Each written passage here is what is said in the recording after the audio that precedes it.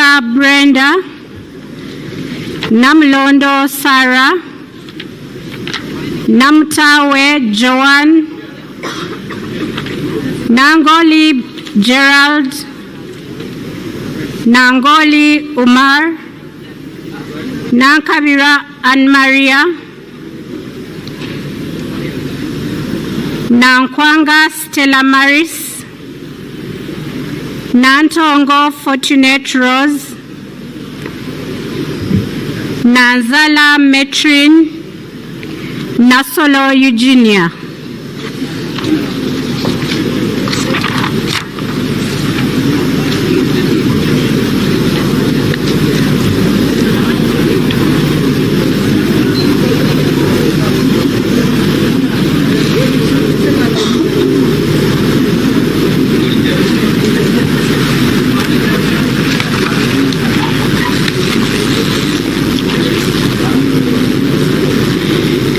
Natumanya Flora, Natulinda Eliab,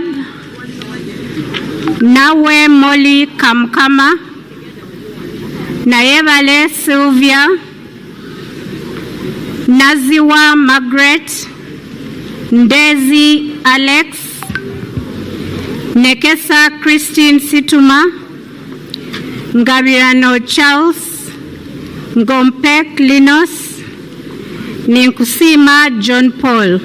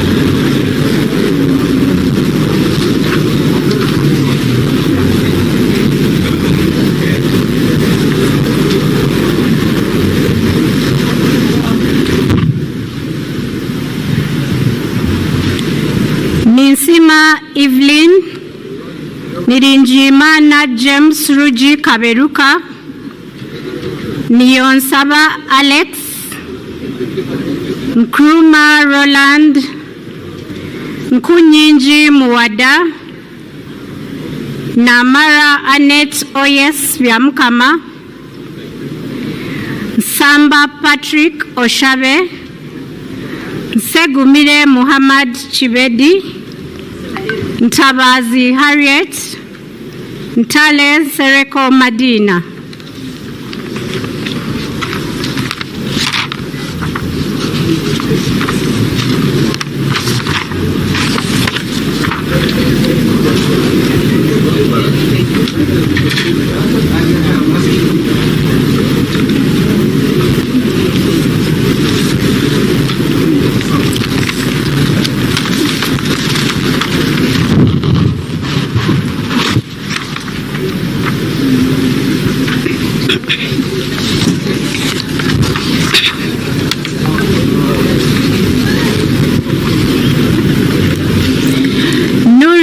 Hafsa Teko, Nyakato Asinance, Nyakato Dorothy, Nyamtoro Fiona, Nyeko Obong Peter Achuda, Obong Vincent Shedrick, Oboth Maxons Jacob, Ochan Patrick.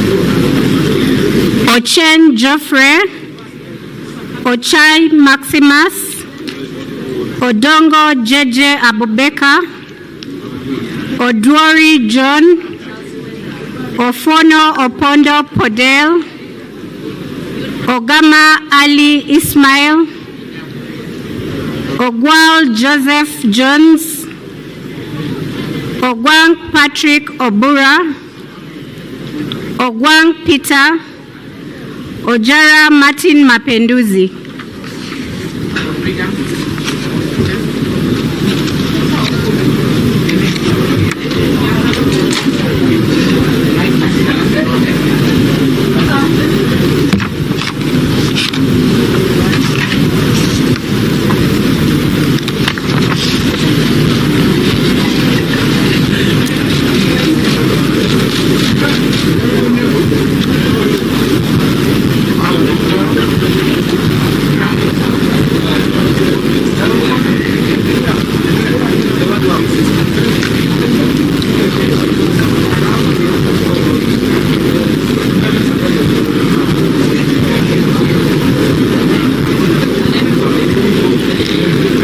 Ojit Peter, Ojok Andrew Olanya, Okasai Sidronius Opolot, Okelo Geoffrey Charles, Okelo Patrick Onguti, Okecho George, Okecho John Francis, Okeyo Peter, Okia Joan Aniku, Okiding Sam.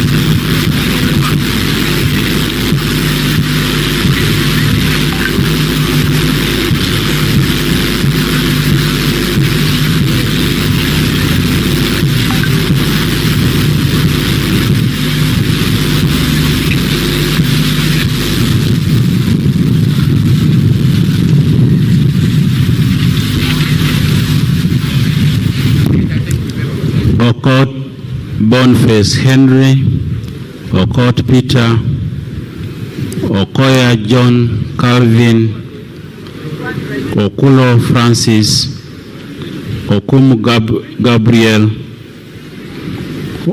Okwere David Becham, Okwi Constantine, Olanya Gilbert, Oleru Huda Abason, Omara Paul,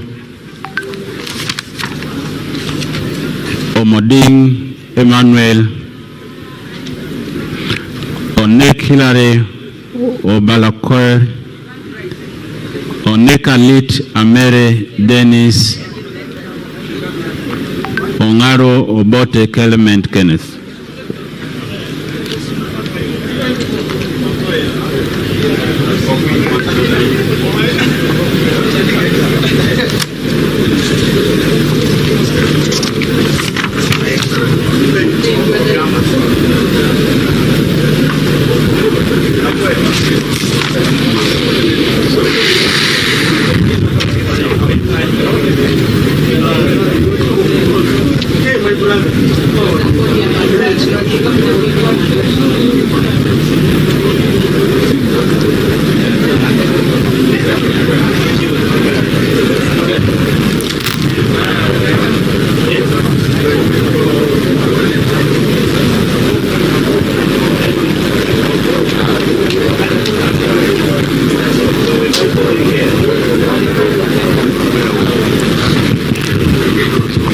Ongirtho Emmanuel Joe, Ongom Patrick, Ongrok Richard, Ongo James, Onzima Fiona, Opio Samuel Achut, Opito Vincent, Opio Denish Geoffrey, Opolot Isiagi Patrick.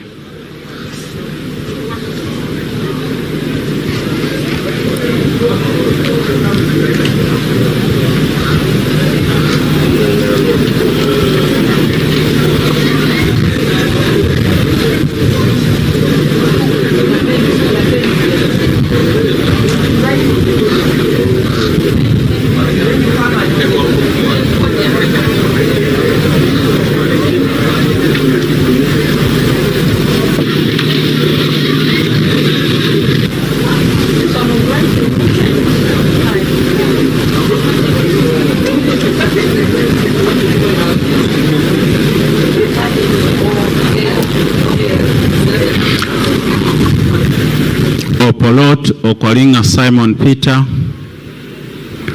Orgumerisa Enid at Haire, Orone Derek, Oriema Simon Peter Adom, Osoru Morin, Osia Solomon Alemu, Otafire Kahinda,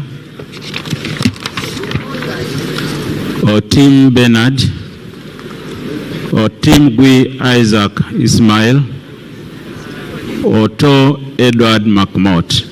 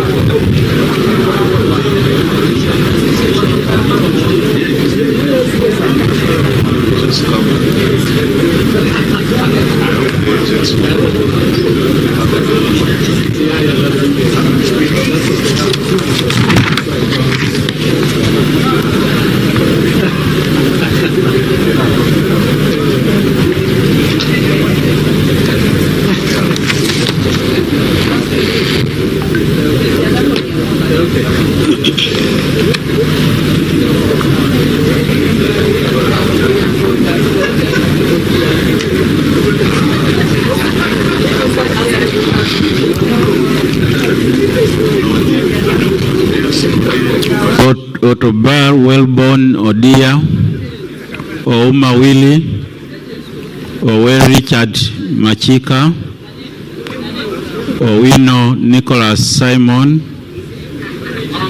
Paka Peter Pex, Paparu Lilian Kobial, Pedun Josephine,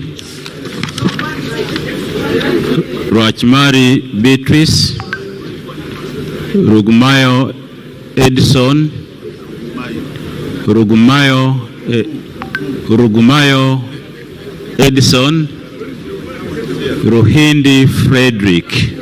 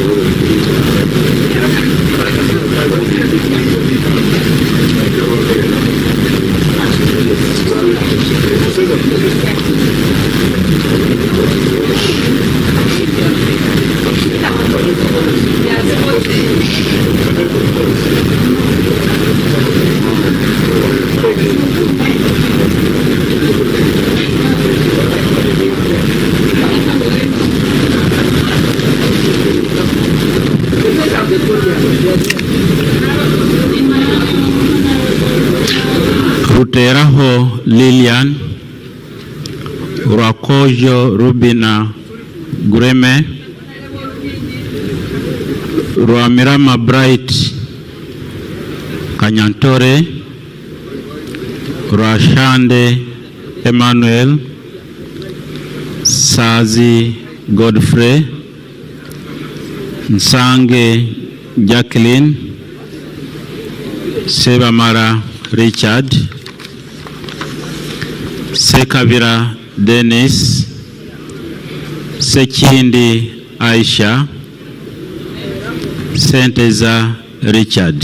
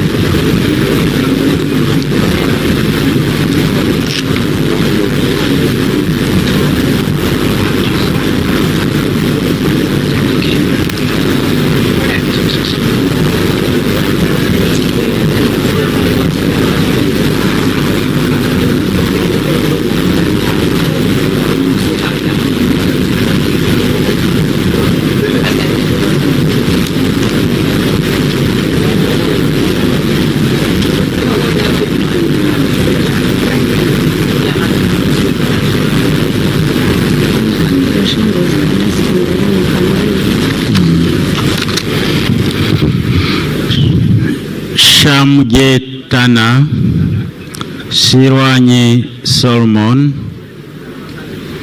Sevuga Kimeze Brunado, Sekitoreko Robert, Semwanga Javira, Semwanga Joseph, Sentai Muhammad.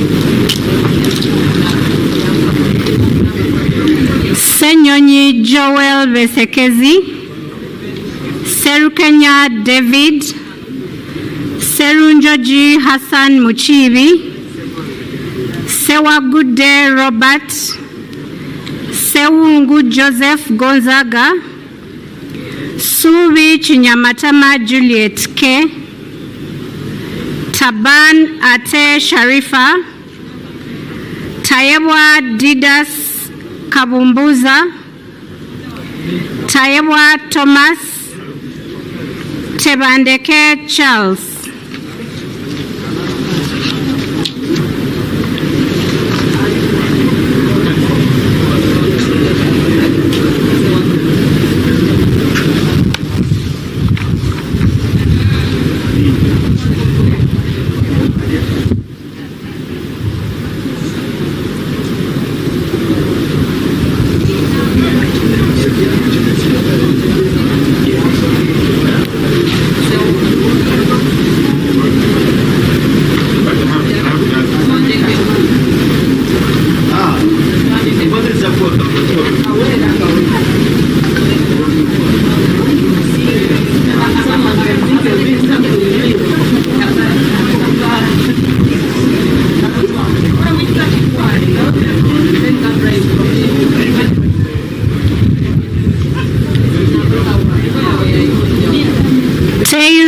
John, Tete Chelangat Evelyn, Tibiaze Peace, Tio William Taylor Oda, Tom Aliti Chandia, Tukahira James Vienjuru Hunter, Tumukunde Henry Kakurugu, Tumuramia Genensio, Tumusime John Bosco, Tumwebaze Frank Kajiji.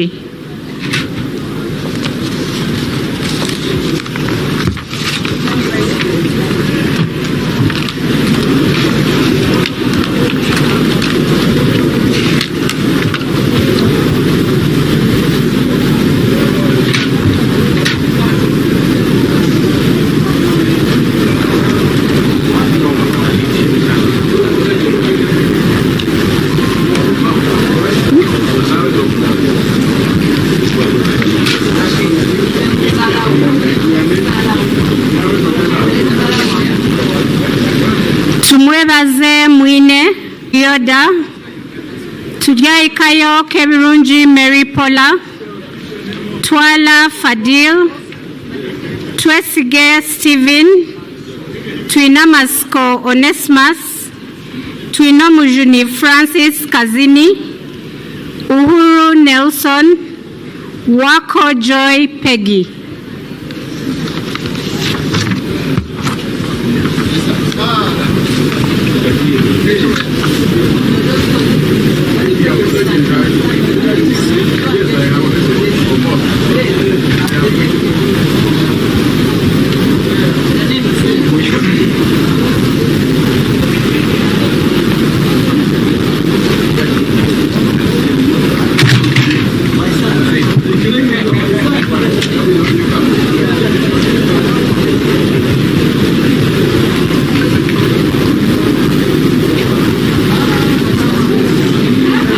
Wabusani Stephen Makwa. Waiswa Joel Azalwa. Wakabi Pius. Wakida Patrick Godfrey. Wakoli Godfrey Matembu. Waluswaka James. Waliomu Moses Muwanika. Wamakuyu Ignatius Mudimi. Wandera John Paul. Wandera Sadala.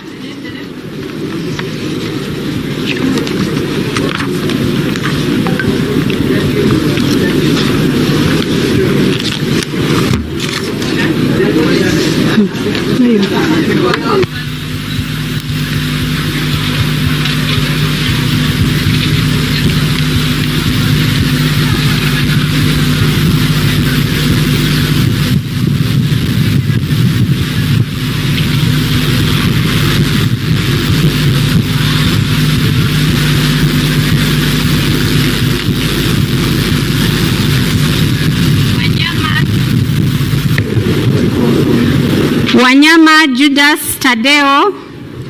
Wanyama Richard. Wanyenya Shafiga. Wanyoto Godfrey. Wanyoto Lydia Mutende. Wekomba Sarah Nambozo. Wembabazi Beatrice. Wokuri Geoffrey. Zake Francis. Zambali Blasio Mukasa. Zawede Victorious.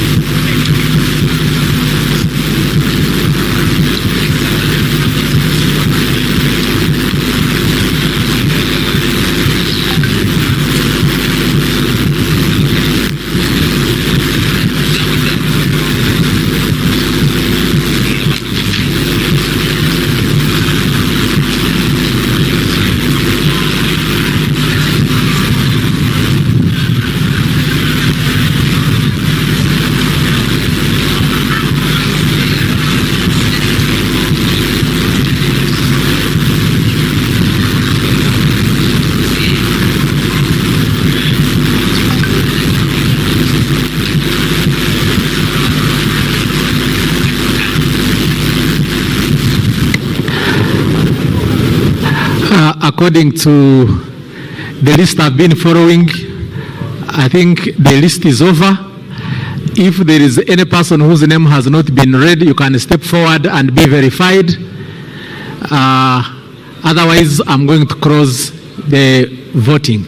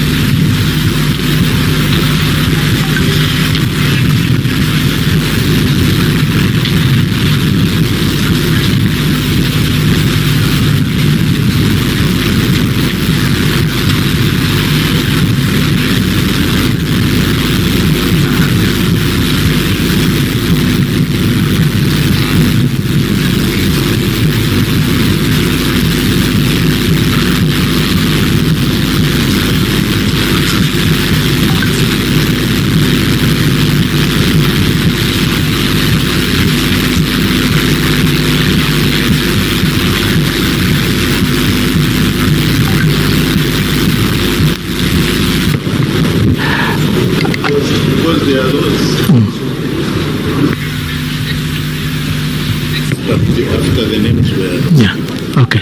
Please, if you know your name was not read or you came late, step forward for verification and then you will be allowed to vote. Otherwise, I'm about to close the voting.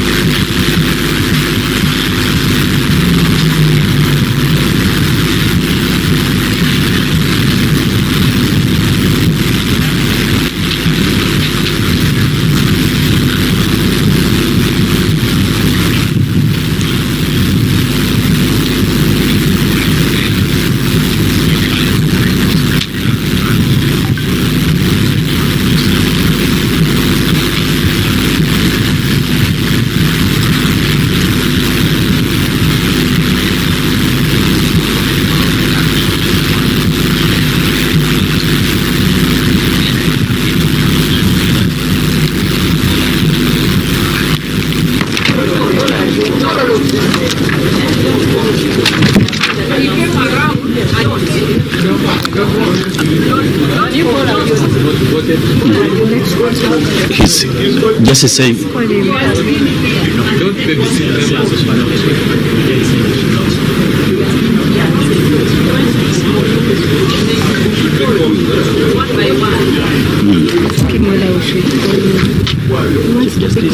yes. Just a same, we should not.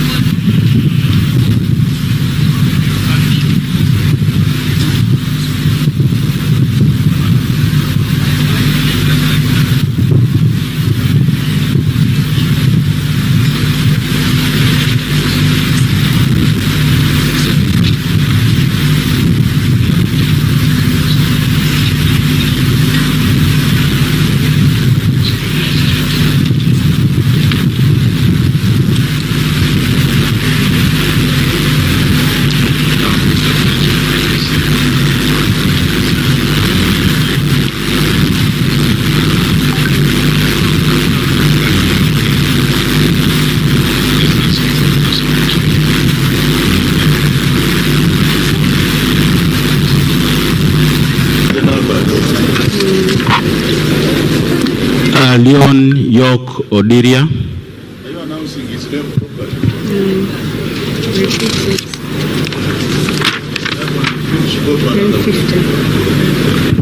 Among Anita Annette.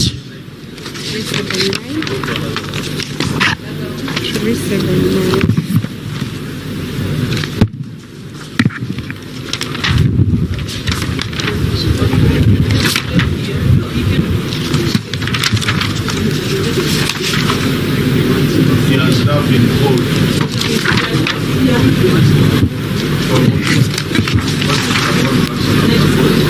Another person, please. Miringimana James Rugi Kaveruka. If that name you call, come out. Maybe she can help you. But he doesn't pronounce them properly.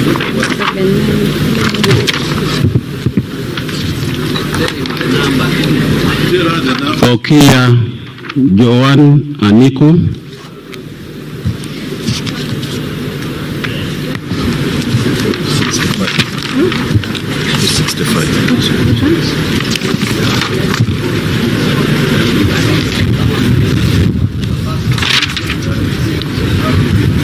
Sanzi Godfrey.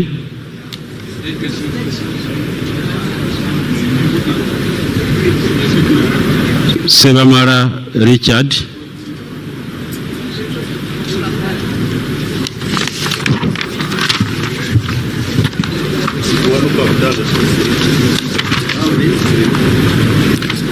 Zawede Victorious.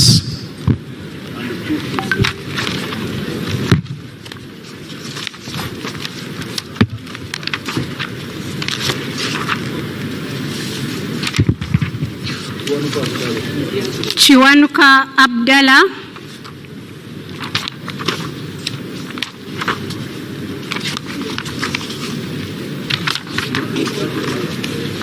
Serukanya David.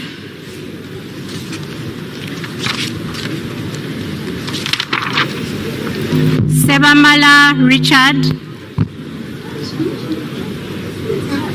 Sazi Godfrey.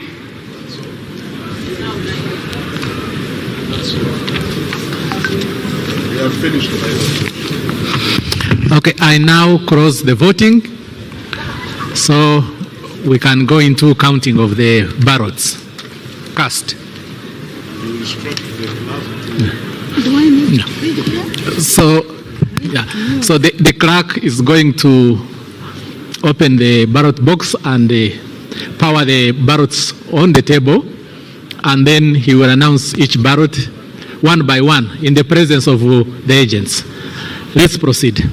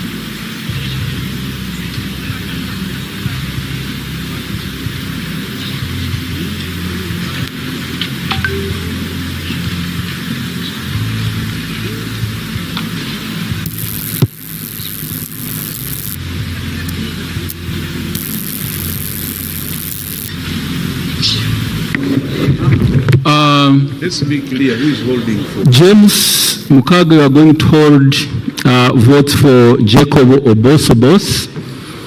Atwere Doreen, you are going to hold votes for Honorable Mao Norbert. And Cassidia Ignatius, you are going to hold the votes garnered by Honorable Paul Muiru. Start now. Jacob Obos Obos, Honorable Mwiru Paul. How can you read from here? Let them. Can we can be here to see? He has Obos Maxon. display for them to see. To see. No, behind. They wrote behind. Obos Maxon. Obos Jacob. Jacob Obos. Obos Jacob Obos. Honorable Obos Obos. Obos Obos Jacob. Jacob Obos Obos. Obos Obos. Jacob Maxon Obos.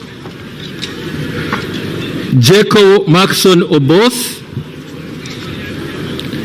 Obos Obos Honorable Mwiru Paul.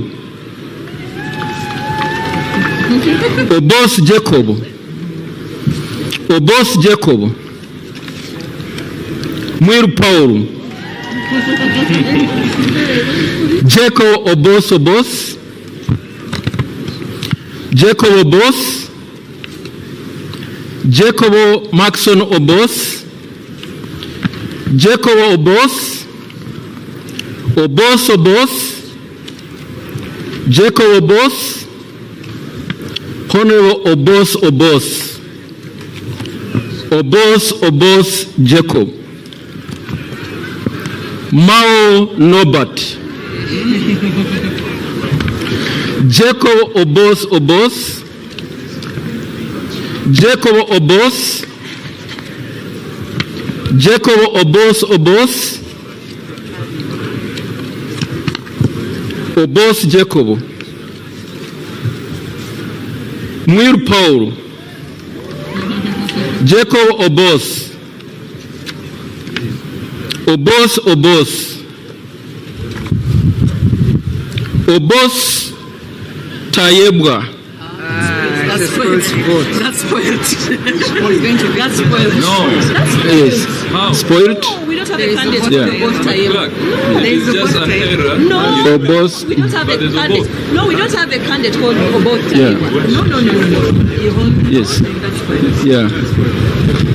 Jacob Obos. Obos Obos. Jacob Obos. Yes. This is first vote. Yes. Jacob Obos. Jacob Obos. Obos Maxon. Obos. Obos Obos. Jacob Obos. Obos. Obos Obos Jacob. Honorable Jacob Obos Obos. Obos Obos. Jacob Obos. Obos. Obos. Obos. Jacob Obos. Obos. Obos. Norbert Mao. Jacob Obos. Obos Obos. Jacob Obos. Obos Jacob. Jacob Obos. Jacob Obos. Jacob Obos.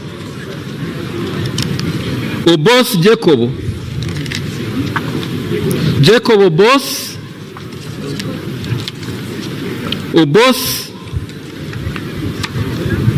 Obos. Obos. Obos Obos. Jacob Obos. Jacob Obos Obos. Paul Mwiru. Norbert Mao. Obos Obos. Obos Obos. Paul Mwiru. Jacob. Jacob Obos. Obos Obos. Obos Obos. Jacob Obos. Obos Jacob. Obos Obos. Jacob Obos. Jacob Obos. Jacob Obos. Obos Jacob. Obos Jacob. Obos Obos. Obos Jacob. Obos Obos. Obos Obos. Obos Obos. Paul Mwiru. Jacob Obos. Jacob Obos. Obos Obos. Jacob Obos. Jacob Obos. Jacob Obos. Paul Mwiru. Obos Jacob. Jacob Obos. Obos Jacob. Obos Jacob. Obos Jacob. Jacob Obos. Jacob Obos. Obos Obos. Obos Jacob. Obos Jacob. Obos. Obos Jacob. Obos Jacob. Obos Jacob. Obos. Jacob Obos.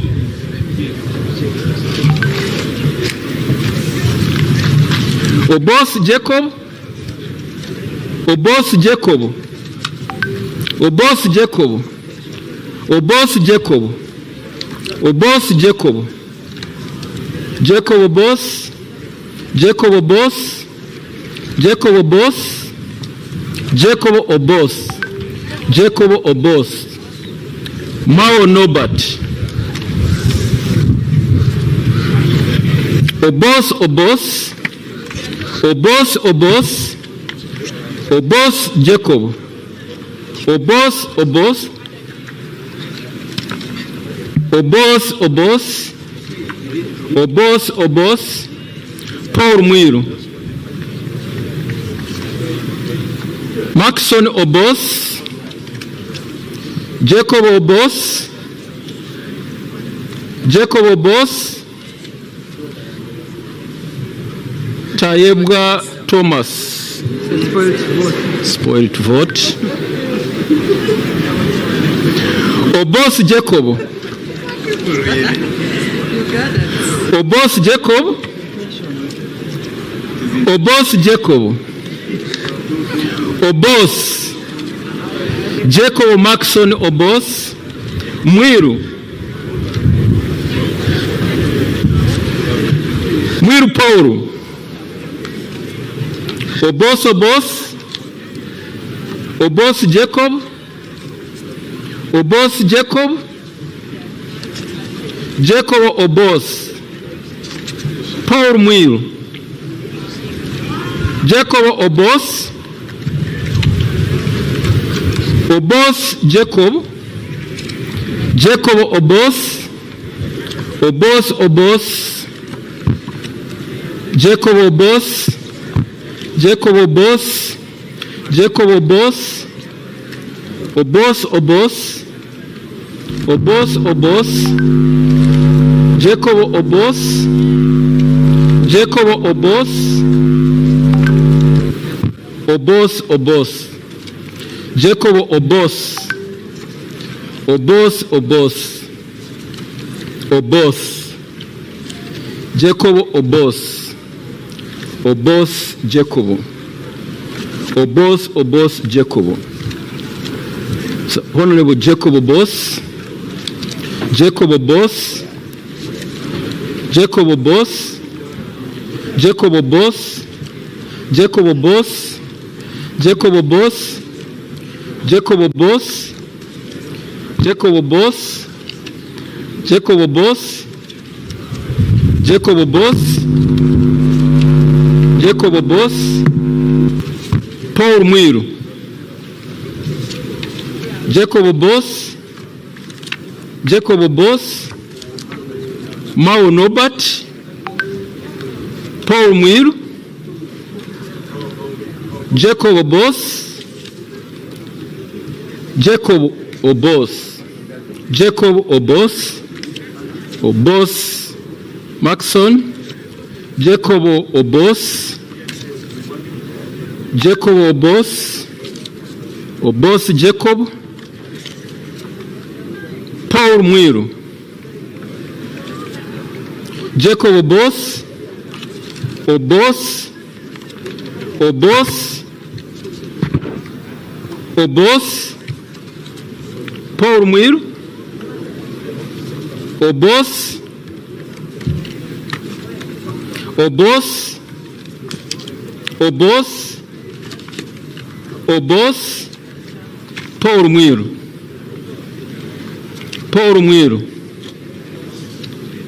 Jacob Obos, Obos Jacob, Jacob Obos, Obos Jacob, Obos Obos, Paul Mwiru, Paul Mwiru, Jacob Obos, Jacob Obos, Jacob Obos, Jacob Obos, Jacob Obos, Jacob Obos, Paul Mwiru, Obos Jacob, Obos Obos, Jacob Obos, Jacob Obos, Jacob Obos, Obos Obos, Paul Mwiru, Paul Mwiru, Obos Obos, Obos Obos, Obos Jacob, Obos Obos, Obos Obos, Jacob Obos, Paul Mwiru, Obos Jacob, Obos Jacob, Obos Jacob, Obos Jacob, Obos Jacob, Obos Jacob, Obos Jacob, Jacob Obos,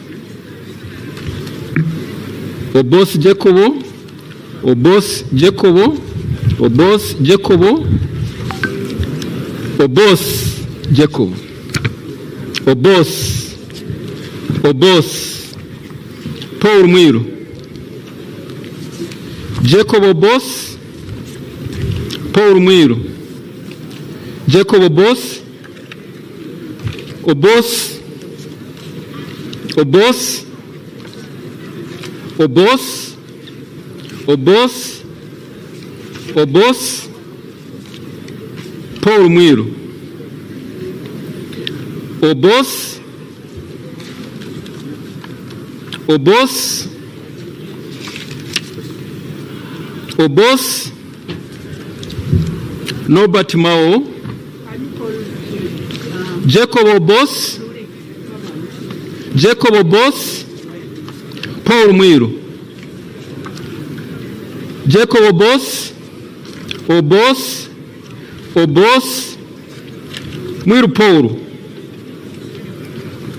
Obos, Paul Mwiru, Paul Mwiru, Obos, Jacob Obos, Obos, Obos, Paul Mwiru, Obos, Obos, Obos, Obos, Obos, Obos, Obos, Obos, Paul Mwiru,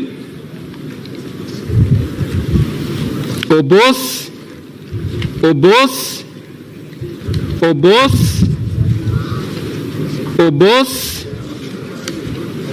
Jacob Obos, Obos, Paul Muir, Jacob Obos, Obos.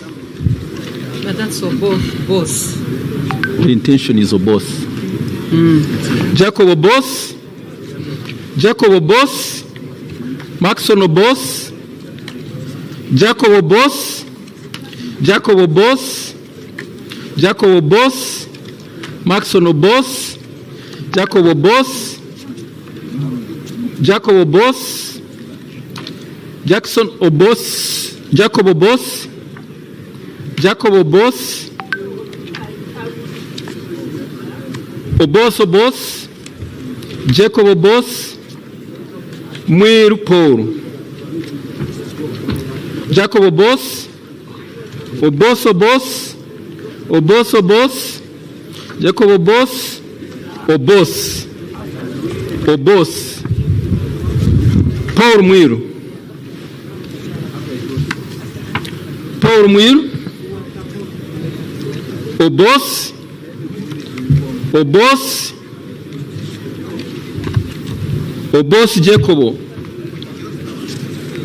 Obos Jacobo, Obos, Paul Muir, Paul Muir, Paul Muir, Obos,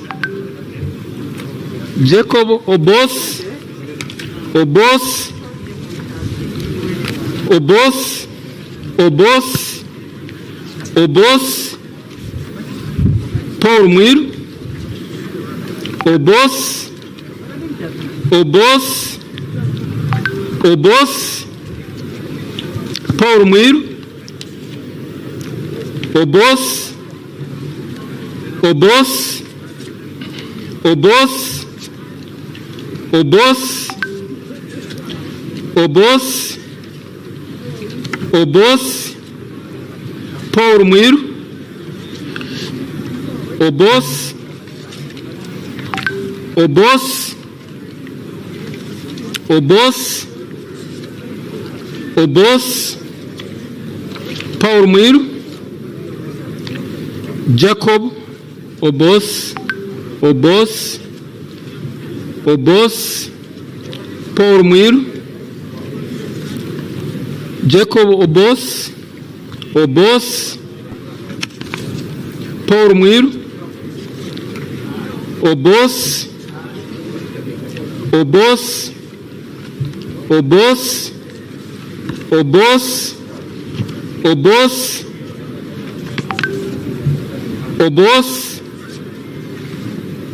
Obos, Obos, Obos, Obos, Obos, Obos, Muir Paul, Obos, Obos, Obos, Obos, Obos, Obos, Paul Muir, Paul Muir, Obos, Obos, Obos,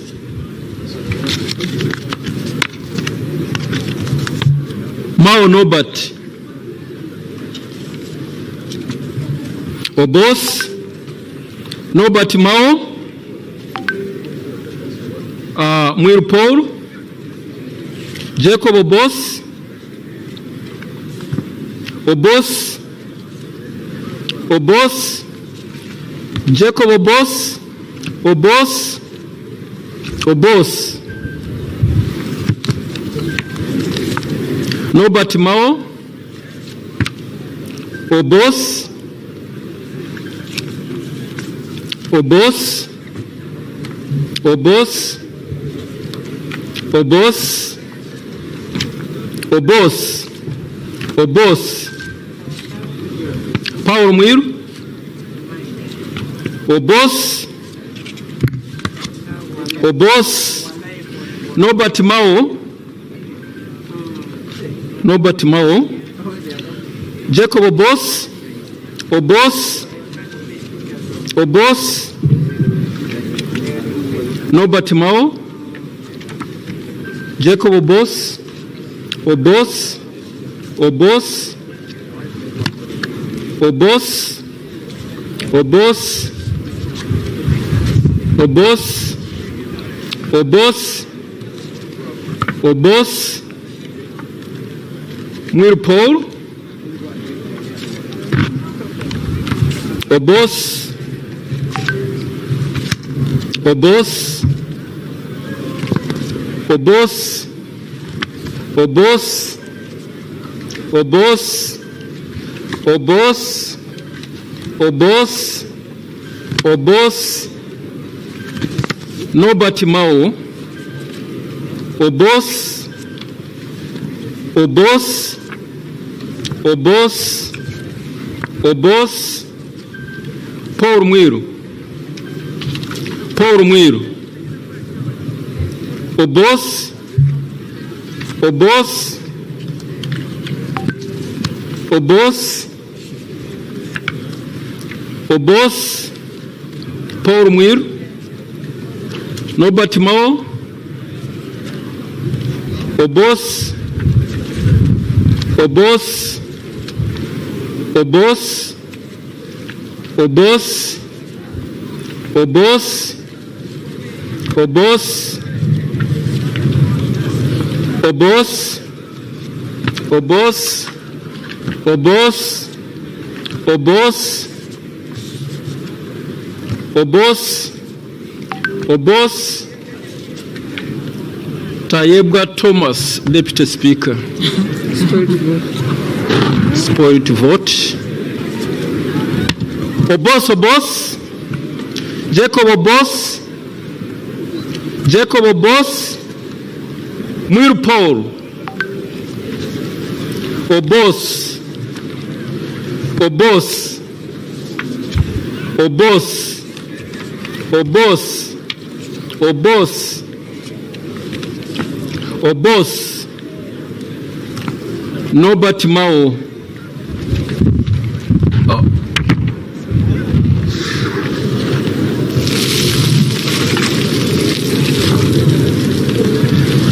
Obos. Obos. Obos. Obos. Obos. Obos. Obos. Norbert Mao. Obos. Obos. Obos. Obos. Obos. Obos. Obos. Mwiru Paul. Obos. Obos. Obos. Obos. Obos. Obos. Obos. Obos. Obos. Jacob Obos. Obos. Obos. Obos. Obos. Obos. Obos. Obos. Obos. Paul Mwiru. Obos. Obos. Obos. Obos. Obos. Obos. Obos. Obos. Obos. Obos. Obos. Paul Mwiru. Obos. Obos. Obos. Obos. Obos. Obos.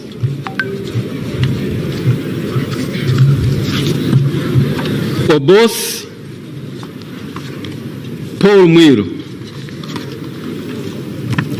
Obos, Obos, Obos, Obos, Obos,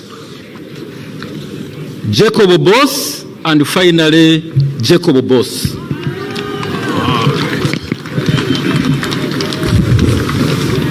Returning. We are going now to count the votes obtained by each candidate, starting with spoiled votes.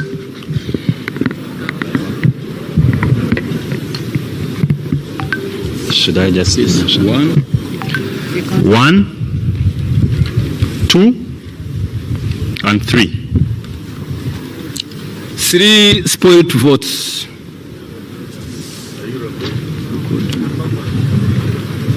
Evelyn is recording. She has the 4. Okay.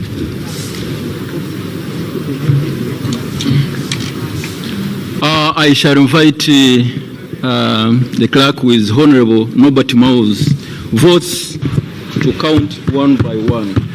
1, 2, 3, 4, 5, 6, 7, 8, 9, 10, 11, 12, 13, 14, 15.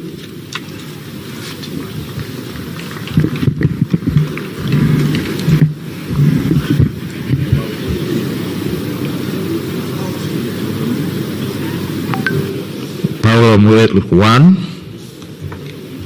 Paulo Muelo 2, Paulo Muelo 3, 4, 5, 6, 7, 8, 9, 10, 11, 12, 13, 14, 15, 16, 17, 18, 19,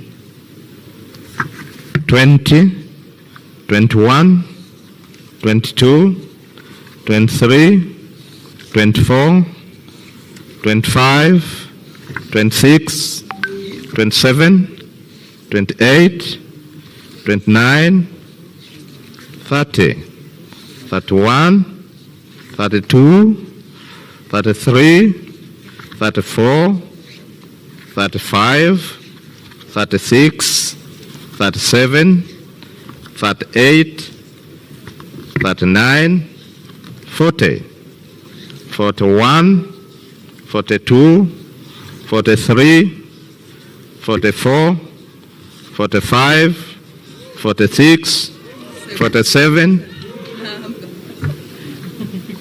48, 49, 50, 51, 52, 53, 54, 55, 56, 57, 58, 59, 60.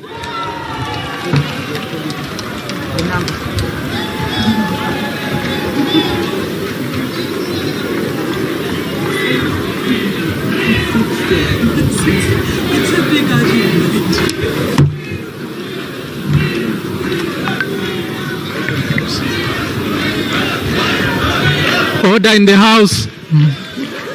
Order in the house. We shall count the votes for Honorable Jacob Obos.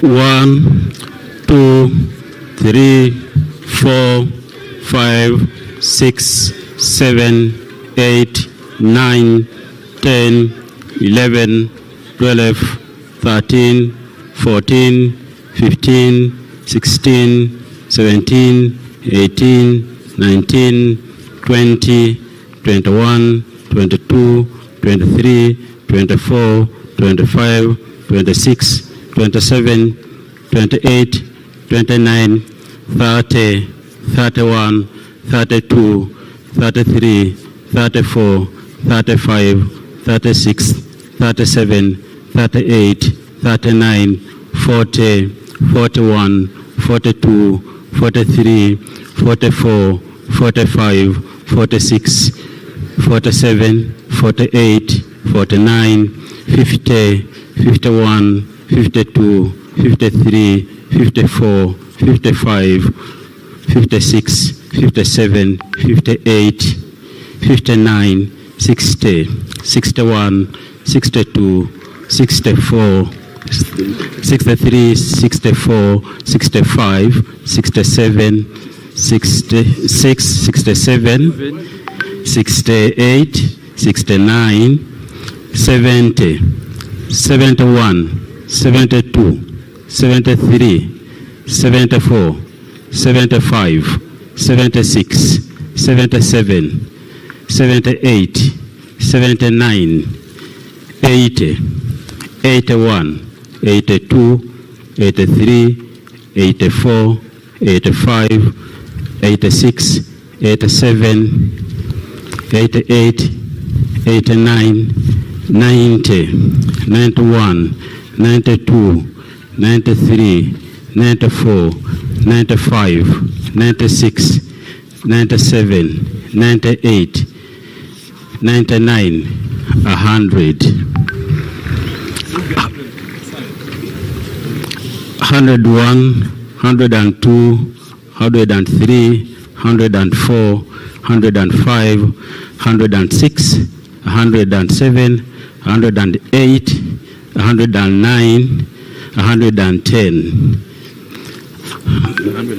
11, 12, 13, 14, 15, 16, 17, 18, 19, 120, 21, 22, 23, 24, 25, 26, 27, 28, 29, 130, 31, 32, 33, 34, 35, 36, 37, 38, 39, 140, 41, 42, 43, 44, 45, 46, 47, 48, 49, 150, 51, 52, 53, 54, 55, 56, 57, 58,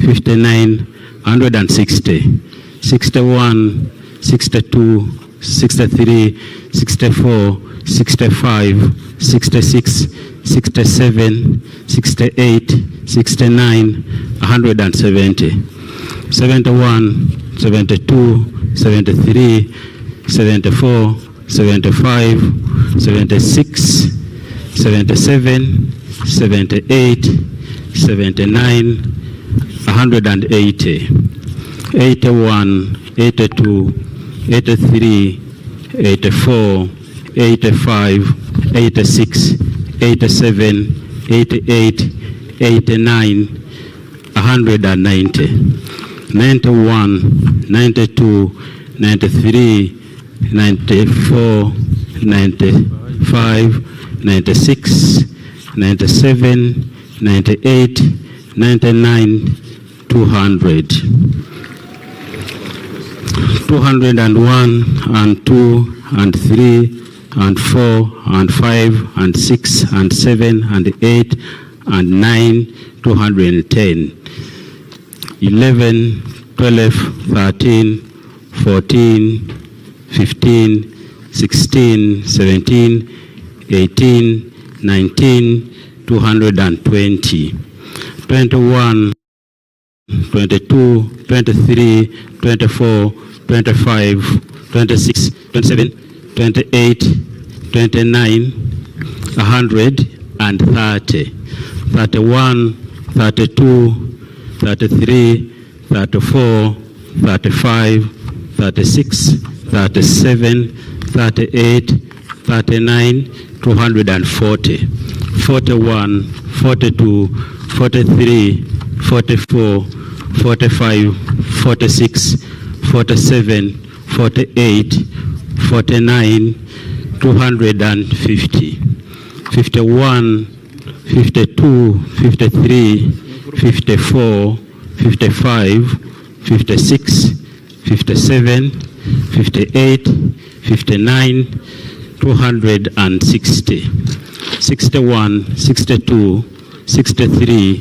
64, 65, 66, 67, 68, 69, 270, 71, 72, 73, 74, 75, 76, 77, 78, 79, 280, 81, 82, 83, 84, 85, 86, 87, 88, 89, 290, 91, 92, 93, 94, 95, 96, 97, 98, 99, 300. And 1, and 2, 3, 4, 5, 6, 7, 8, 9, 310.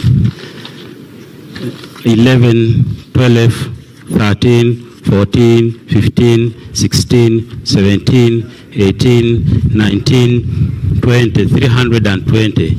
And 21, 22, 23, 24, 25, 26, 27, 28, 29, 330, 31, 32, 33, 34, 35, 36, 37, 38, 39, 340, 41, 42, 43, 44, 45, 46, 47, 48, 49, 350, 51, 52, 53, 54, 55, 56, 57, 58, 59, 360, 61, 62, 63, 64, 65, 66, 67, 68, 69, 370, 71, 72, 73, 74, 75, 76, 77, 78, 79, 380, 81, 82, 83, 84, 85, 86, 87, 88, 89, 390, 91, 92, 93, 94, 95, 96, 97, 98, 99, 400. 401 and 2 and 3 and 4 and 5 and 6 and 7 and 8 and 9, 410. 11, 12, 13, 14, 15, 16, 17, 18, 19, 420. And 21, 2, 3, 4, 5, 6, 7, 8, 9, 430. And 31, 32, 33, 34, 35, 36, 37, 38, 39, 40, 441.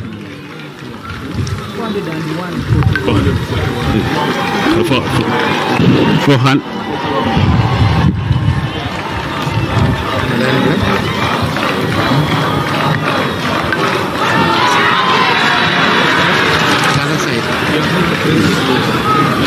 This is for We are done. All the votes are here. Where are the rest? Why don't you put them in the same envelope? These are for one. Then we can put the rest here. You just go back. Just go back. Yes. Just go back.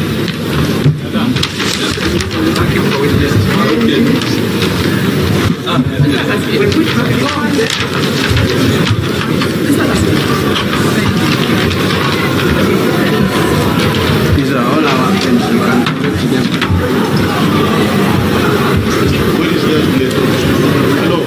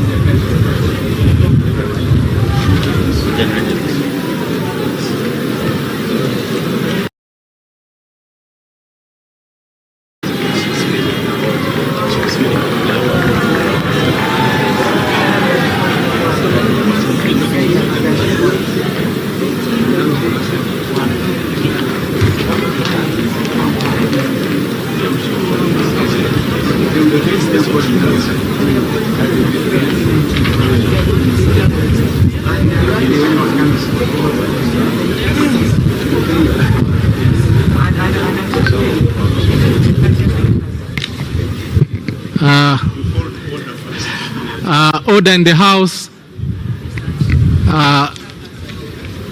Declaration of the Speaker by His Lordship the Chief Justice.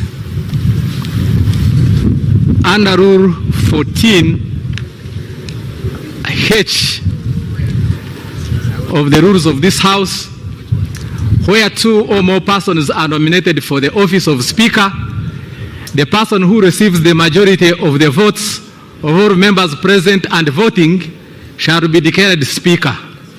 So I now proceed to read the total number of votes polled and those polled by each candidate. The total number of ballot papers contained in the ballot box were 519. Total number of members who have abstained from voting, I have 0. Spoiled ballot papers, there are 3. Honorable Oboth Maxon Jacob polled 441 votes. Honorable Mwiru Paul polled 60 votes. Honorable Mao Nobat polled 15 votes.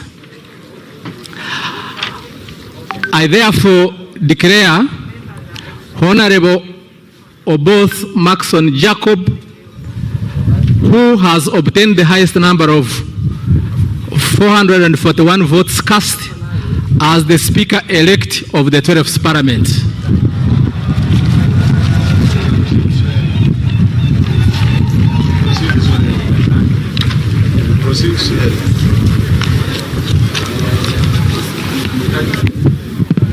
Administration of oath to the Speaker-elect.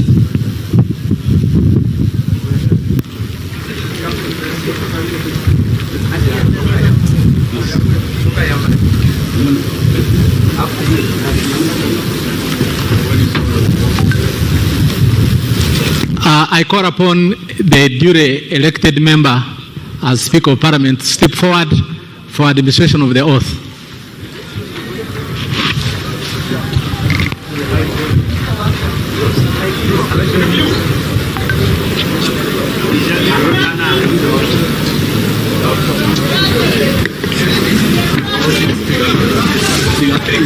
Distinguished guests, and all those who are following the events of today, what is happening now is the traditional dragging of the Speaker to take the oath.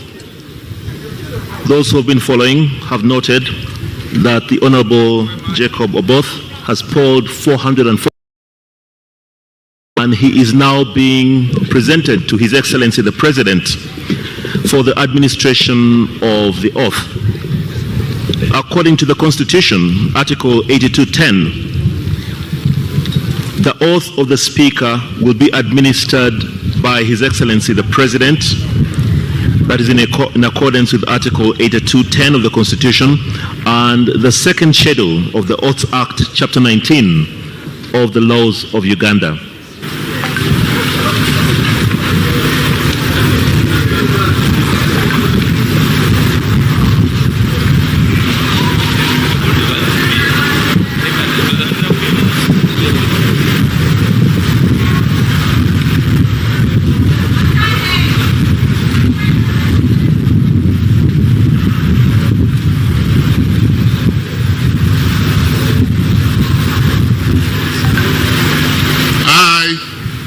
Both Maxans Jacob swear in the name of the Almighty God that I will at all times well and truly serve the Republic of Uganda in the office of the Speaker, and that I will support and uphold the Constitution of the Republic of Uganda as by law established. So help me God.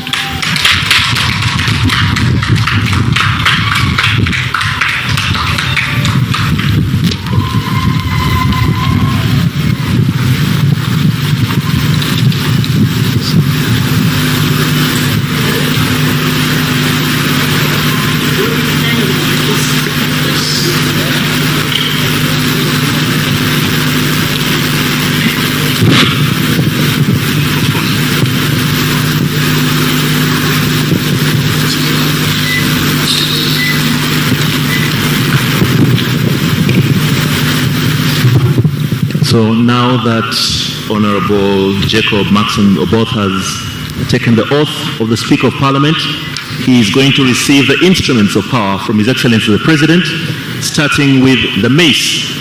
The mace is the traditional symbol of the authority of Parliament, the authority of the Speaker of Parliament, and this will be handed over by His Excellency the President to the new Speaker of the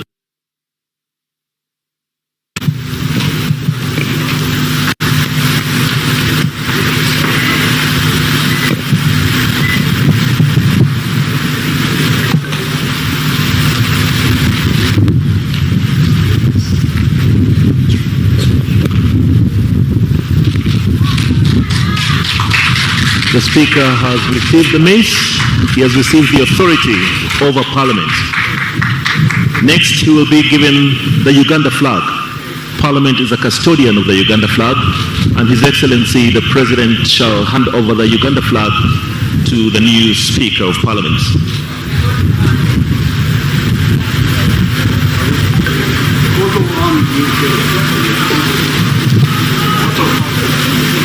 And after the flag, it will be the coat of arms.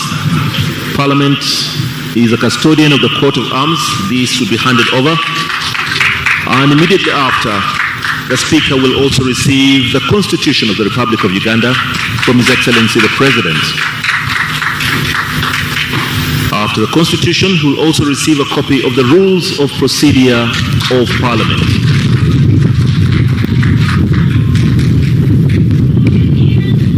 The final instrument of power that the Speaker receives will be the Speaker's robes. And once he has received the robes, once he has been robed, then he is fully in the stead of the Right Honourable Speaker of the 12th Parliament of the Republic of Uganda.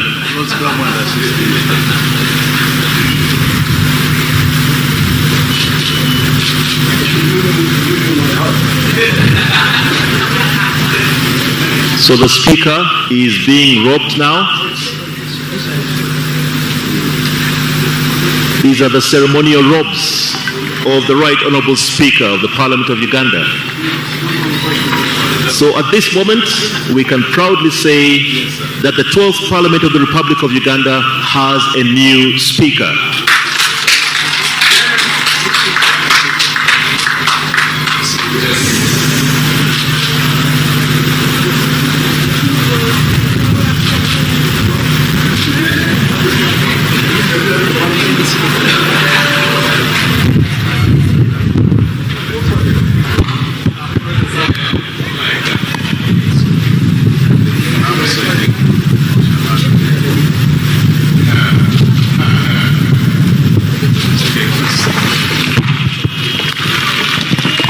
Now shortly, the Right Honourable Speaker and his procession will officially be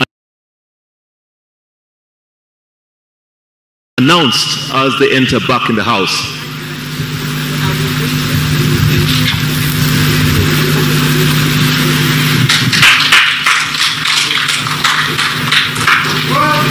So, ladies and gentlemen, that is the procession of the Right Honourable Speaker of the 12th Parliament of Uganda, the Right Honourable Jacob Maxons Oboth.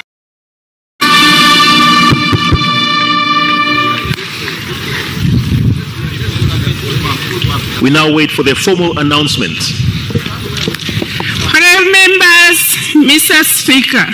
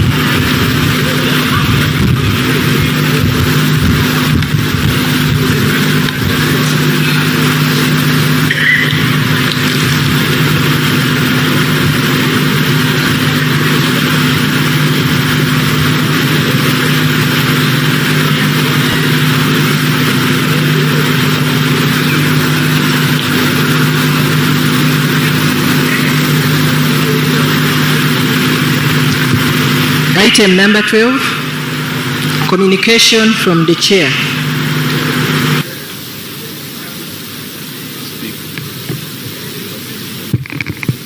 Your Excellency, the President of the Republic of Uganda, also the Chairperson of the NRM Party and Commander-in-Chief of the UPDF, General Yoweri Kaguta Museveni, Your Lordship, the Chief Justice of the Republic of Uganda, Honorable Justice Dr. Flavian Seja, the Clerk of Parliament, Honorable Members of Parliament, all staff of Parliament, the media, all Ugandans near and far who are following these events. Ladies and gentlemen, I greet you all in the name of our Lord Jesus Christ. Your Excellency and honorable colleagues, allow me to start by thanking God for this great day that the Lord has made. It is one of those great moments in our nation's history only made possible by the Almighty God. Let me share with you two verses from the Holy Book. The first one is in Isaiah, drawn from Isaiah 60:22, which says, "When the time is right, I, the Lord, will make it happen." The other is from the book of Habakkuk 2, verse 3, which says, "For the revelation awaits an appointed time. It speaks of the end and will not prove false. Though it linger, wait for it. It will certainly come and will not delay." I can testify before you all gathered here today that faithful and strategic patience has brought us this far, and we cannot thank God enough. I am therefore not standing before you today in this official speaker's regalia accidentally, but because God has made it all possible. For a boy who grew up in a rural village called Muafu in Toro district, who hustled to attain better education and today, right now, stands before you as the Speaker of the 12th Parliament, it could only be by divine grace. And to God be the glory. I wish to thank my NRM party chairman, His Excellency Yoweri Kaguta Museveni, for the confidence and trust he showed in my abilities since 2011. Honorable members, I thank you most sincerely for entrusting me today with the highest office of being your speaker, which responsibility I receive with utmost humility and modesty. God has spoken to Uganda through you all, through the national chairperson of NRM, through the NRM SEC, through the NRM Parliamentary Caucus, and through this Parliament. To those who may not have voted for me, I will be your speaker too. I thank the voters, my voters of West Kudama Central County in Tororo District, for sending me to the nation. I also want to thank the leadership and members of the Patriotic League of Uganda, a pressure group aligned to the NRM, for their support through this journey. Honorable members, the Speaker's chair is not a throne. It is a servant's post. My role now is to come before you to ensure that working together, the voices of the over 48 million Ugandans who send us here are heard, protected, and respected. Honorable colleagues, we are aware of what has been going through. I pledge a corruption-free parliament. Under my leadership, we will cultivate a culture of absolute integrity and zero tolerance to corruption, anchored in President Museveni's clarion call for corruption-free parliament in the next 5 years. Accountability begins with us. In the next 5 years, we will hold the executive and other government bodies accountable, but we must start with ourselves. As they say, charity begins at home. We cannot hide from accountability of government resources, yet we expect it from other agencies and departments. That will not work. 3, evidence and research-based debates. Under my leadership, the floor of Parliament will not be a theater for hearsay or grandstanding. Our debates must be grounded in hard facts, data, and sound research, We must be fair and objective to others as we play our oversight function.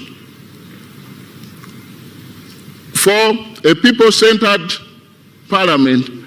Under our leadership, every bill, every motion, every decision must directly answer to the needs of the ordinary citizen.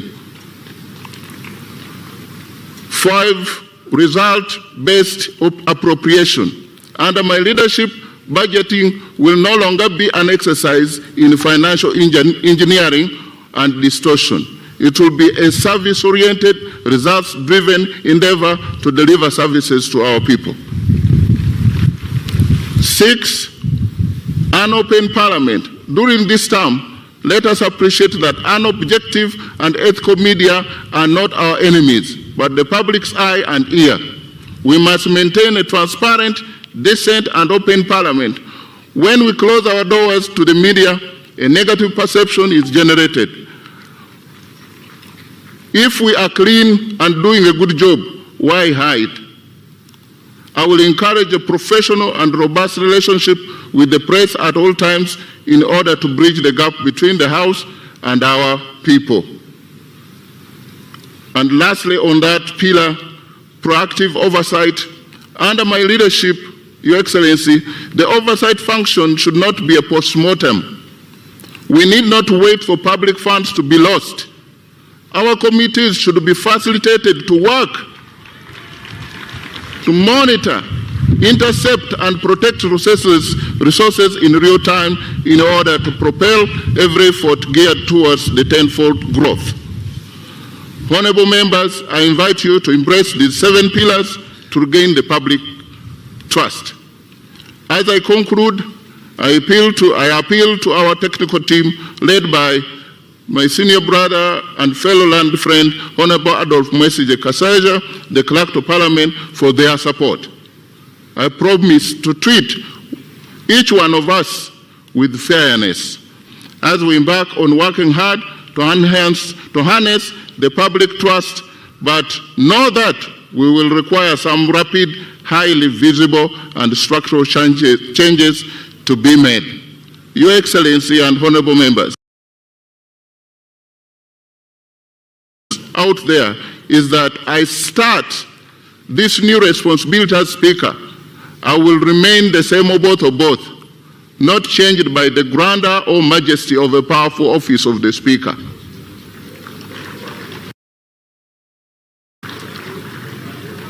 Let us all serve the Parliament of the Republic of Uganda with humility, modesty, and dignity. Let us serve all Ugandans with respect and honor. I thank you. God bless you all, and may God bless the Republic of Uganda.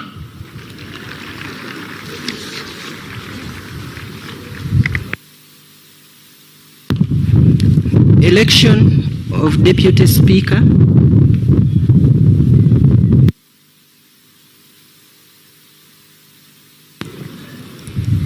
Honorable members, we now wish to call for nominations for the office of Deputy Speaker.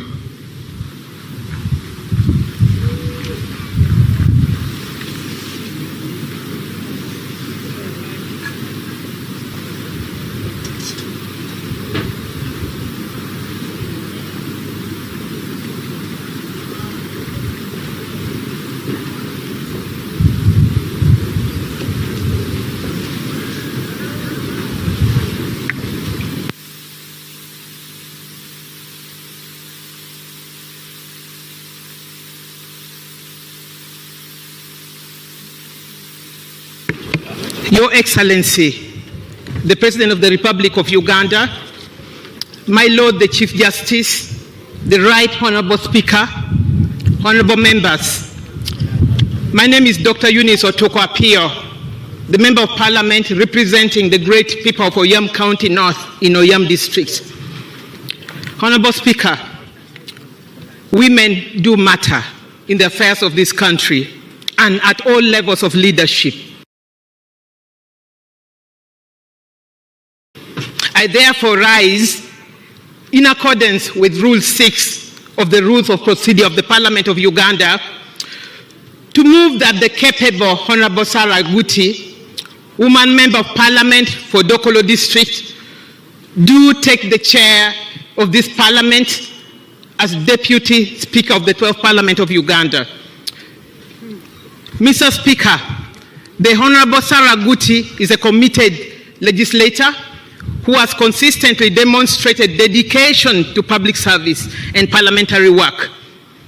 She holds a degree in social works and social administration, in addition to a number of postgraduate certificates reflecting her continued commitment to leadership and professional development. She possesses the integrity, the temperament, and ability required to serve this House diligently and fairly. Mr. Speaker, allow me emphatically note that as we have today elected the male Speaker, you, Right Honourable Speaker, it is important that this House now holds the principle of gender parity in its leadership. Electing Honourable Sarah Guti as Deputy Speaker would reinforce our commitment to inclusive representation and ensure that the leadership of Parliament reflects both men and women at the highest level.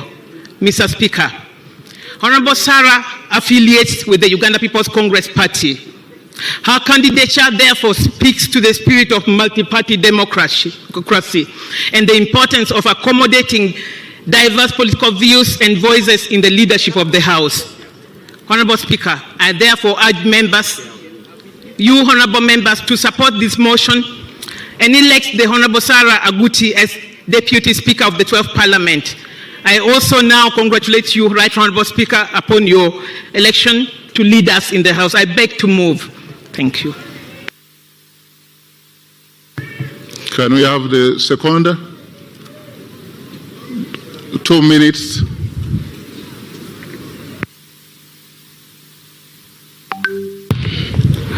Thank you, Right Honourable Speaker. Your Excellency, the President of the Republic of Uganda. My name is Dr. Gilbert Olanya, the Member of Parliament representing Kilak South in Amoro District. Right Honourable Speaker, allow me to congratulate you upon being elected the Speaker of the 12th Parliament. I congratulate you. Right Honourable Speaker, allow me to second the nomination of Honourable Sarah Guti for the position of the Deputy Speaker. Right Honourable Speaker, given the background of Honourable Sarah Guti, aware that she represents the people of Dokolo District. Dokolo is fond of voting for very objective women. You recall the late Honorable Cecilia Ogwal. She was representing Dokolo District. She was replaced by Honorable Sarah Guti. I am confident, given the fact that members of Parliament gave their mandate to the Speaker, who is a man. Since Ugandans, we believe in gender equality, I pray that the next Deputy Speaker shall be a lady, in the name of Honorable Sarah Guti. Right Honourable Speaker, you recall Honorable Sarah Guti, she is one of the most objective members of Parliament we have, very focused,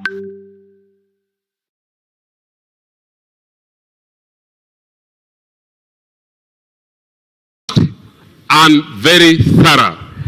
And she is not all that very luxurious.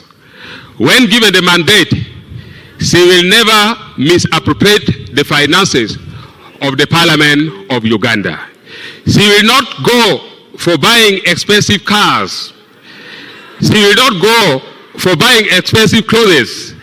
Right Honourable Speaker, I promise you, you will never see the Rolls Royce in Uganda again when Honourable Sarah Guti given the mandate.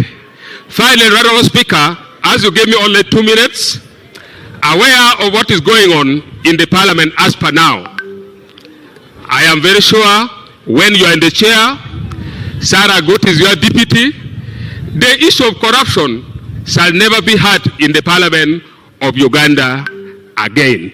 You recall the money meant for committees and everything. I'm telling you, in the last Parliament, we really suffered. When committee wanted to do work, you are told money is over. Therefore, as the chairman for Park local government in the last Parliament, we did not enjoy our work at all. All our monies, we didn't know where the money was going. I am very confident when you are there, Sarah Gut is here, the Parliament of Uganda shall really work. Finally, to you honorable members of Parliament, this time we need Parliament who will be people's center, as stated by the right honorable Speaker. Let us vote for gender equality. Let us vote for the betterment of the Parliament of Uganda. With these few remarks, right honorable Speaker, I congratulate you once again, and I move that let Honorable Sarah Guti be voted the Deputy Speaker of the Parliament of the Republic of Uganda. I beg to move.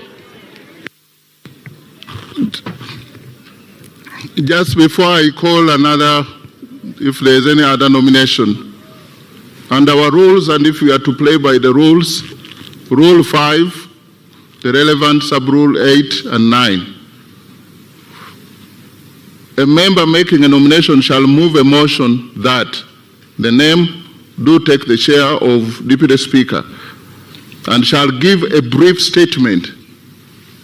That brief statement is of the background and qualification of the nominee, but not to say what that person can be able to do. You speak about the person. That is the rule. Because going into what the person can do is actually offending.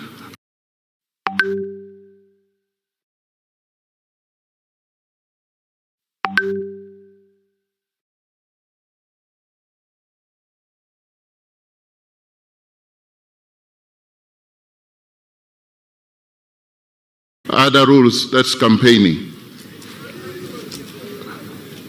And so, can I call for another nomination, if there is?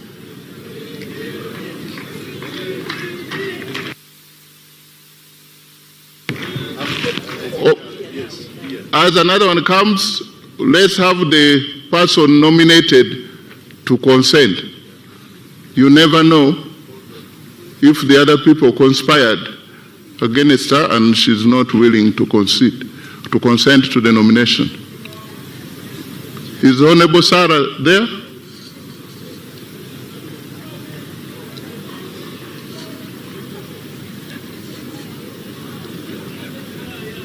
The rules that applied to the Speaker's election applies to the Deputy Speaker specifically and generally.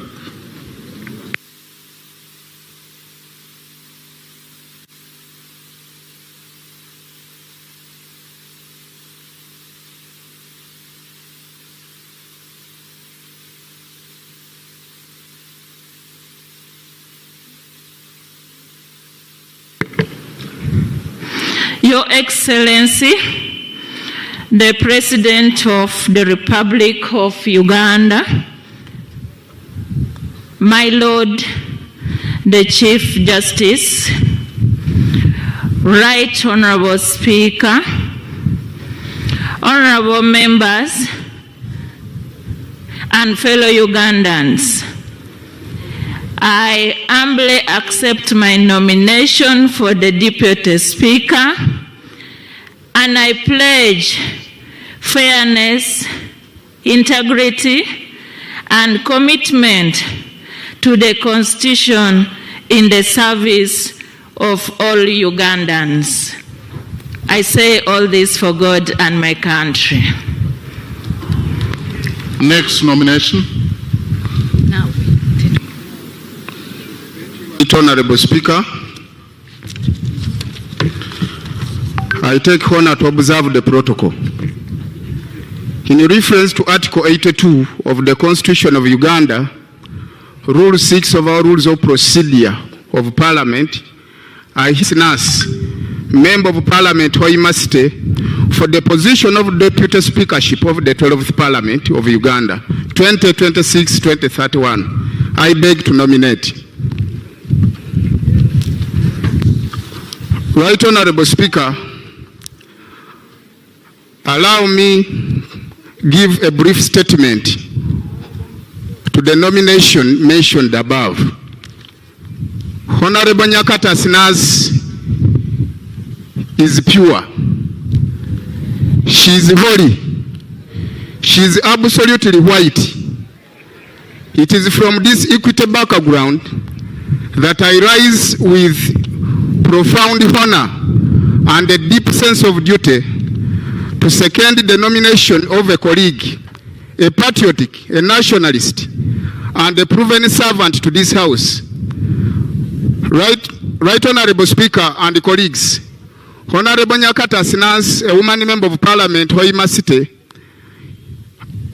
is a person fit to the office of high dignity in this country as Deputy Speaker of the Republic of Uganda.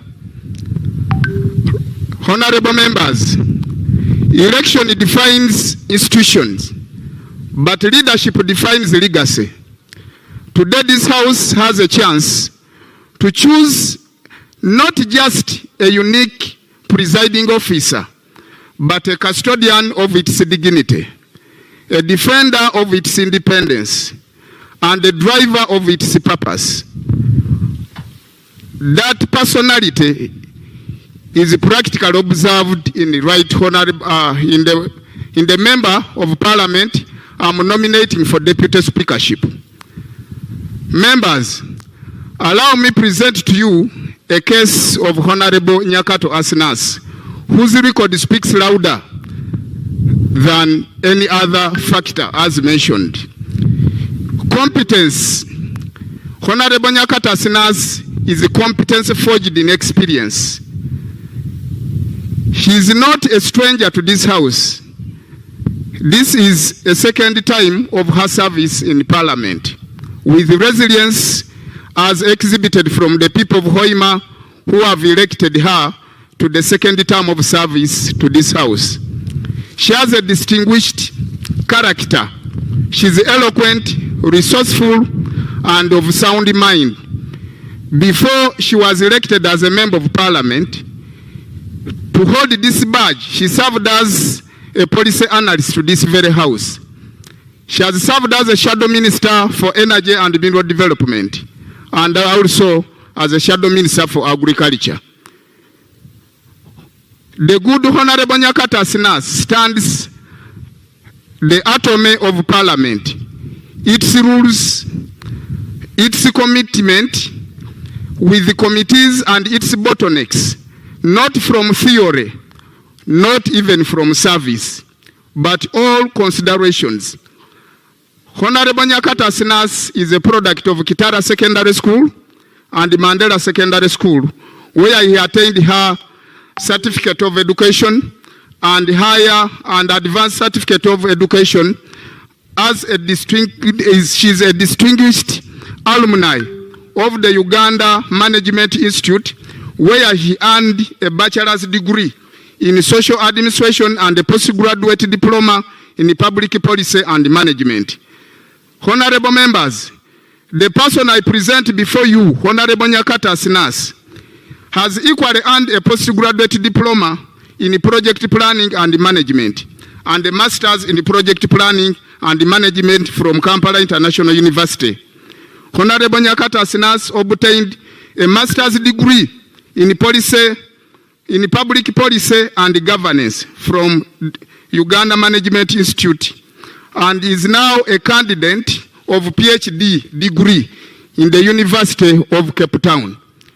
She is therefore not only learned but also fit for purpose and committed to the discipline thought that this House would possess. Honorable members, as we focus for a vision of an independent Parliament, right honorable speakers and colleagues, the doctrine of separation of powers is not a suggestion, but rather a constitutional demand. Under Honorable Nyakata Asina's stewardship as a Deputy Speaker in this House, will jealously guard its independence from executive and judiciary dictatorship and interdictions or elsewhere. Honorable Nyakata Asinas will ensure that the different portfolio in the Parliament are streamlined and work independently, free from overlap, interference, and any paralysis that would affect the performance of this House and any other business. Honorable Nyakata Asinas believes as much as is not only a member to this House, but a committed servant of God, and therefore fit for purpose to streamlining the dignity and the integrity of this House. Right Honorable Speaker and colleagues, Parliament works for the people. For so long, as a member of Parliament, and as colleagues you can observe, our constituents have asked us for so long, what does this Parliament do for us? Honorable Nyakata Asinas is the answer to this simple question.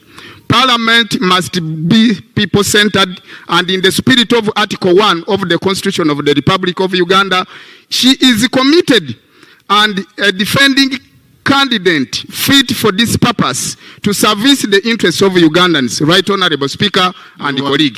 Parliament that sits in dignity, debate, and the glory also glorifies the people, the electorates, and the taxpayers' money can be saved.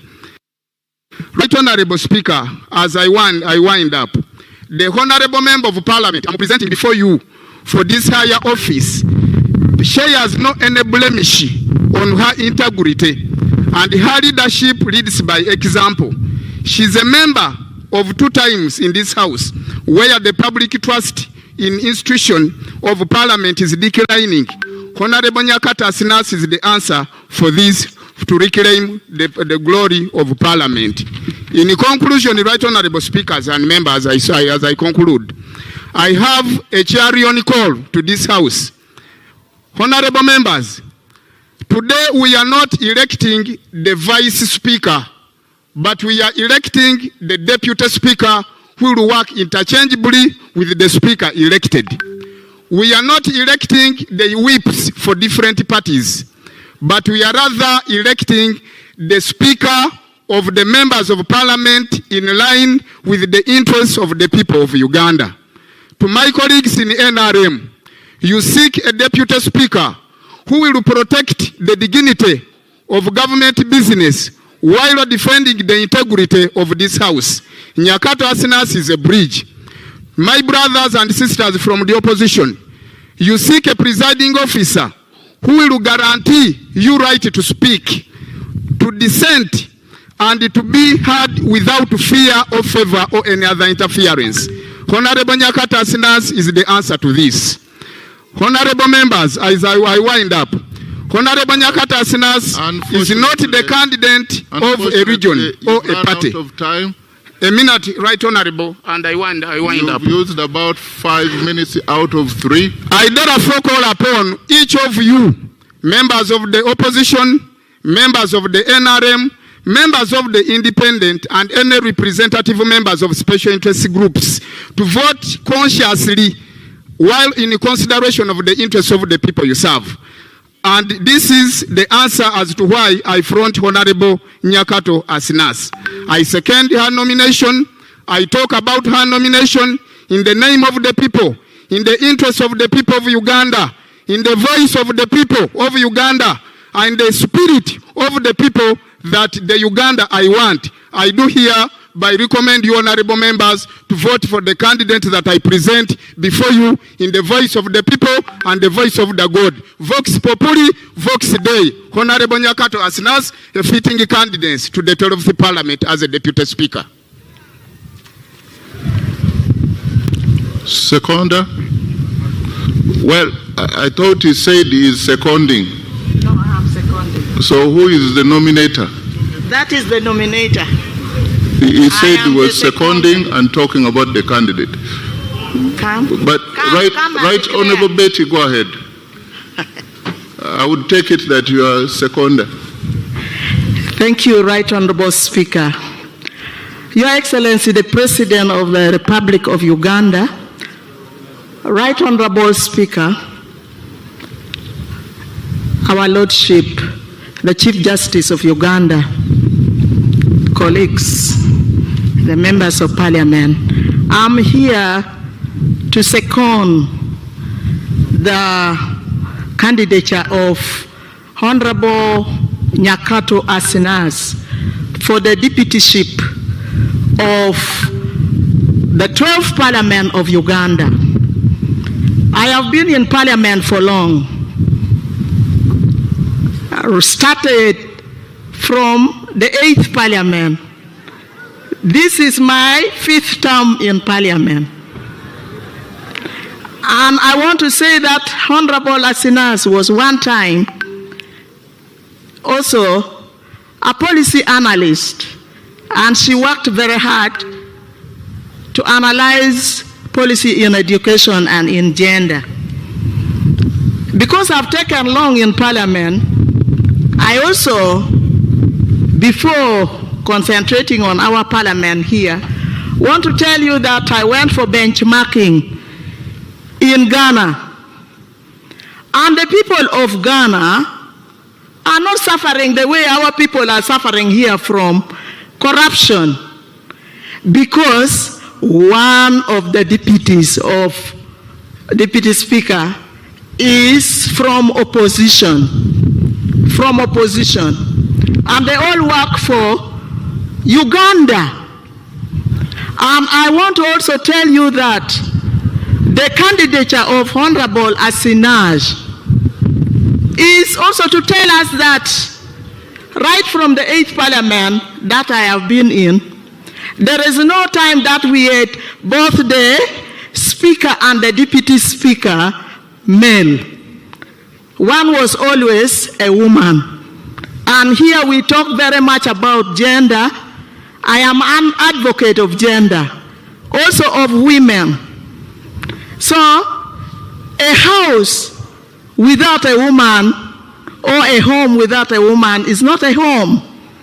12 Parliament without a deputy speaker who is a woman, now that we have the right honorable speaker who is a man, it's going to have a lot of problem. Women, we talk a lot about equal opportunities. Where is the equal opportunity if we only see men? We want the women also to be there, all inclusive. I am here to say that Honorable Asinas' second term, we need to nurture her. She should be the Deputy Speaker of the 12th Parliament. Who knows, maybe she will also be the Speaker of the 13th Parliament. So let us have Honorable Asinas. I want to say that Honorable Asinas is from Hoima City. She's a princess to Bunyoro Kitara Kingdom, born to Mr. and Mrs. Jovan Kamanda of Hoima City. People of humility and hard work. Honorable Member, she is rooted in her community, yet national in her outlook. She carries Hoima City on her back, but she carries Uganda in her heart.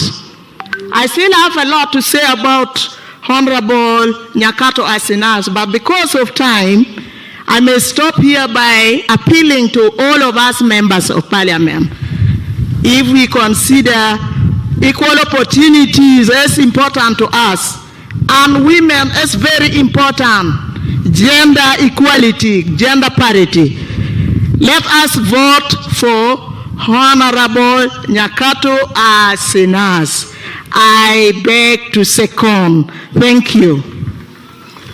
Can we have the member nominated to either consent to the nomination?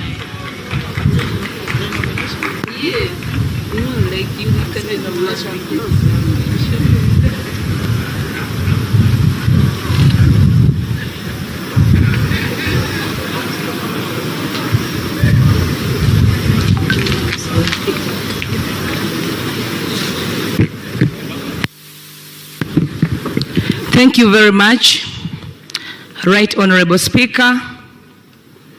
Congratulations. Thank you very much, dear Honorable Members of Parliament. Right Honorable Speaker, in the spirit of restoring sanity in the 12th Parliament, I hereby accept my nomination for the position of Deputy Speaker of Parliament for the 12th Parliament. Thank you very much. Can we have any other nomination? Mr. Speaker, Your Excellency, the President of the Republic of Uganda, and Your Lordship, the Chief Justice, my name is Fiona Nyamtoro, the District Representative for Nebi.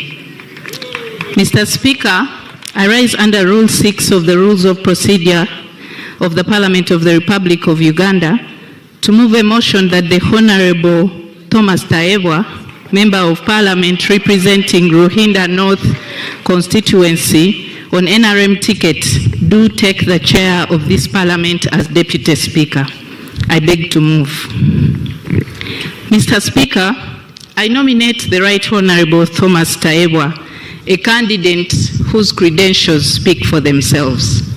A man of all seasons that has stood the test of time with proven integrity as a generational leader, a known team player, stemmed to be result-oriented on a strong foundation of consultative leadership. Mr. Speaker, the Right Honorable Thomas Taebwa is a proud husband and father, not just to his family, but to many that have experienced his warmth at heart that is always worn on his sleeves. He holds a master's in business administration from ISAMI, a bachelor's of law, and a bachelor's of arts in social sciences, both from Makerere University. He also possesses a certificate in negotiation from Harvard Law School and a professional certificate in parliamentary affairs from the International Center for Parliamentary Studies in London. And he is currently pursuing a PhD from the University of KwaZulu-Natal in South Africa. Mr. Speaker, the Right Honorable Thomas Taebwa served as a member of the University Council of Makerere University for 10 years, a position that cemented him as a mentor for many young, charismatic leaders such as myself, who proudly associate with him with utmost admiration and continued guidance as inspiration. He is also the president of the Organization of the African, Caribbean, and Pacific States, OWASPs, and co-president of OWASP's EU Joint Parliamentary Assembly. He was elected to this position in February 2025. The Right Honorable Thomas Taebwa, before joining Parliament in 2016, was and is still a successful businessman who has stayed himself. Mr. Speaker, for the past 5 years, the Right Honorable Thomas Taebwa has served as a Deputy Speaker. He has showed that he believes in the parliamentary system of representative democracy, orderly conduct of business, and strict adherence to the rules of procedure. He has ensured a smooth working relationship between the executive and the legislature while conducting the business of the House. He joined elective politics in 2015 and immediately distinguished himself as a peacemaker in the 10th Parliament. As one of the political doyens, the Honorable Thomas Taebwa rode on the strength of mind, negotiation skills, and a proper understanding of the law to have things done. He was a member of the Natural Resources and the National Economic Committees of Parliament. After the 2021 presidential elections, he was appointed Government Chief Whip, a position which he held until he was elected Deputy Speaker of the 11th Parliament in March 2022. Mr. Speaker, the Right Honorable Thomas Taiyewa is a Pan-Africanist who has used his position to champion the cause of Pan-Africanism on the global stage, especially the permanent seat for the African continent on the UN Security Council.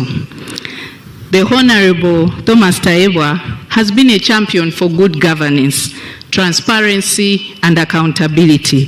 His stance on affordable health care, political dialogue, free education for all, and clean energy precede his reputation. He has been an influential voice for Uganda, both at home and abroad, and continues to advocate for improved livelihoods, the girl child, and women issues with passion and a vision for working hard to protect national values, ensuring peace and stability, environmental protection, job creation, and improved service delivery for Ugandans. Mr. Speaker, I am beyond confident that the Right Honorable Thomas Taiyewa presents the best candidacy for the position of Deputy Speaker of the 12th Parliament. I beg to move. Is it seconded?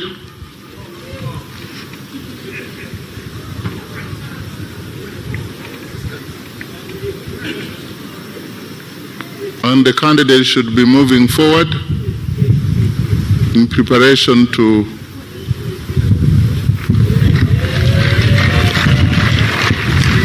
Honorable Migade, you have 2 minutes. Your Excellency, Lord Honorable Speaker, and my Lord the Chief Justice, I'm Migade Robert Ndugwa, Member of Parliament of Maryland.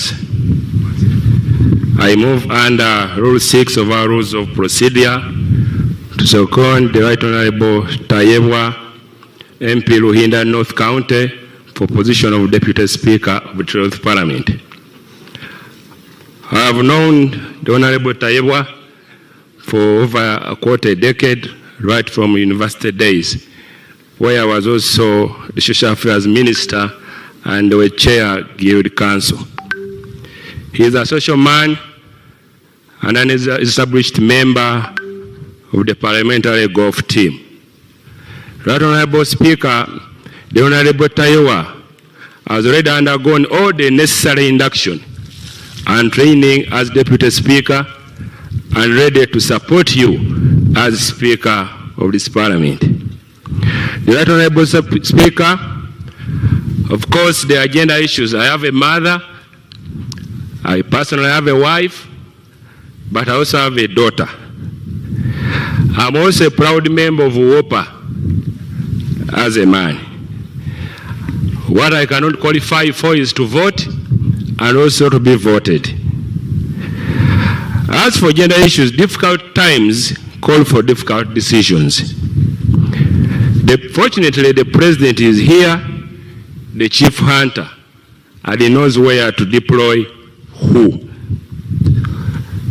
Right Honorable Speaker, the Honorable Taiyewa is an industrialist employing very many women.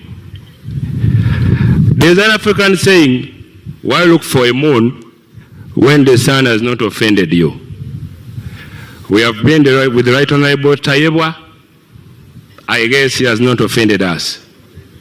So, Right Honorable Speaker and honorable members, I beg to second the Right Honorable Taiyewa for the position of the Deputy Speaker of the 12th Parliament. I beg to second. Thank you. The candidate.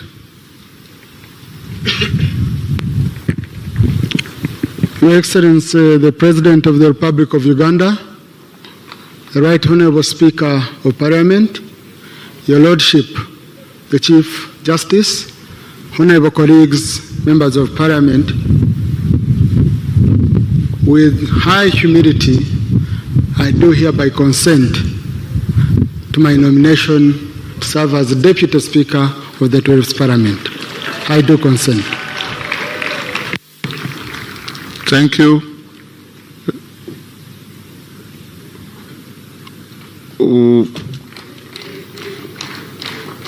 Is that another nomination? Or another candidate consenting? It's a nomination, Right Honorable Speaker. Go ahead. Right Honorable Speaker, first and foremost, allow me congratulate you upon being elected as the Speaker of the 12th Parliament.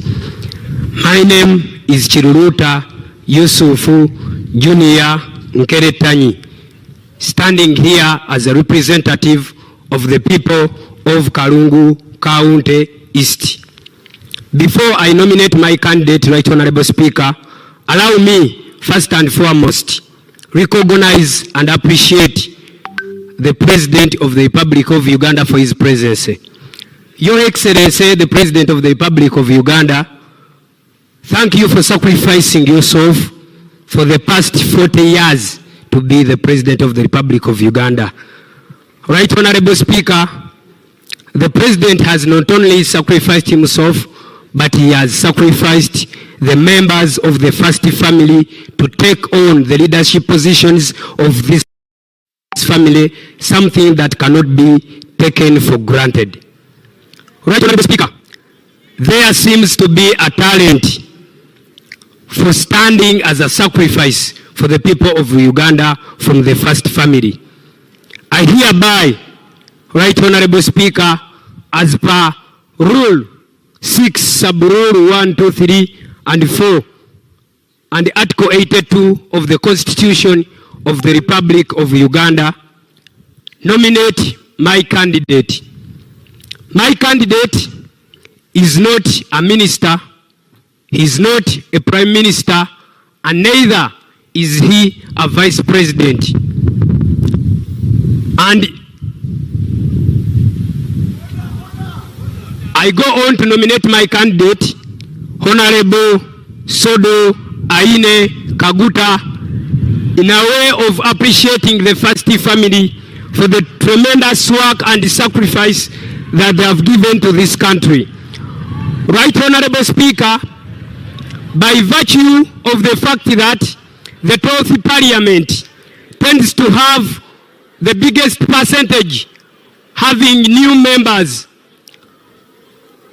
Aine Kaguta, being from the Kaguta family, stands out to lead us for the deputy speakership role by virtue of the fact that the new entrants of the 12th Parliament are many.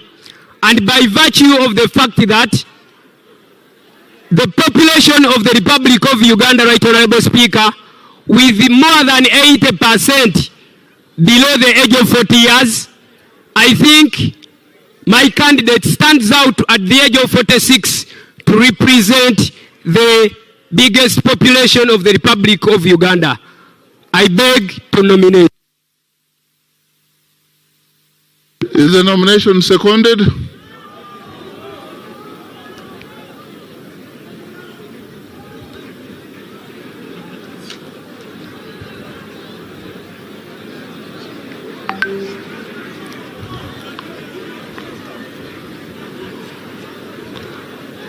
I take it that the nomination is not seconded,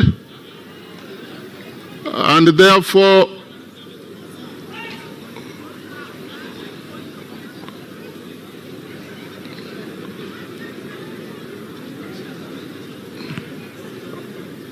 are you coming to second the nomination?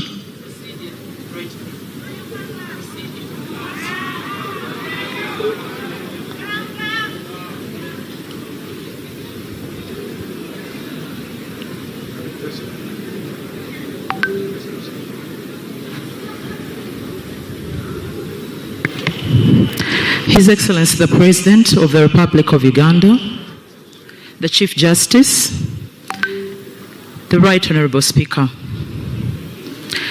Right Honorable Speaker, my name is Namere Justin Nsubuga, representing the wonderful people of Masaka City, the agricultural city. Ekibuga kya Ssaabasajja Kabaka. Right Honorable Speaker, the presence of His Excellency the President in this place is a constitutional requirement under the Article 95 of the Constitution of the Republic of Uganda. It carries both fundamental symbolism and protocol significance.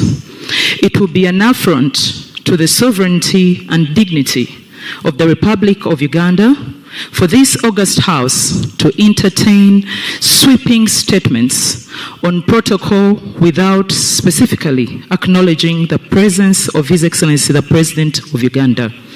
Right Honourable Speaker, sir, with your leave, I evoke, I'm protected by the Speaker. He allowed me to give a point of order. A point of procedure. Right Honourable Speaker, with your leave, I invoke Rule 5 of the Rules of Procedure of Parliament and humbly pray that you hold Honourable Charles Tebandeke, Member of Parliament, Bale County, National Unity Platform, that you hold him out of order, because when he was addressing this august House, he swept the President under the carpet and said, all protocol observed. Also, Right Honourable Speaker, in your maiden speech today, you outlined 7 pillars upon which you intend to preside without compromise. Members, I'm protected. I think you need to... And one of those pillars was strict adherence to the rules of procedure of Parliament. I therefore rely on Rule 5(8) to implore Right Honourable Speaker to uphold Rule 5 as it stands. Since no amendments have been made, I bring it to your attention that there has been no valid nomination of Honourable Nyakato. The member that nominated her did not follow this rule. Right Honourable Speaker, in your maiden speech, you mentioned 7 pillars that you intend to rely on. There has been no nomination. Thank you, Right Honourable Speaker. Honourable members, you get back to your seats. Please. We have order. Order on the floor. Honourable Bet, you said you've delayed in this Parliament. Yes. You think it's your time to leave? Giving her order. No, you've delayed in this Parliament for 25 years.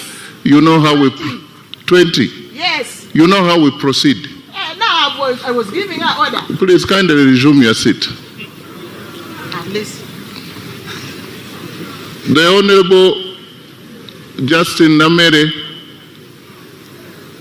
was tickled by issues of protocol, but as we speak now, we are processing nomination of Deputy Speaker. Of course, as members of Parliament, beginning tomorrow, you will be taken through orientation. So we would assume that some of you, but not Honourable Member for Bale, because he's a second-term Member of Parliament, he probably was very deliberate, but decorum is required of us. Decorum. Give to others what you desire to be given.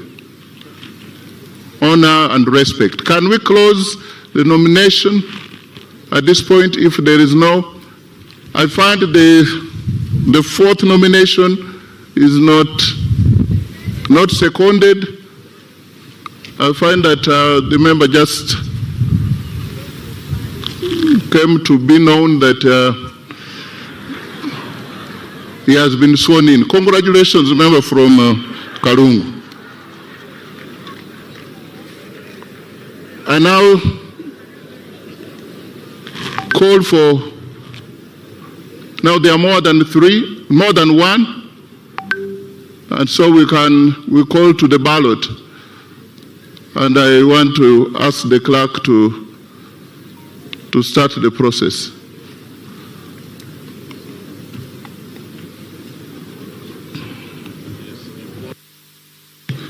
Can we have the agents of Honourable Aguti Sarah, and then of Honourable Nyakato Asinas, and then of Right Honourable Thomas Tayegwa. only agents. And the process starts.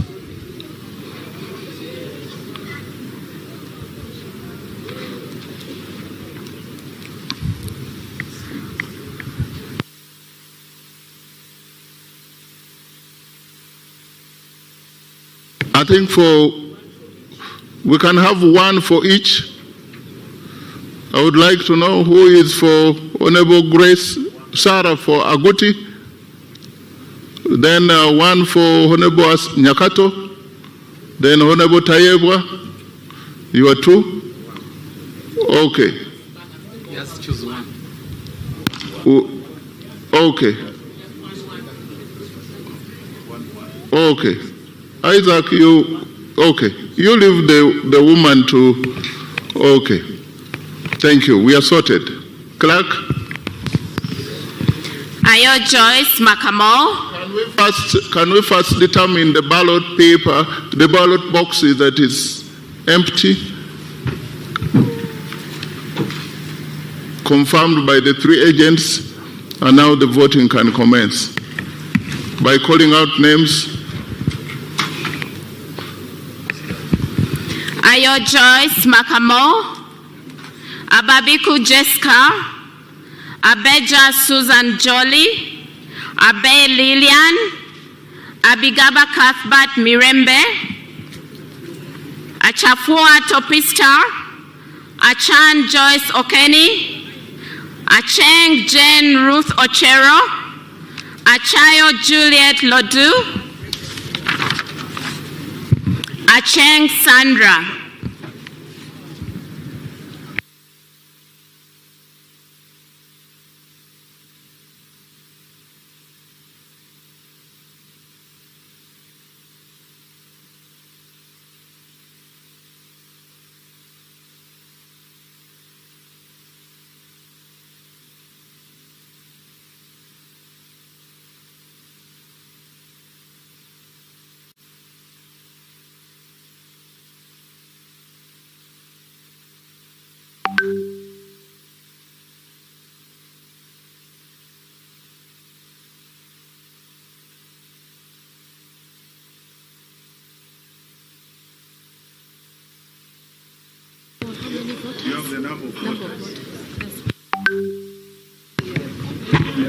Mr. Speaker,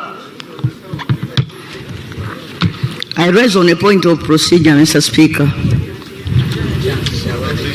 Mr. Speaker,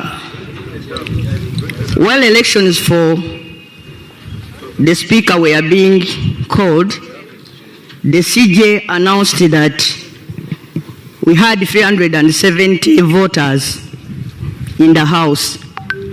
However, when the tally was done, you scored 441 votes. Right Honorable Muiru Paul scored 60 votes, and Honorable Mao Norbert scored 15 votes, bringing the total number of votes to 516, giving a difference of 146 votes out of those that were originally announced. To people who will be reading the answer, Mr. Speaker, they will think that there was ballot stuffing during the election of the Speaker. I think there was a mistake that was done because other people were still being registered on arrival as the elections were going on.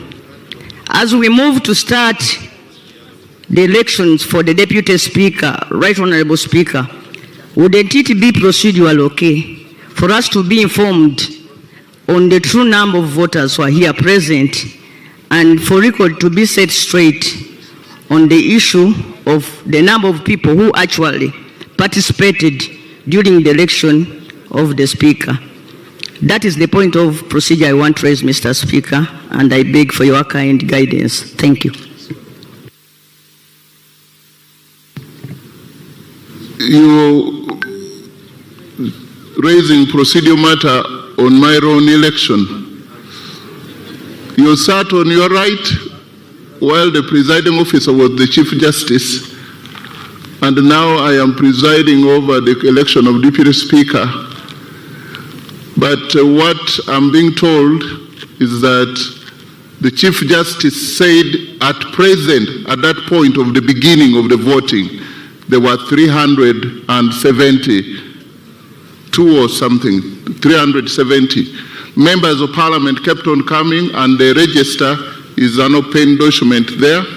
They are the ones who registered, 519 registered, and yes, that is not anything strange.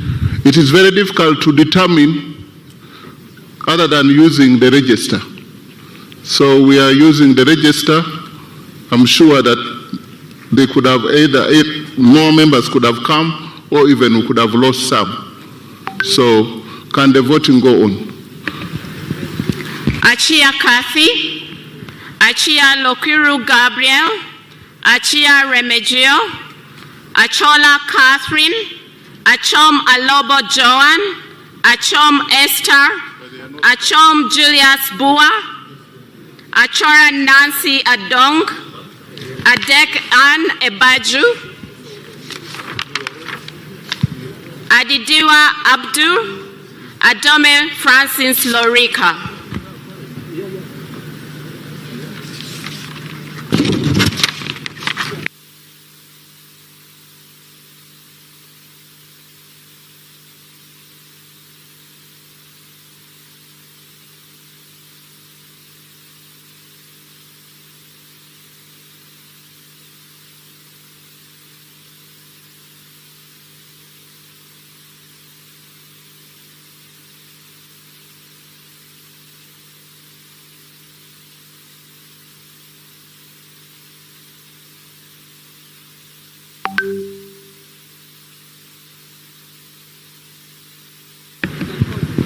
Ayeku Patrick, Agaba Gilbert, Agaba Peter, Aguti Sarah, Ahewa Wilba Manyisa, Godfrey Kaguta, Ajilo Mariam, Goreti Elegu, Akelo Beatrice Akori.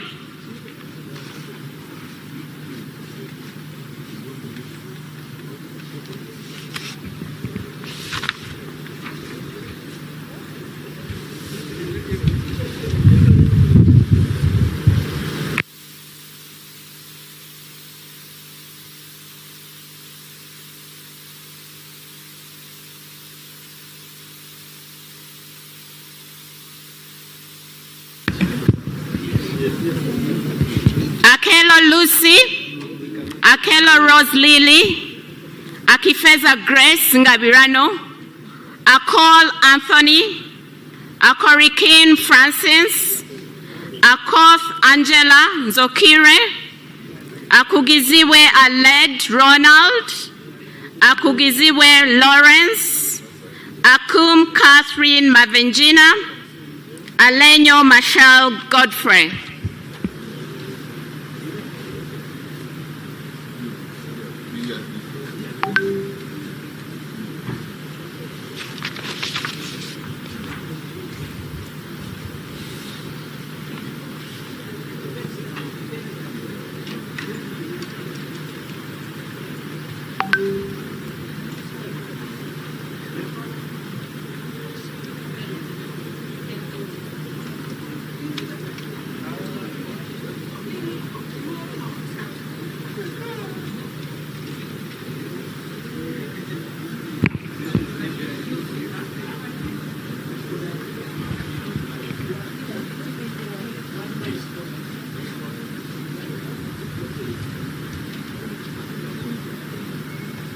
Alero Tom Azar, Ali Moses, Alinaitwe Sylvia Tumhire, Alion York Odria, Alum Santa Sandra Ogwang, Alupo Jessica Rose Epel, Ariela Dennis Omondi, Amanio Dravile Sheila, Amanya Cohen Champene, Amede Agnes.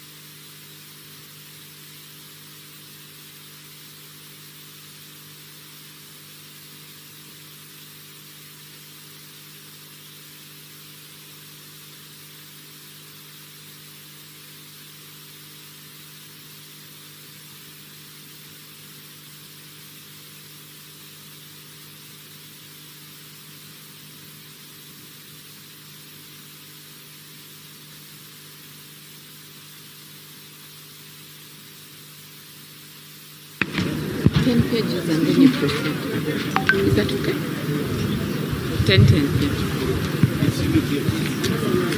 Among Anita Annette, Amongin Jane Francis Okili, Angura Frederick, Agwech Colin, Anifa Banjirana, Anyakun Esther Davinia, Anyango Janet Hope, Anwar Ricky Richard, Aogon Silas, Awol Betty Ochan.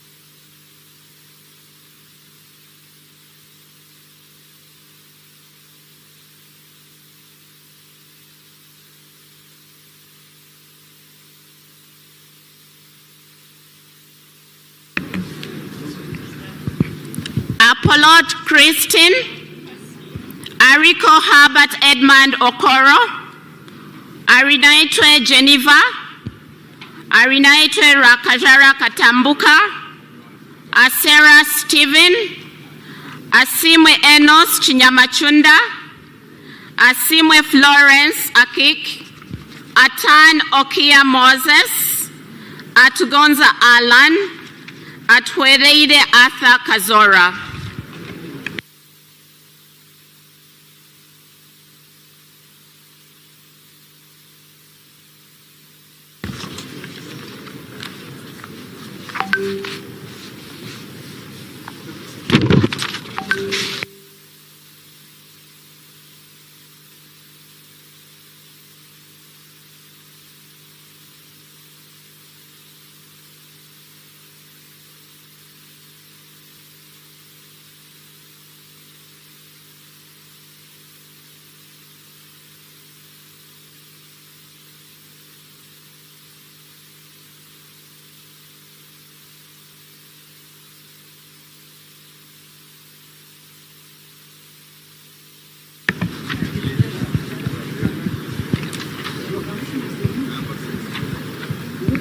Atkunda Rebecca Mubanjizi, Atuto Jacinta, Atuijuchire Boaz, Atuijuchire Dan Chimosho, Atiang Stella, Auma Janet, Auma Kenny, Auma Linda Agnes, Avako Melsa Naima Gule, Avril Jen Pakuto.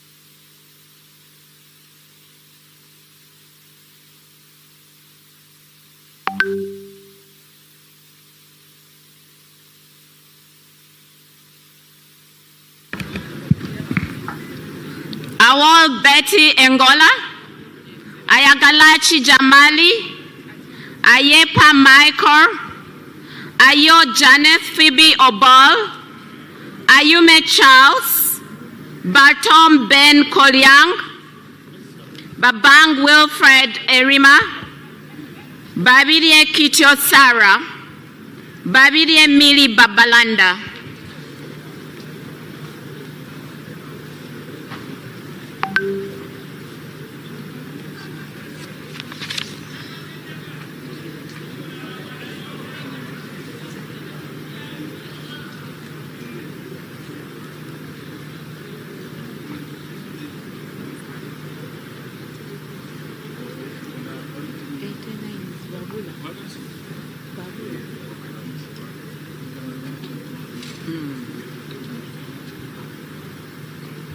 Bahirira.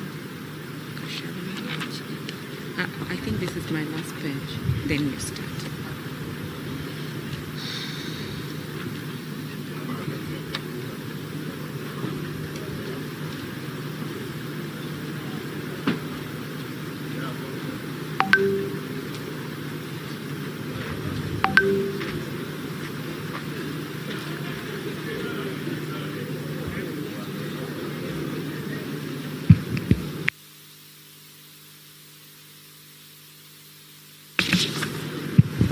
Babula Noel, Kataike Matilda, Bajire Agre Henry, Bagole Ngobi John, Baguma Spelanza Muhenda, Bahirira Sylvia Tumwekwase, Bakashaba Christopher, Bachireke Namboze Betty, Banya Emmanuel Natal, Bariayanga Andrew Aja.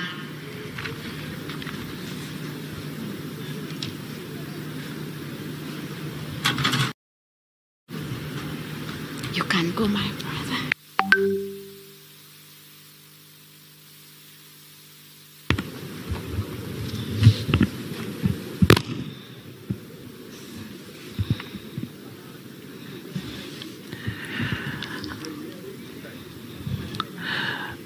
Baliomonsi Chris Basajja Subi Nsereko Charles Kauma Baseke Fred Basajja Idi Batua Timothy Lusala Bazanya Matayo Bebona Josephine Babunji Bejira Samuel Begumisa Protasio Biara Emmanuel Wapukuru.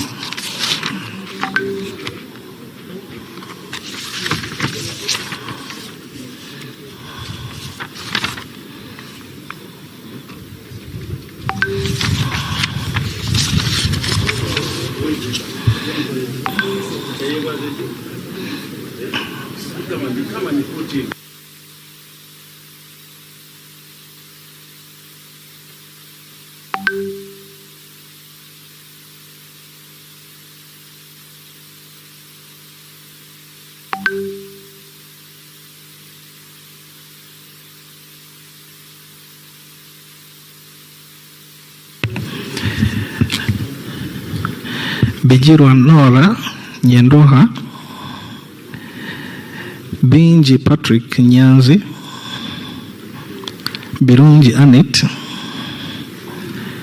Birungi Caroline Nanyondo Bisaso Abdu Bright Tom Amot Bukenya Michael Iga Biamukama Fred Biamukama Rogers Bianyima Nathan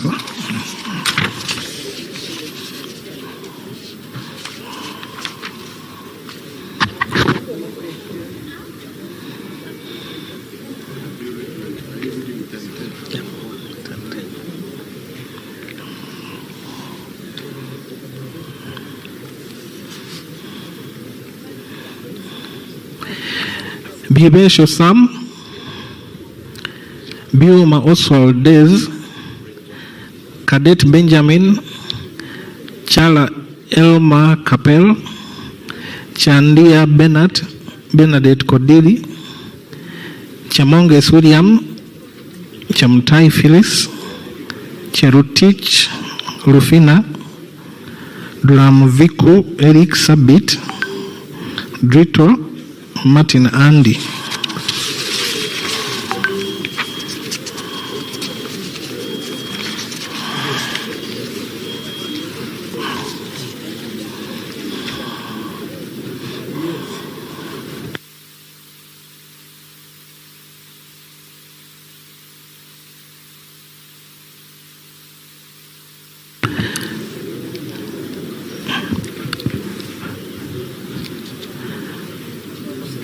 Joel Jennifer, Echodo David Calvin, Edakasi Alfred, Eraru Olale,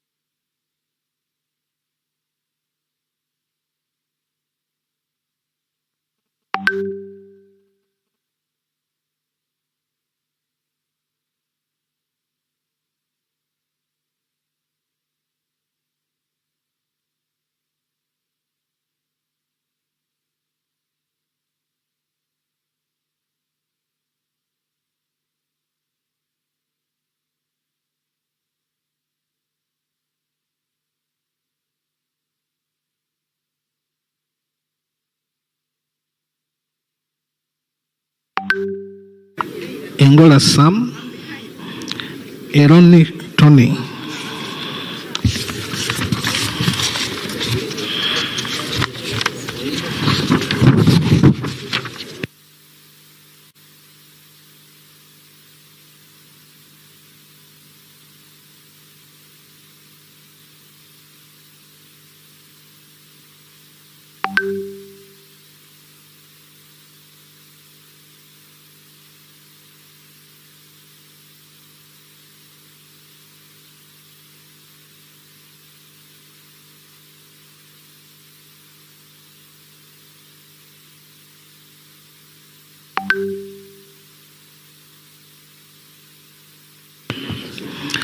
Etiru Margaret, Eunice Otuko Apio, Ezama Siraj Brahan, Fungaro Kaps Hassan, Gasheija Shaka Stephen,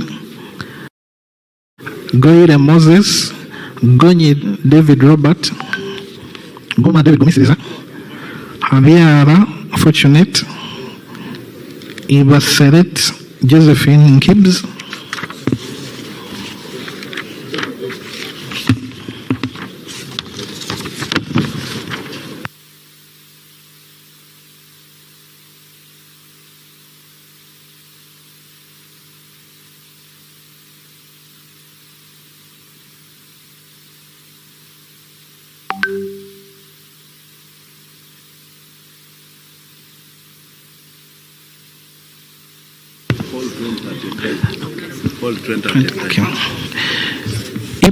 Ibrahim Aisu, Ikiriza Knight, Ilkol Emmanuel, Isamat Abraham, Isingoma Patrick Mwesgwa, Ismail Muhammad Lomwa, Itung Sara Masereka, Jarameso Fred, Joyo Harriet, Kaval Sabara Bruce,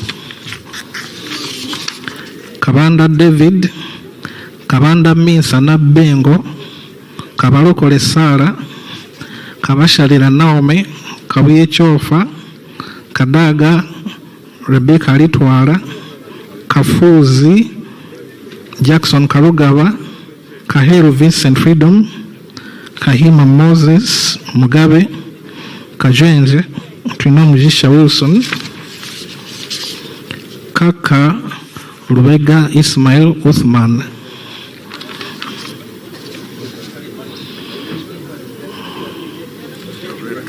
Yes.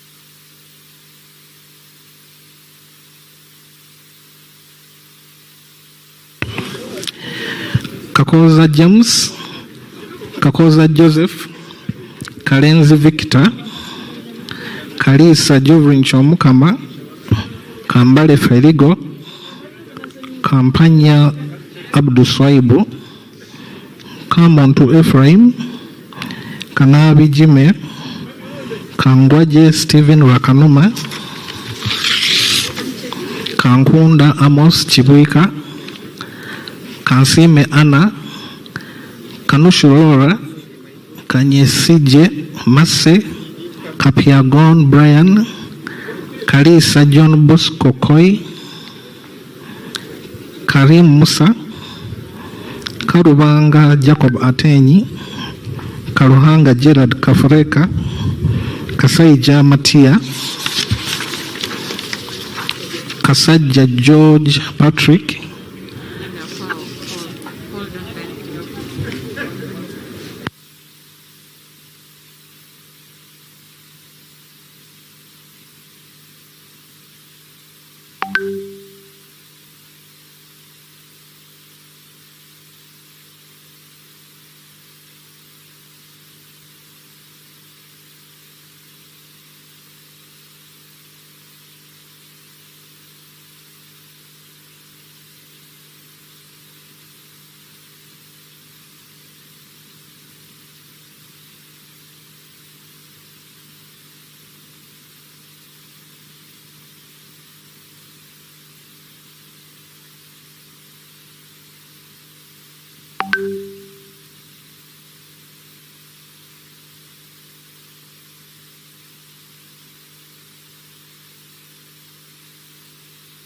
See the reason for verification.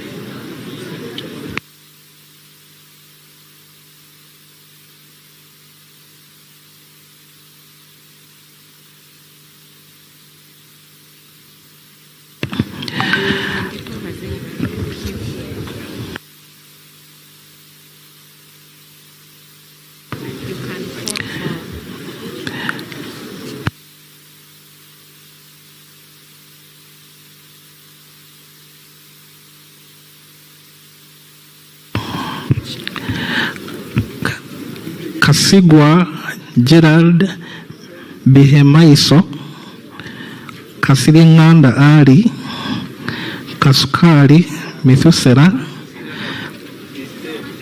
Kasule Ismail, Kateshumbwa Dixon, Katoko Sylvia Damba, Katushabe Doreen Birunji, Katushabe Ruth, Katusime Adrian,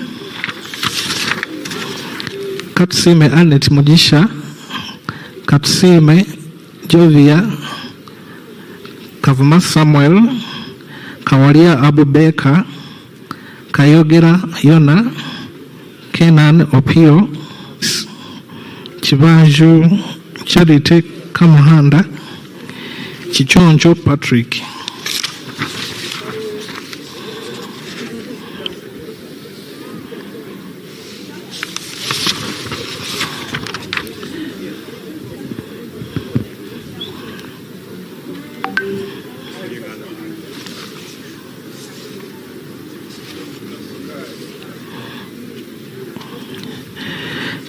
Chiria Grace Pade Wanzara, Kiza Andrew Namitego Kaluya, Kiza Kenneth Nyendoha, Chikabi Edward, Chinarwa James, Chinobere Herbert Tom, Chinshaba Peace Nkunda, Chiruruta Yusuf Junior Nkeretanyi, Chirumila Hassan, Chirunji Annette Pamela.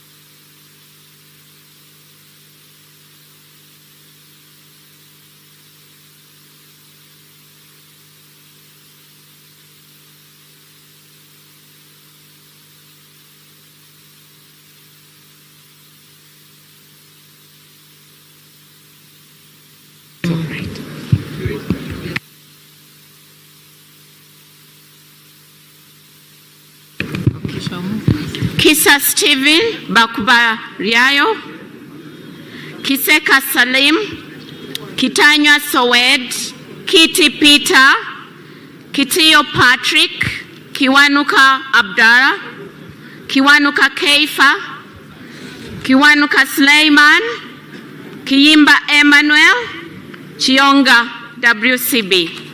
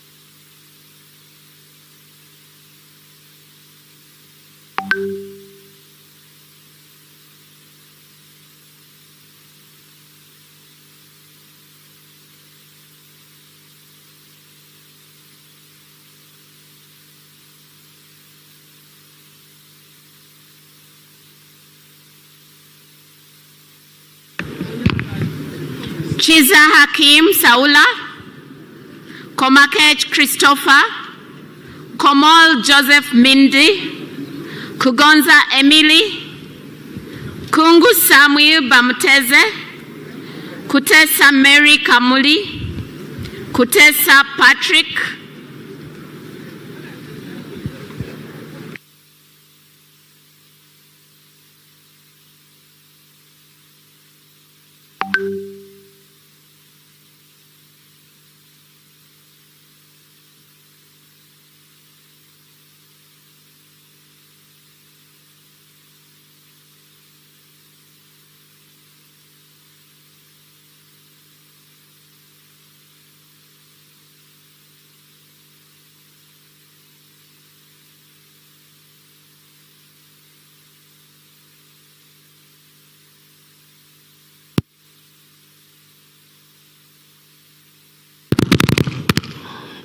Kuyuching Grace Freedom, Quiz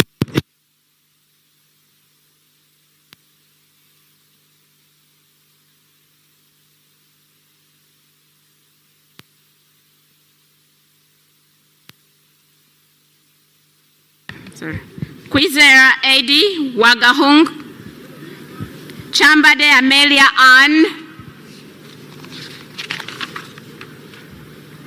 Charampe Rebecca, Charikunda Roida Twinomjuni, Cheyune Haruna Kasolo, Cheyune Ivan, Chogabi Rejaki Muganda, Lakisa Masi Faith, Lamwaka Catherine, Lanyero Christine Awani, Lenia Charity Kevin, Linda Irene.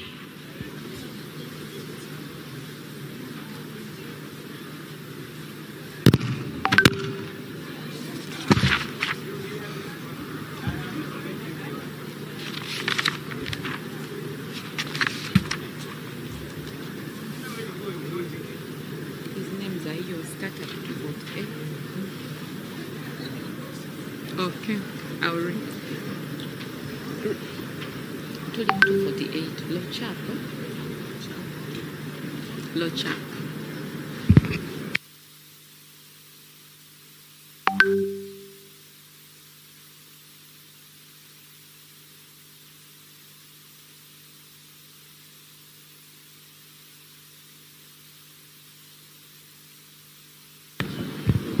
Lochap Peter Ken, Logose Sarah Annette, Loki John Baptist, Lokor Albert, Lokor Stephenson Yoyo, Lokbal Emma, Lokwang Hillary, Lolem Mika Akisile, Luke Fidelis Logwe, Logoli Simon Peter.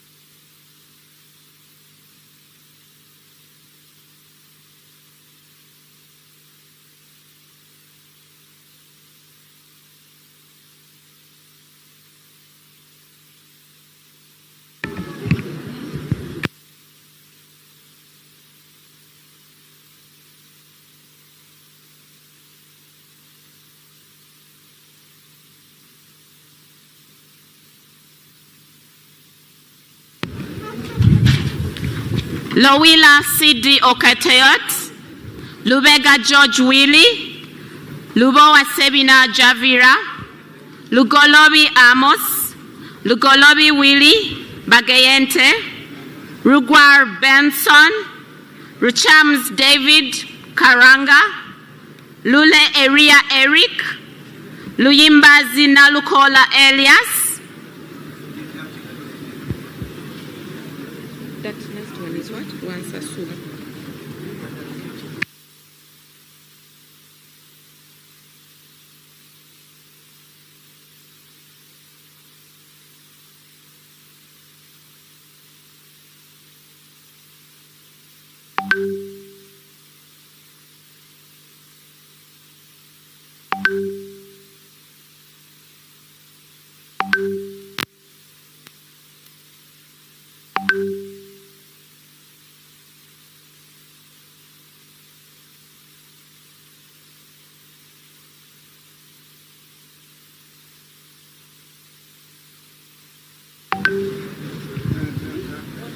Ransa Sula Sara,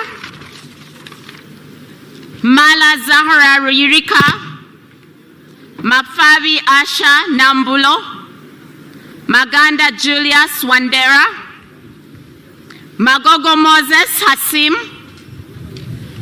Makumbi Henry Kamya, Malende Shamim, Malinga Isaac Maikut, Mamawi James, Mao Nobat, Mariam Saif.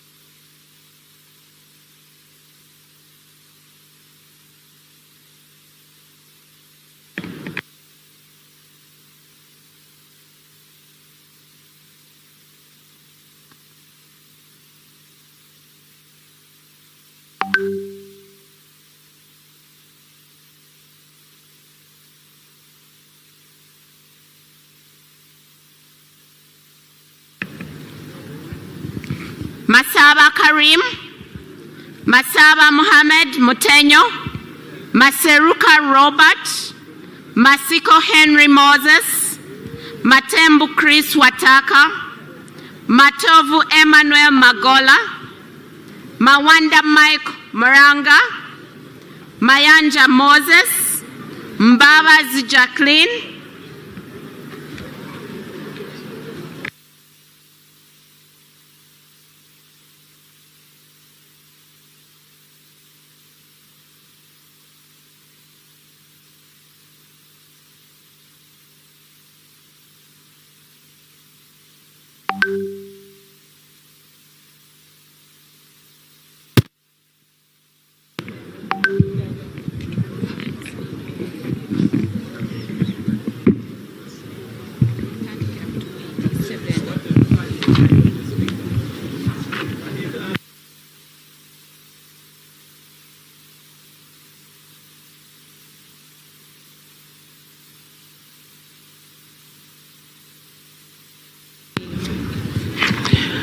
Mbalibula Christopher Chibanzanga Tabana, Meme Sylvia, Migadde Robert Ndugwa, Mirembe Lydia Daffin, Modoi Isaac, Mande Julius Rude, Mpata Sale, Mpindi Bumali, Mubanjizi Didan, Mudiobole Abedi Nassa, Mudokoi Fred Oduchu, Mugabe Robert, Mugabe Muzale Martin Chisule, Mugenyi Joseph, Mujira James, Mugisa Margaret Muhanga, Mohenda Ronald, Mohoza Desire, Mohoej Jim Katugubu, Mujungu Jennifer, Mujuni Asensio Mari.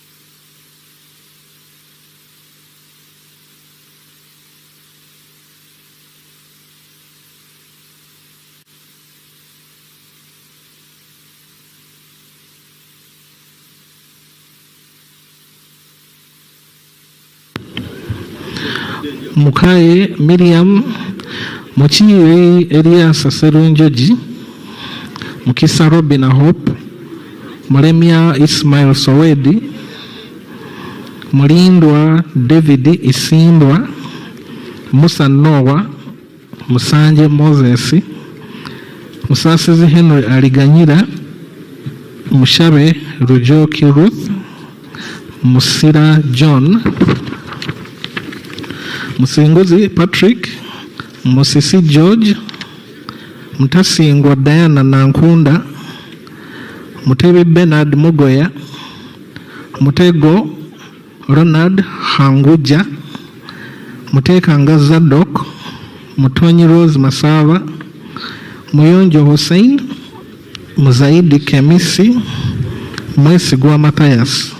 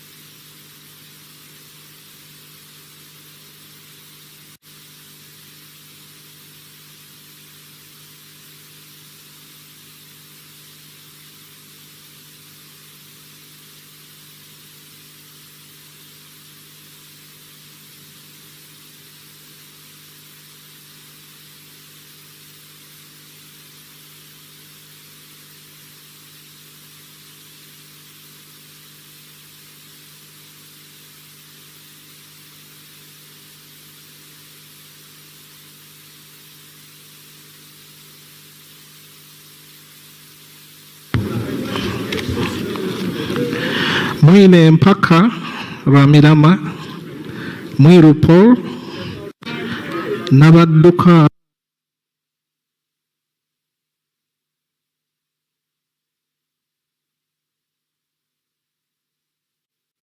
Robina, Nabiri Annette, Nabukenya Brenda, Naguja Judith, Najuma Sarah,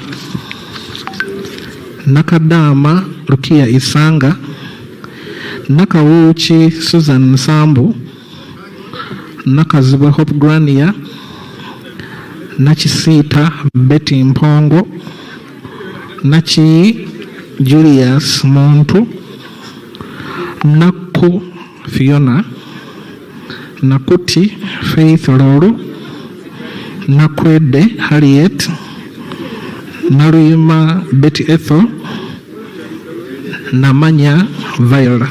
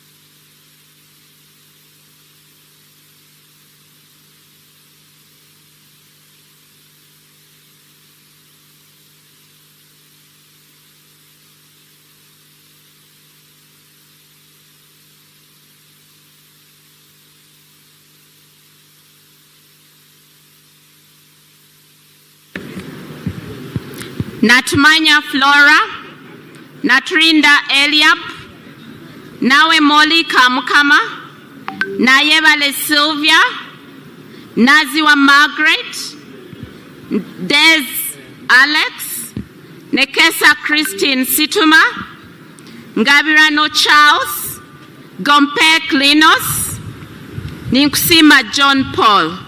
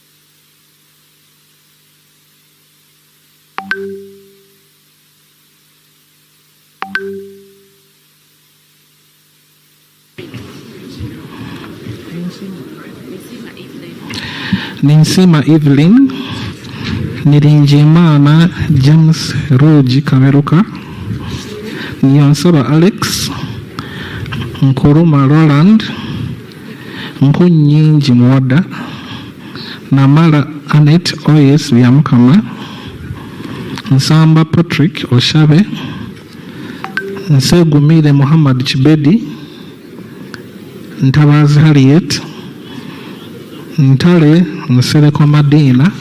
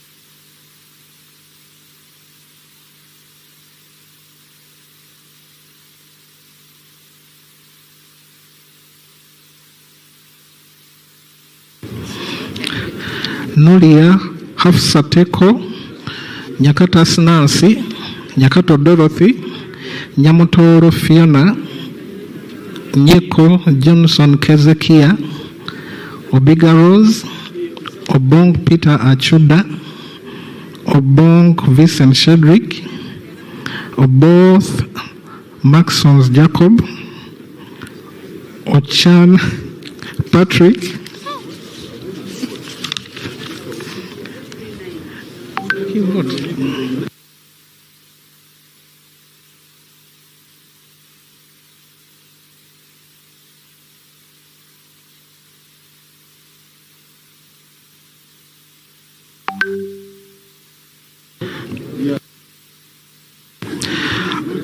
Ochen Geoffrey, Ochai Maximus, Odong JJ Abubakar, Odori John, Ofono Opondo Podere, Ogama Ali Ismail, Ogwal Joseph Jones, Ogwang Patrick Obura, Ogwang Peter, Ojala Mapenduzi Martin.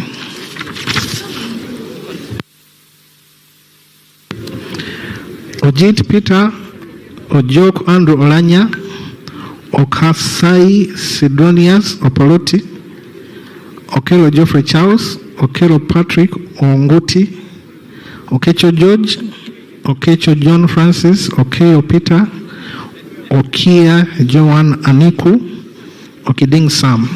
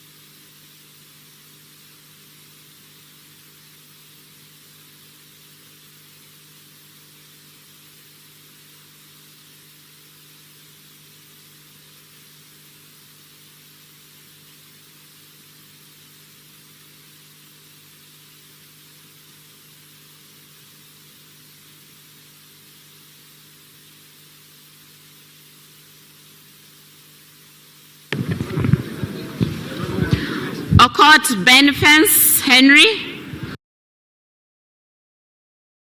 Kulo Francis, Okum Gabriel, Okwere David Becham, Okwi Constantine, Olanya Gilbert, Oleru Huda Abason, Omara Paul.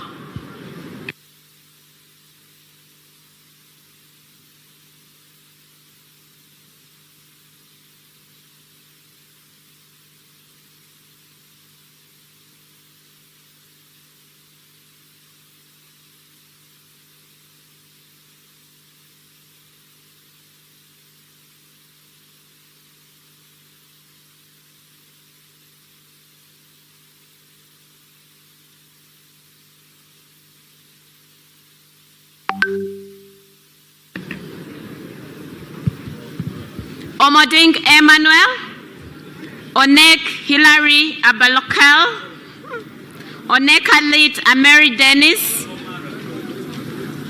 Ongalo Obote Clement Kenneth, Ongeitho Emmanuel Jor, Ongom Patrick, Ongrok Richard, Ongu James, Onzima Fiona, Opio Samuel Achut.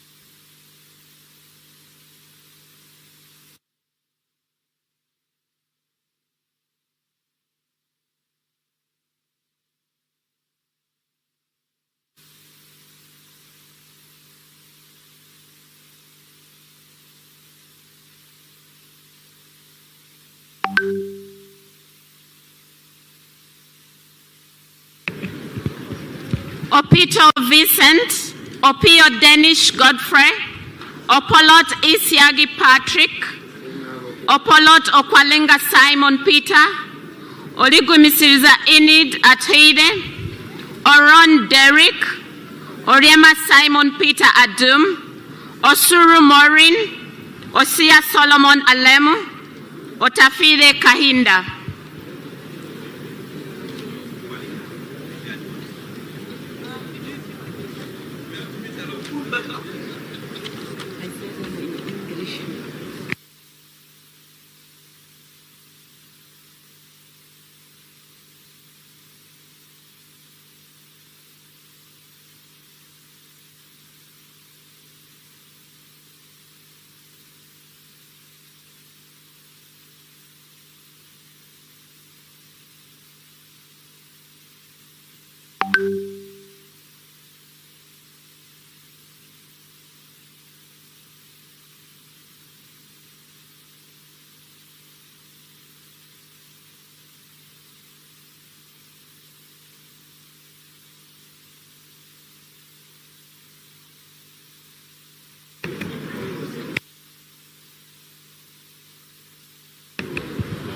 Otim Bernard, Otim Gui Isaac Ismail, Otto Edward Markmott, Otoba Welborn Odia, Ouma Willie, Owen Richard Machinka, Owino Nicholas Simon, Park Peter Pex, Paparu Lillian Obial, Pendun Josephine.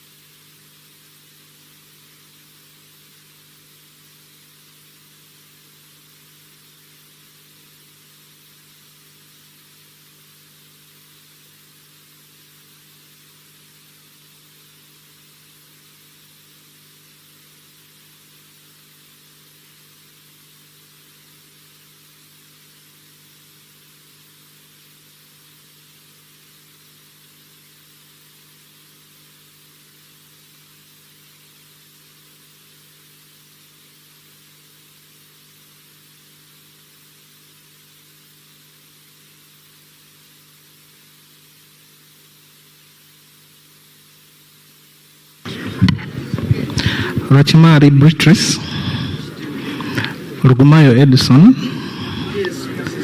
Rohindi Frederick, Rotera Lilian, Rwakojo Robina Gureme, Ramirama Bright Kanyontore, Rashande Emmanuel, Sazi Godfrey, Sange Jacqueline, Sevamara Richard, Sekabira Dennis, Sechindi Aisha, Senteza Richard, Sham J. Tana, Sirwanyi Solomon, Sebuga Chimeze Beronado, Sekitoleko Robert, Semwanga Javira, Semwanga Joseph, Sentai Muhammad.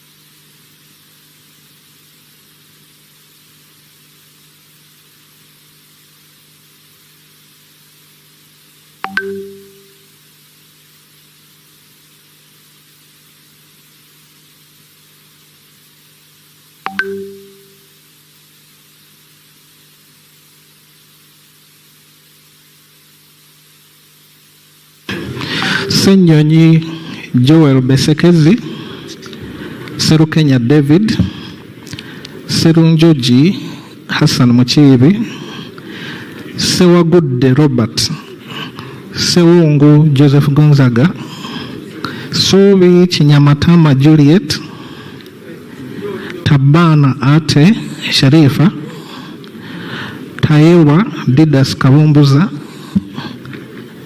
Taewa Thomas, Tebandeke Charles.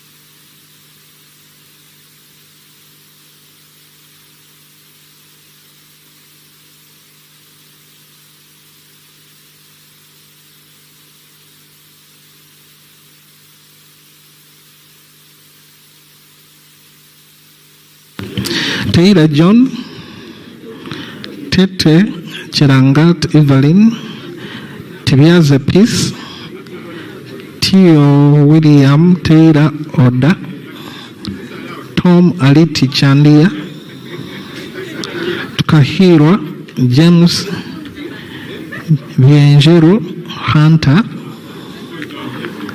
Tumukunde Henry Kakurugu, Tumurame Genesio, Tumusime John Bosco, Tumwebaza Frank Kajiji.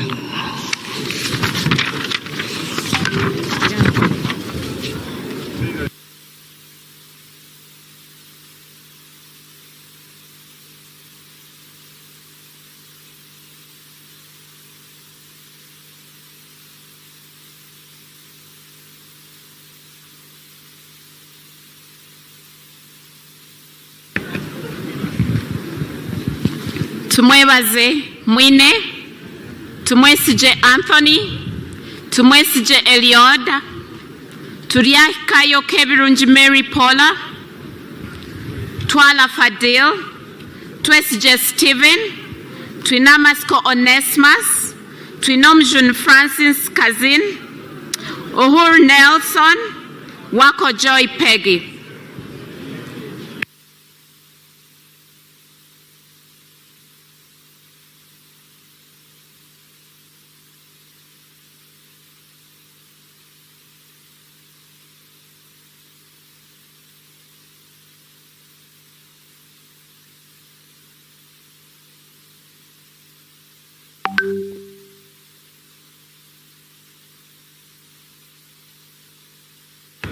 It's okay.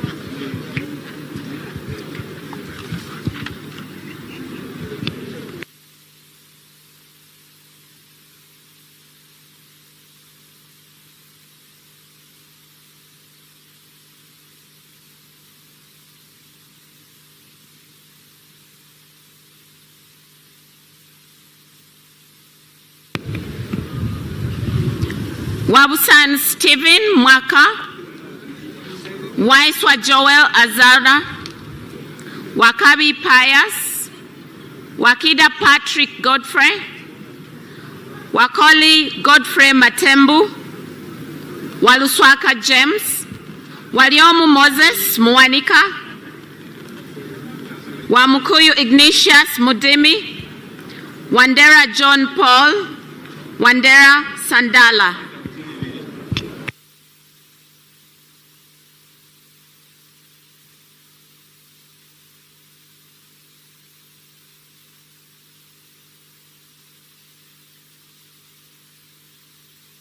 Okay. Oh yeah, malayo. Linda kuba no baje bino malayo.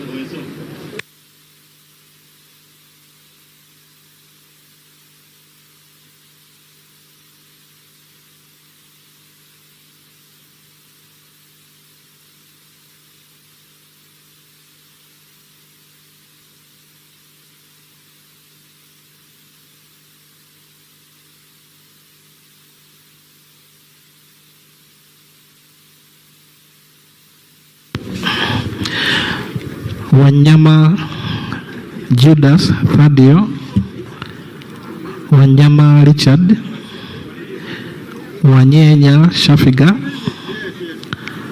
Wanyoto Godfrey, Wanyoto Lydia Mutende, Wakomba Sara Nambozo, Wembabazi Beatrice, Wokuli Geoffrey, Zake Francis, Zambali Blasio Mukasa,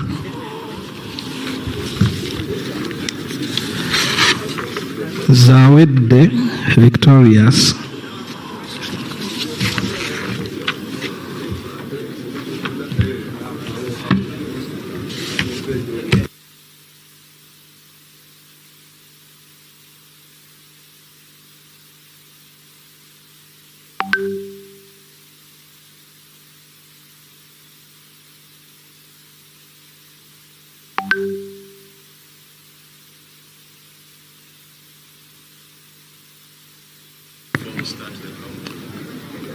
Yes, the names have all been read, but just in case if you came after your name was already read, please you come up and we verify that you can be given opportunity to vote. Otherwise, we would be closing.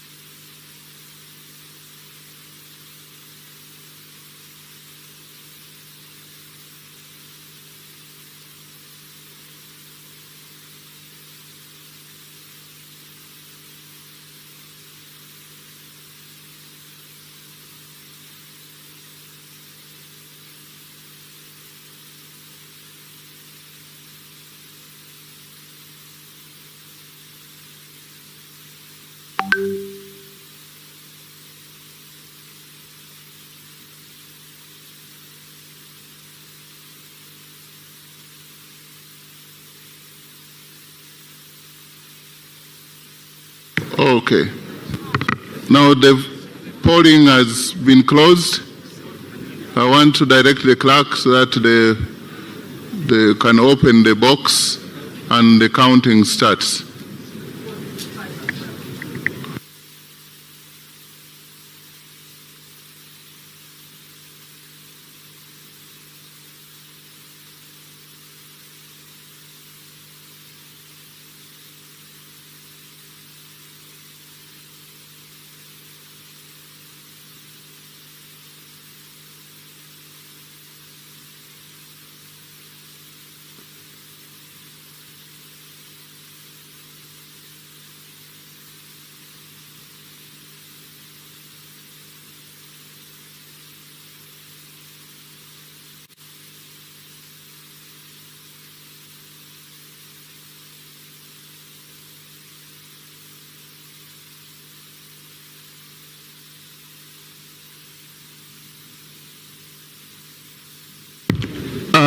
We are going to have 2 polling assistants.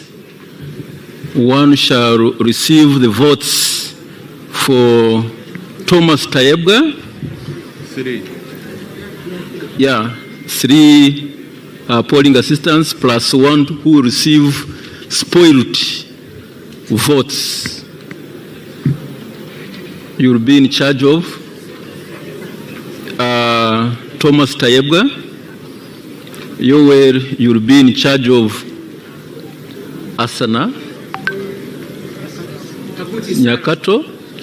Then you will be in charge of Agut Sar, and you will be in charge of spoiled votes. Okay, you start.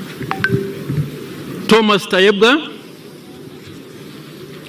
Thomas Tayebga. Thomas Tayebga. Thomas Tayebga. Thomas Tayebga. Thomas Tayebga. Sarah. Tayebga Thomas. Tayebga Thomas. Tayebga Thomas. Thomas Tayebga. Thomas Tayebga. Thomas Tayebga. Thomas Tayebga. TT Thomas Tayebga. Thomas Tayebga. Thomas Tayebga. Thomas Tayebga. Tayebga Thomas. Thomas Tayebga. Nyakato. Thomas Tayebga. Thomas Tayebga. Nyakato Asanasio. Tayebga Thomas. Thomas Tayebga. Thomas Tayebga. Thomas Tayebga. Tayebga Thomas. Agut Sara. Thomas Tayebga. Thomas Tayebga. Thomas Tayebga. Thomas Tayebga. Thomas Tayebga. Thomas Tayebga. Nyakato Asnans. Nyakato Asnans. Thomas Tayebga. Thomas Tayebga. Thomas Tayebga. Thomas Tayebga. Thomas Tayebga. Nyakato Asnas. Tayebga Thomas. Nyakato. Thomas Tayebga.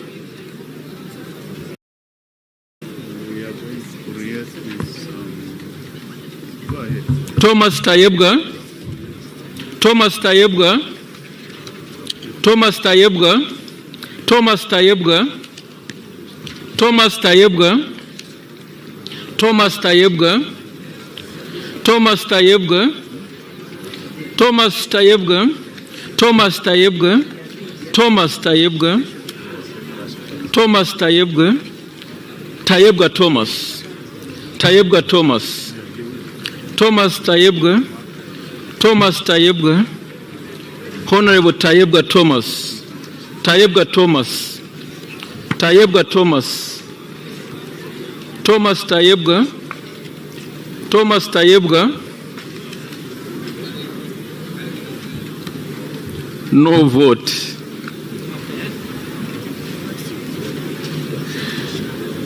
Tayebwa Thomas, Tayebwa Thomas, Thomas Tayebwa, Tayebwa, Tayebwa, Nyakato, Tayebwa, Tayebwa, Tayebwa, Tayebwa, Tayebwa, Sarah Aguti,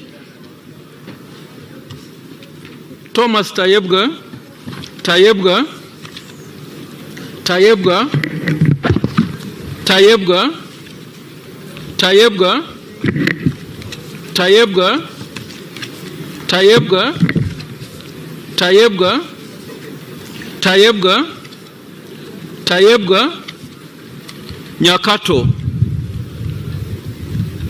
Thomas, Thomas,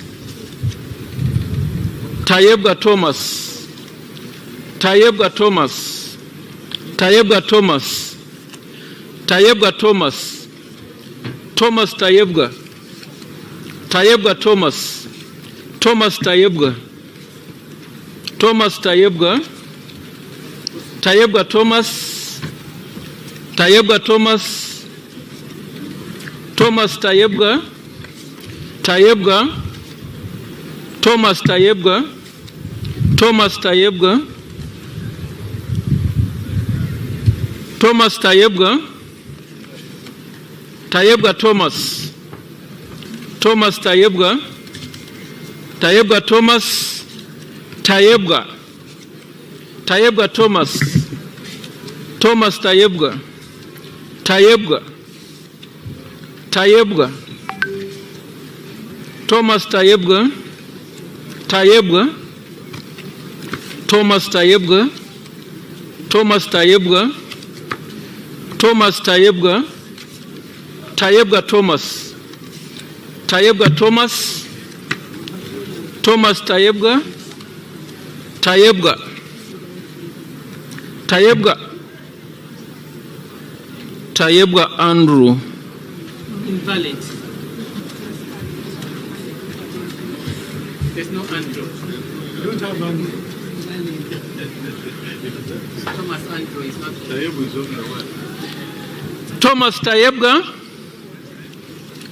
gender invalid. Thomas Tayebwa, Thomas Tayebwa, Thomas Tayebwa, Tayebwa Thomas, Tayebwa Thomas, Agut Sarah,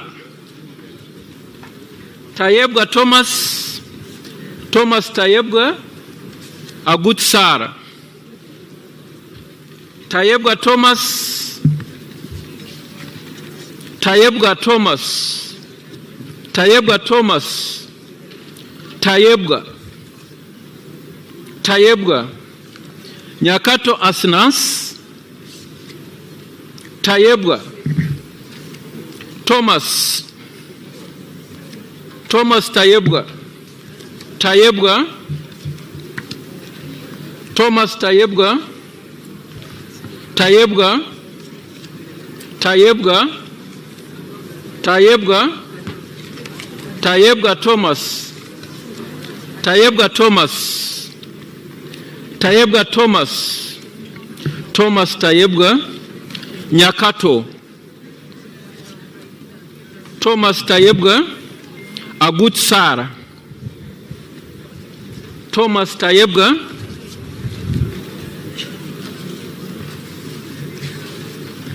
Tayebwa Thomas, Thomas, Thomas, Thomas, Tayebwa, Thomas, Thomas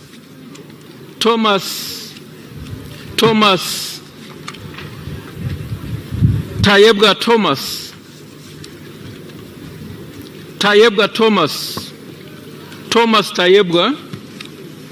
Tayebga Thomas Tayebga Thomas Tayebga Honorable Nyakato Thomas Tayebga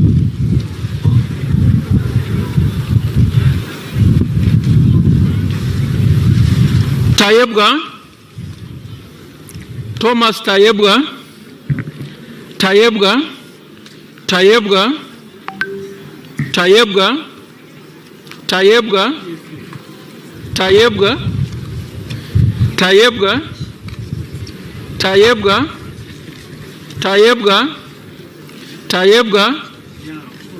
Tayebga Thomas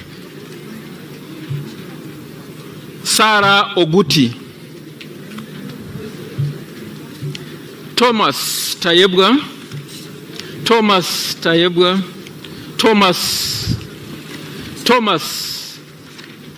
Thomas Asnas Nyakato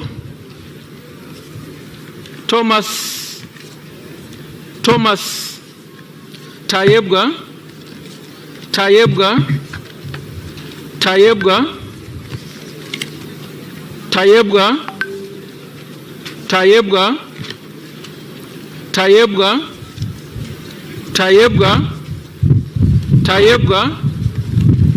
Thomas Tayebga Thomas Nyakato Asnas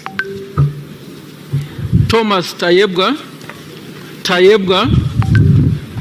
Thomas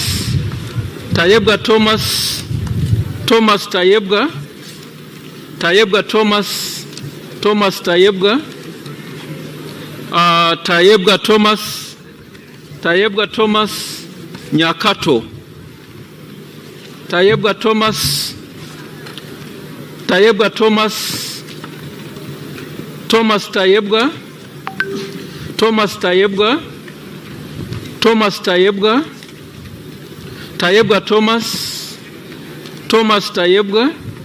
Nyakato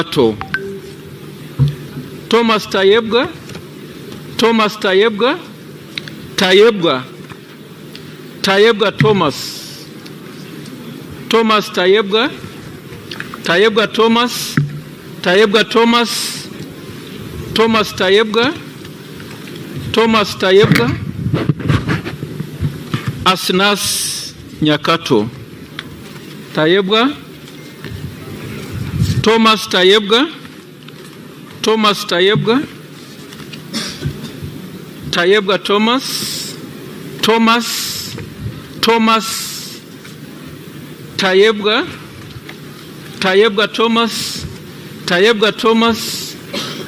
Thomas Tayebga Nyakato Tayebga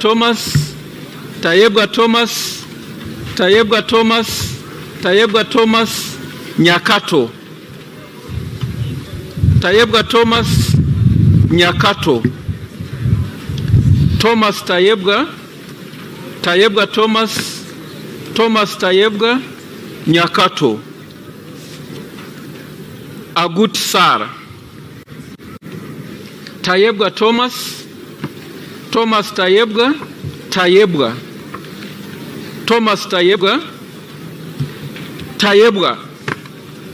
Tayebga Thomas Tayebga Nyakato Asnas Thomas Tayebga Nyakato Asnas Thomas Tayebga Thomas Tayebga Nakato Thomas Tayebga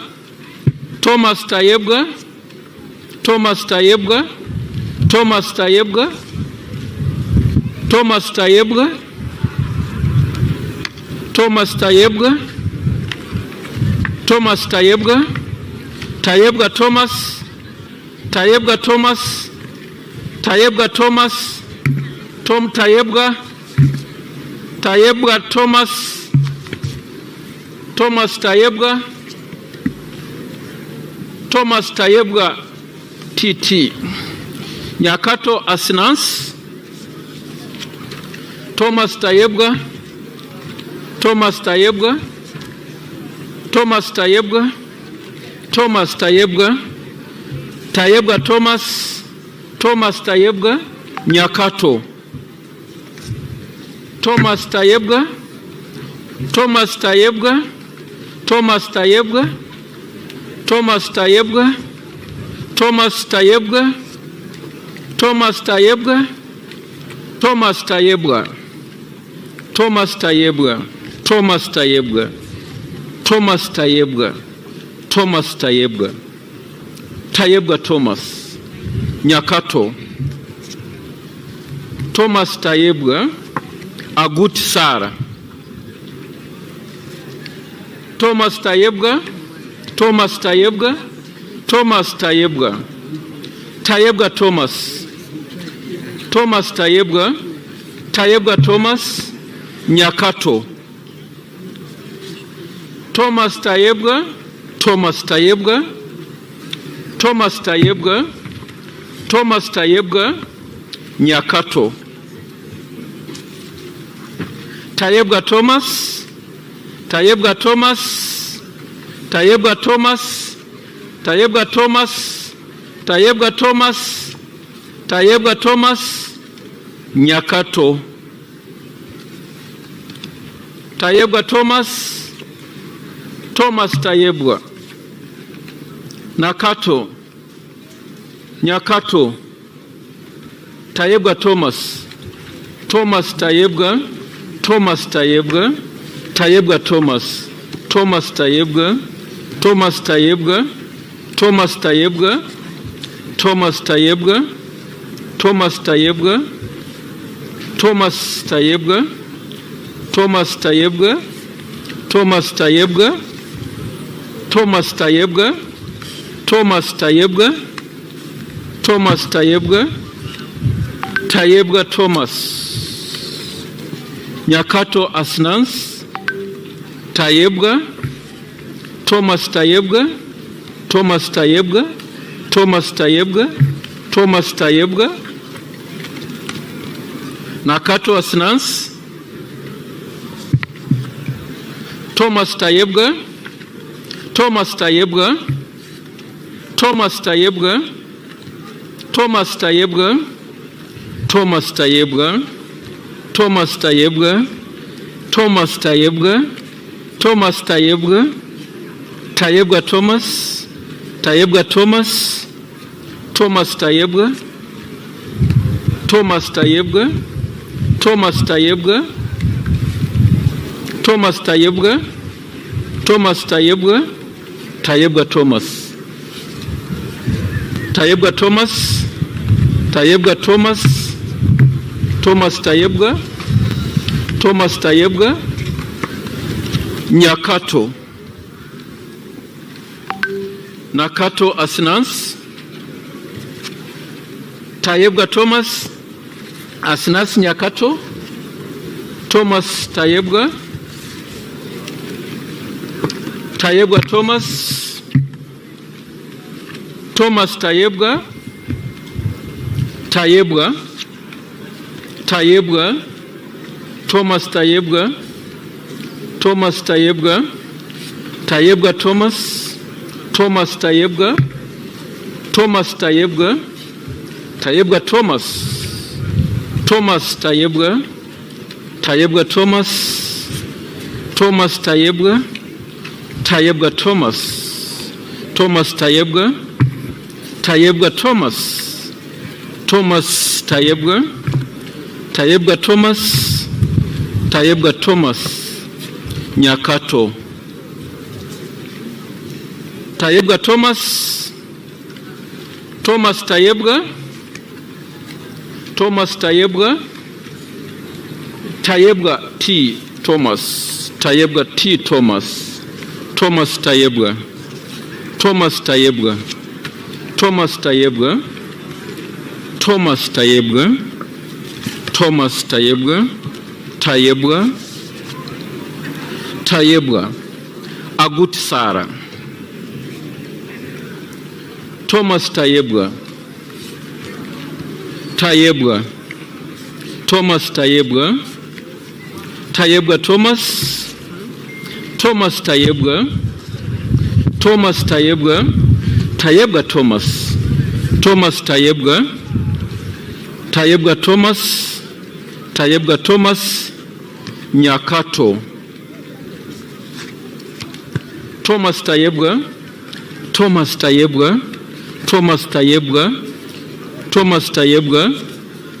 Nyakato,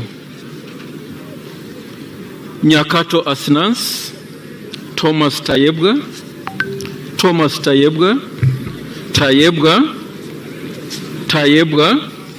Sarah, Tayebwa Thomas,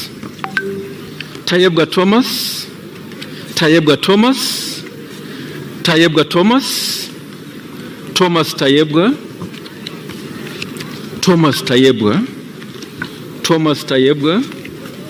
Sarah,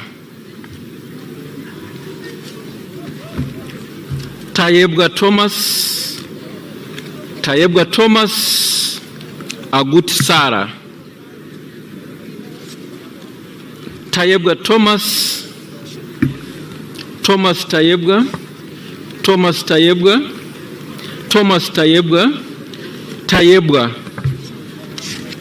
Tayebwa, Thomas, Thomas Tayebwa, Thomas Tayebwa, Thomas Tayebwa, Thomas Tayebwa, Thomas Tayebwa, Thomas Tayebwa, Thomas Tayebwa, Thomas Tayebwa, Thomas Tayebwa, Thomas Tayebwa, Thomas Tayebwa, Thomas Tayebwa, Thomas Tayebwa, Tayebwa Thomas, Thomas Tayebwa, Thomas Tayebwa, Thomas Tayebwa, Thomas Tayebwa, Thomas Tayebwa, Tayebwa Thomas, Tayebwa Thomas, Thomas Tayebwa, Thomas Tayebwa, Thomas Tayebwa, Thomas Tayebwa, Tayebwa Thomas, Nyakato Asnans, Sarah Aguti, Tayebwa Thomas, Tayebwa Thomas, Tayebwa Thomas, Tayebwa Thomas, Tayebwa Thomas, Tayebwa Thomas, Tayebwa Thomas, Tayebwa Thomas, Tayebwa Thomas, Tayebwa Thomas, Tayebwa Thomas, Tayebwa Thomas, Tayebwa Thomas, Tayebwa Thomas, Nyakato, Asnas Nyakato, Thomas Tayebwa, Tayebwa, Tayebwa Thomas, Tayebwa Thomas, Tayebwa Thomas, Tayebwa Thomas, Tayebwa Thomas, Nyakato, Tayebwa Thomas, MP Hoima Site, Nyakato, Thomas Tayebwa, Tayebwa Thomas, Thomas Tayebwa, Thomas Tayebwa, Thomas Tayebwa, Tayebwa Thomas, Tayebwa Thomas, Tayebwa Thomas, and finally Tayebwa Thomas.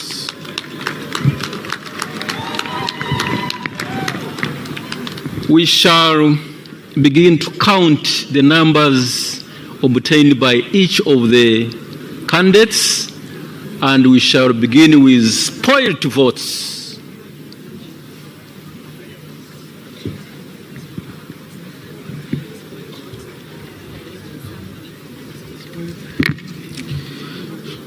Spoiled votes number 1. Another spoiled vote number 2. Spoiled vote number 3.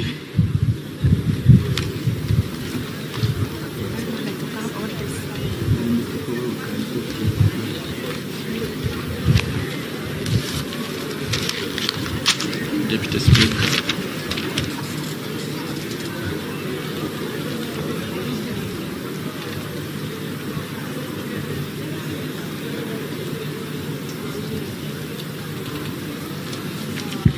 Shall invite the officer to count the numbers, the votes garnered by Sarah Aguti.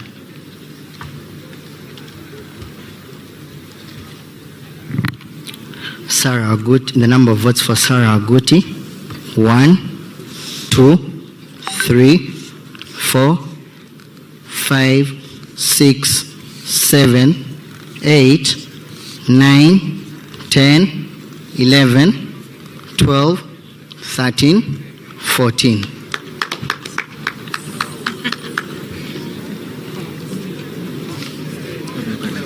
You can have put in an envelope.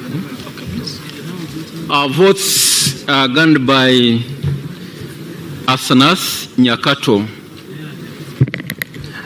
Votes for Honorable Nyakato Asinansi, 1, 2, 3, 4, 5, 6, 7, 8, 9, 10, 11, 12, 13, 14, 15, 16, 17, 18, 19, 20, 21, 22, 23, 24, 25, 26, 27, 28, 29, 30, 31, 32, 33, 34, 35,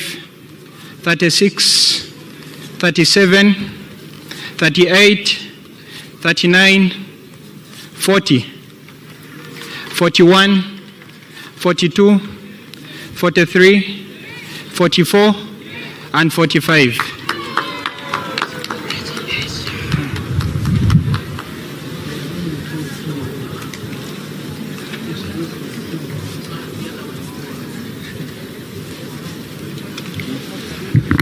We shall now get the votes, count the votes obtained by Honorable Thomas Tayebwa.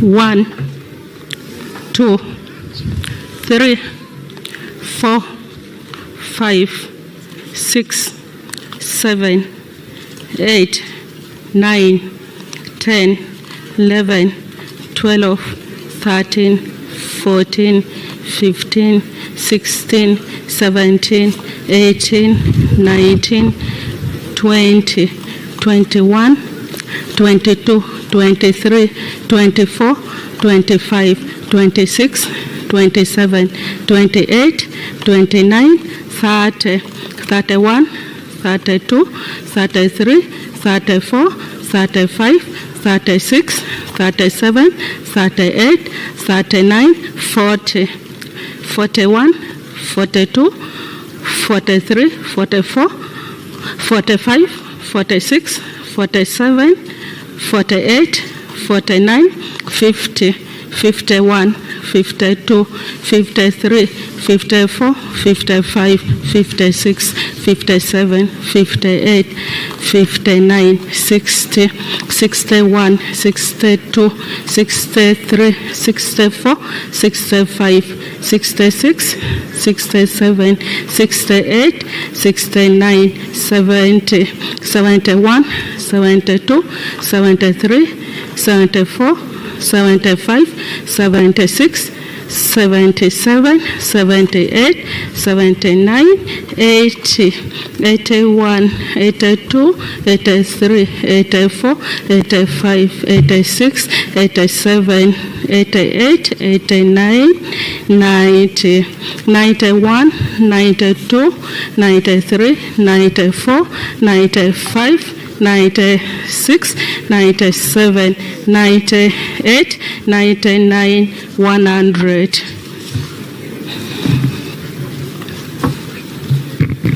101, 12, 13, 14, 15, 16, 17, 18, 19, 110, 111, 112, 113, 114, 115, 116, 117, 118, 119, 120, 121, 122, 123, 124, 125, 126, 127, 128, 129, 130, 131, 132, 133, 134, 135, 136, 137, 138, 139, 140, 141, 142,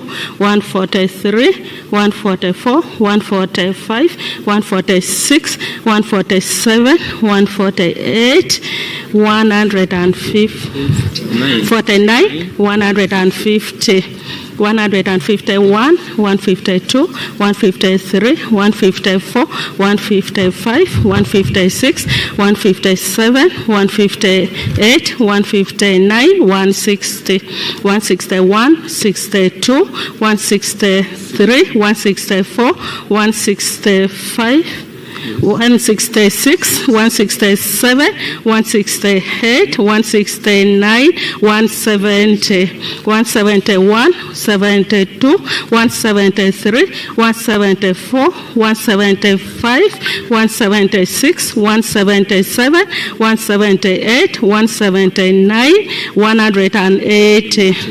181, 182, 183, 184, 185, 186, 187, 188, 189, 190.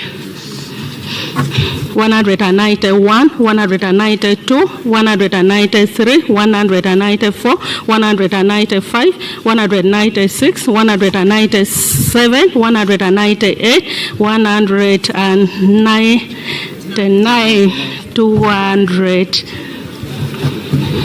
201, 202, 203, 204, 205, 206, 207, 208, 209, 210, 211, 212, 213, 214, 215, 216, 217, 218, 220, 219, 220, 221, 222, 223. Help me.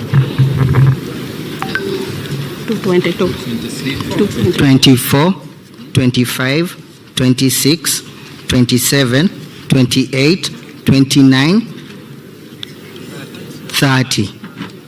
230. 231, 232, 233, 234, 235, 236, 237, 238, 239, 240, 241, 242, 243, 244, 245, 246, 247, 248, 249, 250, 251, 252, 253, 254, 255, 256, 257, 258, 259, 260, 261, 262, 263, 264, 265, 266, 267, 268, 269, 270,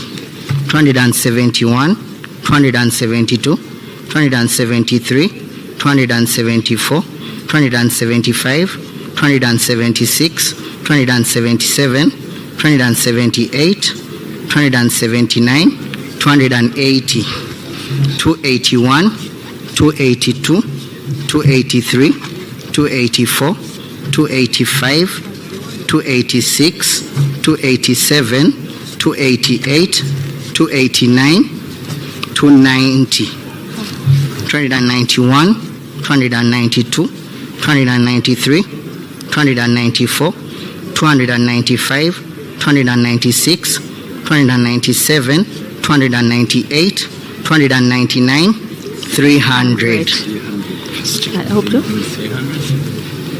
One, 2, 3, 4, 5, 6, 7, 8, 9, 310, 311, 12, 13, 14, 15, 16, 17, 18, 19, 320, 321, 322, 323, 324, 325, 326, 327, 328, 329, 330, 1, 31, 32, 33, 34, 35, 36, 37, 38, 39, 340, 41, 42, 43, 44, 45, 46, 47, 48, 49, 350, 51, 52, 53, 54, 55, 56, 57, 58, 59, 360, 61, 62, 63, 64, 65, 66, 67, 68, 69, 370, 71, 72, 73, 74, 75, 76, 77, 78, 79, 380, 81, 82, 83, 84, 85, 86, 87, 88, 89, 390, 91, 92, 93, 94, 95, 96, 97, 98, 400, 99, 400, 401, 2, 3, 4, 5, 6, 7, 8, 9, 10, 410, 411, 12, 13, 14, 15, 16, 17, 18, 19, 420, 421, 22, 23, 24, 25, 26, 27, 28, 29, 430, 31, 32, 33, 34, 35, 36, 37, 38, 39, 440, 41, 42, 43, 44, 45, 46, 47, 48, 49, 450, 451, 52, 53, 54, 55, 56, 457.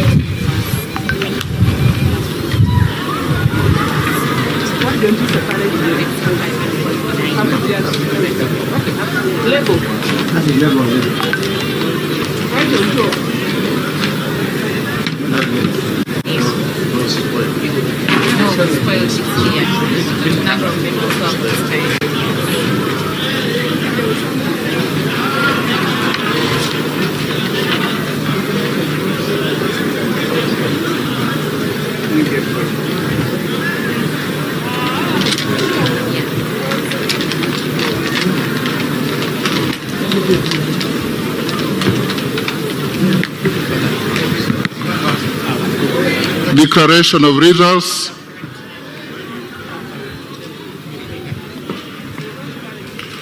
Having duly counted the votes, I now proceed to announce the outcome of the vote for the position of Deputy Speaker of the 12th Parliament as follows.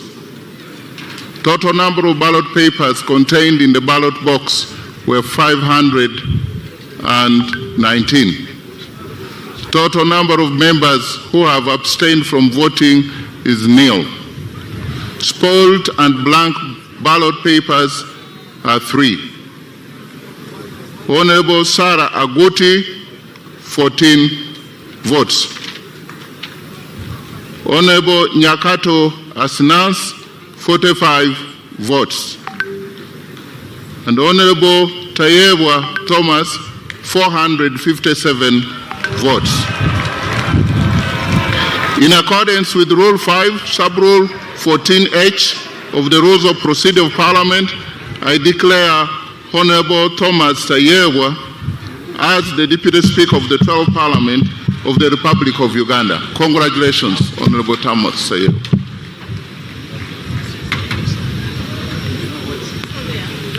Item number 16, administration of oath to the Deputy Speaker by His Excellency the President.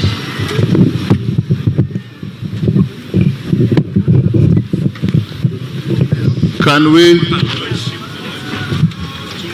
we have the Deputy Speaker-elect, Honorable Thomas Tayebwa,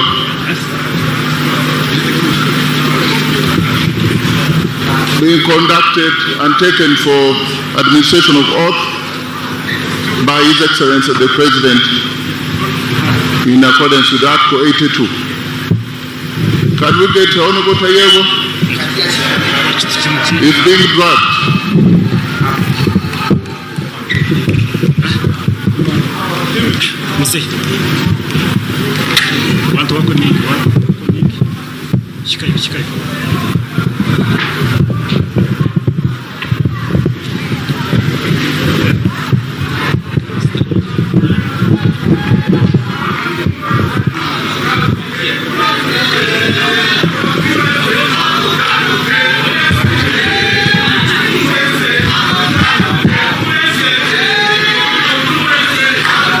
So, honorable members, the Right Honorable Speaker is going to introduce the Deputy Speaker to His Excellency the President, and His Excellency the President will administer the oath of the Deputy Speaker to the Right Honorable Thomas Tayebwa. After the oath, he will also receive the instruments of power as an alternate Speaker of Parliament.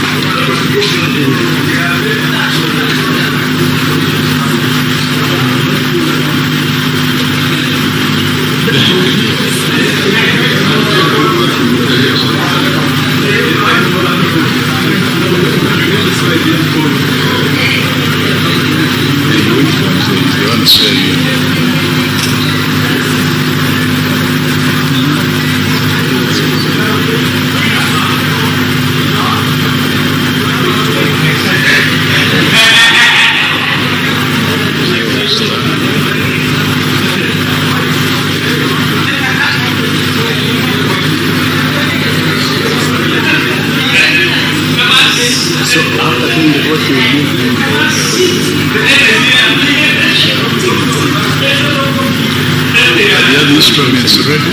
Yes, we have.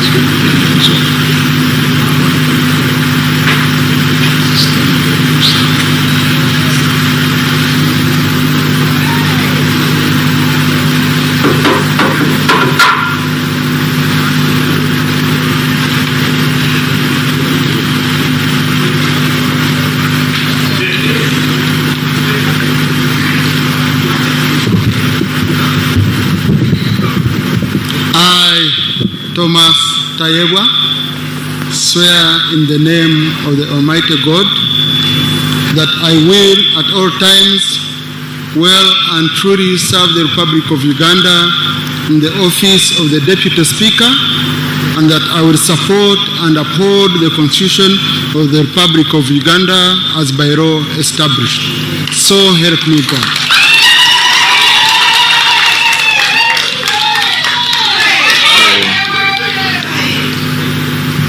Having taken the oath of the Deputy Speaker and signing in the oath book to be appended by His Excellency the President, the Deputy Speaker shall also receive the same instruments of power, showing that once he is in the chair, he has the same powers as the Right Honourable Speaker. So he shall receive the mace that will be followed by the Uganda flag.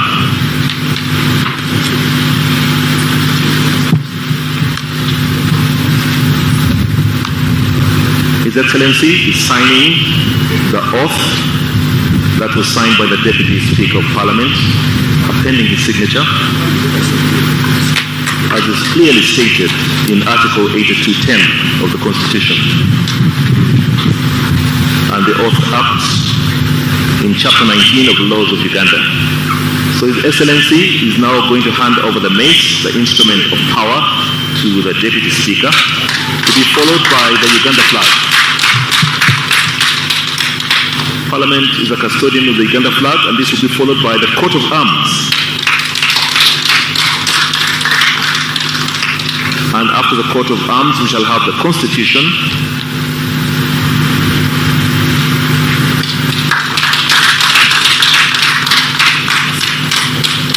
and that will be followed by the rules of procedure of Parliament.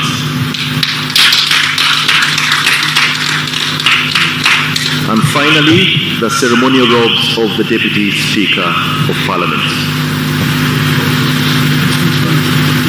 So the senior officials from Parliament will now robe the Deputy Speaker, and he will have been fully empowered to run the affairs of Parliament as the Deputy Speaker of the 12th Parliament of the Republic of Uganda.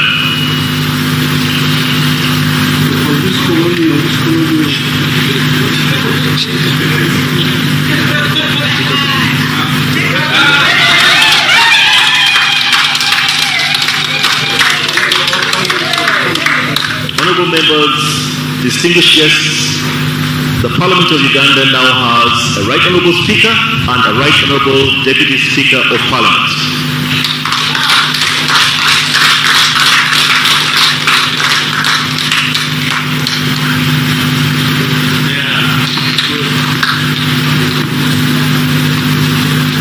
And now that Parliament is fully constituted, as the Speaker comes back to his chair, I will quickly inform you that business will start tomorrow with the orientation of members of Parliament. Orientation will be at Parliament, so please ensure that tomorrow you are there for the start of this orientation. A few more announcements will be made after.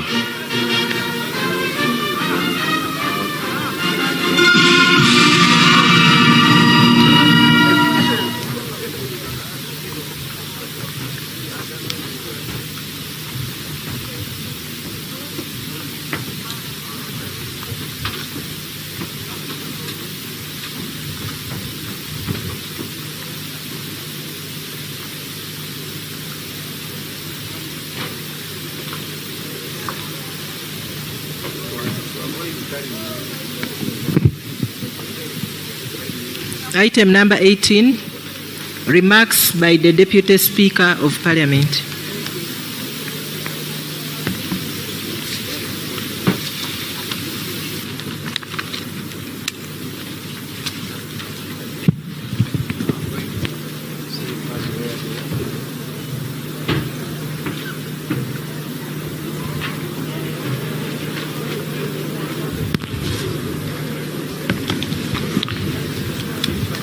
Your Excellency the President of the Republic of Uganda,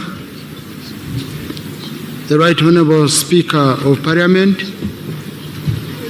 Your Lordship, the Chief Justice, honorable colleagues, members of Parliament, the clerk and staff of Parliament, ladies and gentlemen. Your Excellency and honorable members, I congratulate you and honorable colleagues on your election and thank the people of Uganda for the trust they have put in you to lead. I also take this opportunity to congratulate my senior brother, the Right Honorable Jacob Maxwell Obost, on your election to the position of Speaker of the 12th Parliament. Today, I stand before you with a heart full of gratitude, humility, and renewed resolve. I'm deeply honored by the trust and confidence you have once again placed in me by electing me to serve as Deputy Speaker of the 12th Parliament of Uganda. I thank you, and I thank you, honorable colleagues. I wish to extend my sincere appreciation to Your Excellency the President for your enduring leadership, guidance, and trust. You have often reminded us that leadership is about service to the people, not service to oneself. That principle remains our enduring call as legislators to legislate, to oversee, and represent the people of Uganda, with the people of Uganda always at the center of whatever we do. To the members of the Central Executive Committee and members of NRM Caucus, thank you for your confidence. The journey started with you. To my colleagues, all of you honorable members of Parliament, including those who don't belong to the NRM, thank you for this renewed mandate. I do not take your support for granted. You have given me a second chance. And to my other beloved family of the Patriotic League of Uganda and our dear chairman, General Muhoozi Kainerugaba, I will forever be indebted for you stood strongly by my side. I'm equally and humbly grateful to my constituents, the people of Ruhinda North, whose unwavering belief and support continue to inspire me to serve with dedication and humility. Without your support, I wouldn't be here as a Deputy Speaker. To my family, especially my dear wife, Anita Tayebwa, and our son, Timothy Rwanda Mayonza, I want to thank you for the sacrifices you've made, for your love and your steadfast support. Public service demands very much, and your social support has been my anchor in whatever I do. You give me an inspiration to work hard every day so that you can live in a better Uganda. The scripture reminds us in Thessalonians chapter 5, verse 11, give thanks in all circumstances, for this is God's will for you. Today, I give thanks to God, to all of you.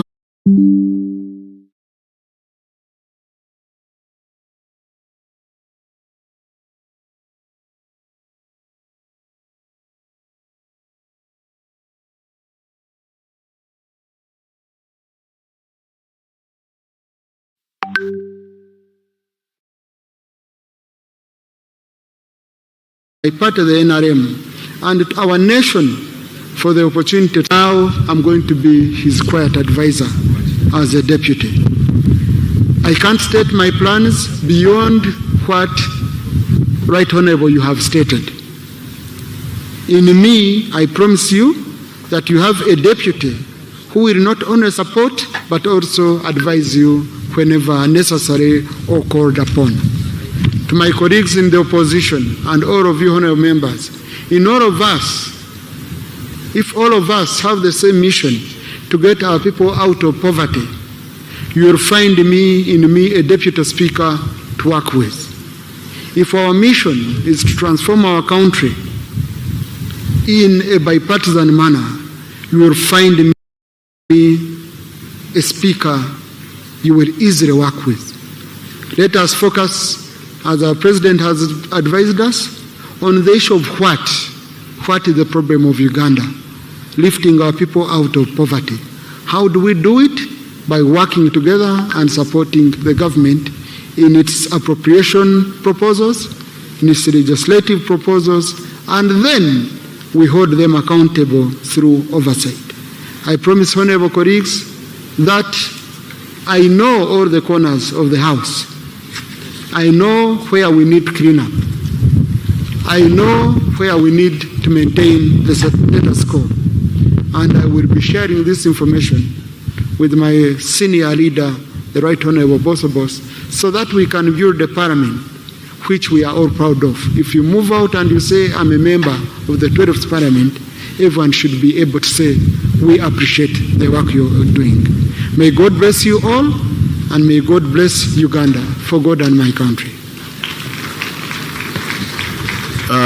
Right Honorable Speaker, sir, I request you to invite His Excellency the President to make his remarks.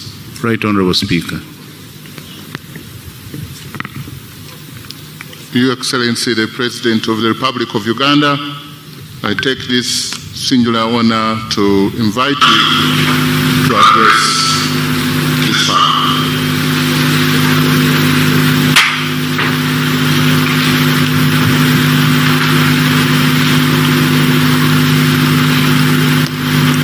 The Right Honorable Speaker of Parliament,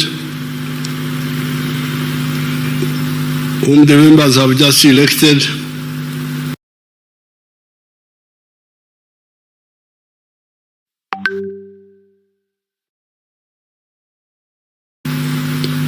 the Right Honorable Deputy Speaker, who has similarly been just elected, His Lordship the Chief Justice, the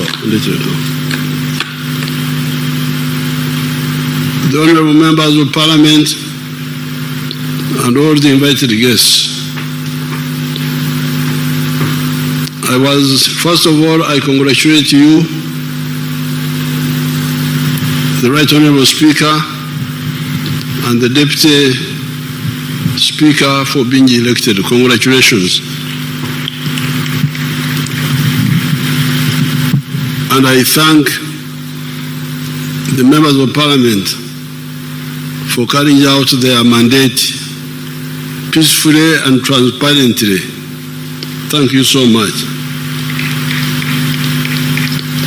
I was last in a court of law 70 years ago, in 1956. And the offense I had committed was the offense of Okwonesa. I was looking after our cows, and some boys were playing football, so I joined them for just a few minutes. And the cows went in somebody's garden. And by the time I went there, they were really feeding on the millet of the man. So I was taken to court. And before I went to court, my father advised me that when you go to court, you say, you plead guilty. If you plead guilty, they will be lenient to you. That was the last time I was in court, 70 years ago.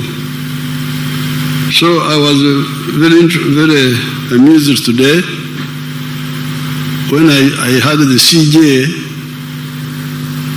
deciding the case which was brought by one of the opposition people who wanted to campaign. And then the CJ, I was just listening carefully, and CJ, no, we cannot allow campaigning because what you are talking about is campaigning. I thought that was very interesting. I was amused because I have not been to a court system. Then the speaker decided on the question of the numbers.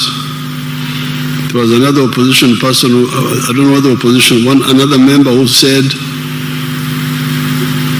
the members are 370, very, very wisely, and I was interested. I was just watching and enjoying.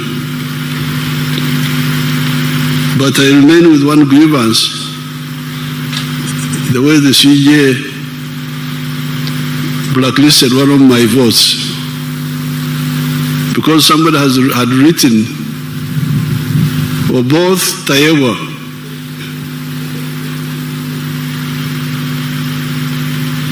yes, Tayewa was not being voted on, but it was clear that the man wanted to vote for both, and also Tayewa. So why declare that vote invalid? I need you to give me, because that's how I have been losing the votes. If you check all these elections, you find that the spoiled votes are like 500,000, 500,000, and they are all NRM votes. Because my people, instead of marking in the box, they mark the picture of the person. So why do you say that is invalid? Because he has shown you what he wanted. So once the CJ has decided, I have nowhere to appeal. So I'm just mourning now. Now, with the NRM people, the Banyankole have a proverb.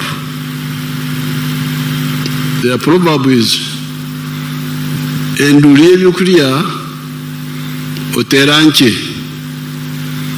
When you are making a lamb for food, you make a small one.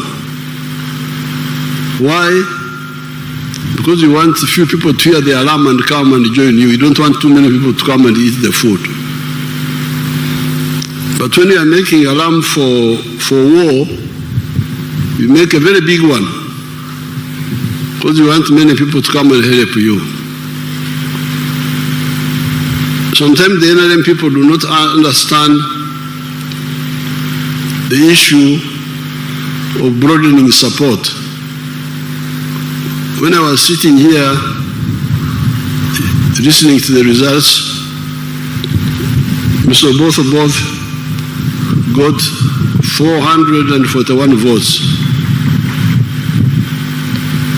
The NRM members in Parliament are 370 what? Something. 370 what? Something there. So, you can see my strategy of making a big alarm for many people to come and join. The 372 have been joined by others. That's how we got 441 for both and 457 for Tayewa. It is the NRM plus the independents plus some good opposition people.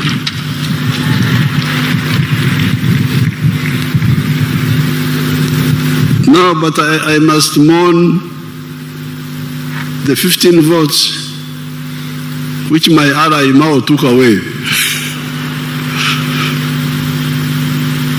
But those are also my votes because I'm in alliance with Mao. But he took away my 15 votes. Then my son Akena, through the girl called Sarah, took another 14 votes. Those are my allies taking away my votes. We shall sort it out with the allies. Now I congratulate all of you, the leaders.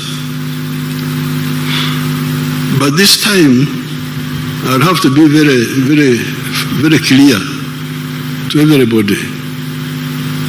I have been involved in fighting for Uganda's future for the last 65 years. Started in 1960 when I was in the middle school. I was already active. In all these years, we have evolved answers for our people, which help them. I started in the cattle corridor area. the Nyabushozi area. And if you go to the cattle corridor, those people have changed. They have gone from nomadism to settled agriculture, and they have developed a dairy industry which has given them a much better life. They have a lot of things to do. I'm still quarreling with them. They need to go from free range to growing pasture and zero grazing, because they will be much better, but they have moved all the same.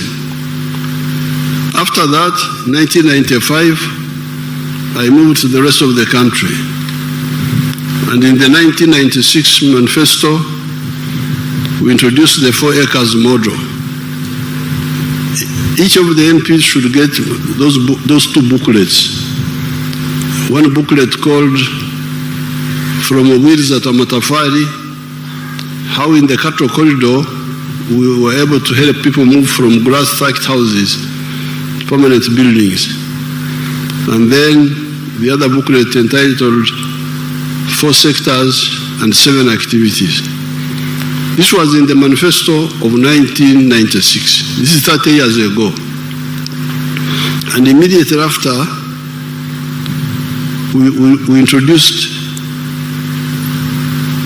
interest-free capital in the form of entandikwa being given out at the sub-county level.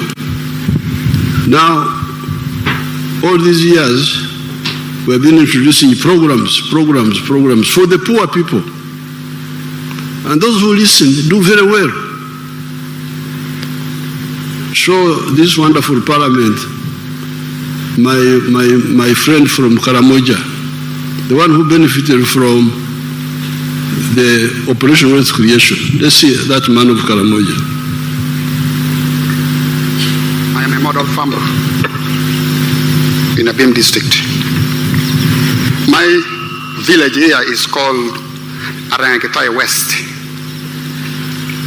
Arangetai Parish, Abuk Town Council, Abim district in Karamoja. The mango trees you are seeing here were given to me by the president through Operation Wealth Creation. I received 200 mango seedlings and I planted all, and they are all doing well. Apart from this venture, I got money from PDM last year. I got 880,000. And I used 800,000 for buying 10 goats. And the goats are there. They have multiplied. They are now 16. Part of the money of PDM I used for buying cassava stems. Through that money,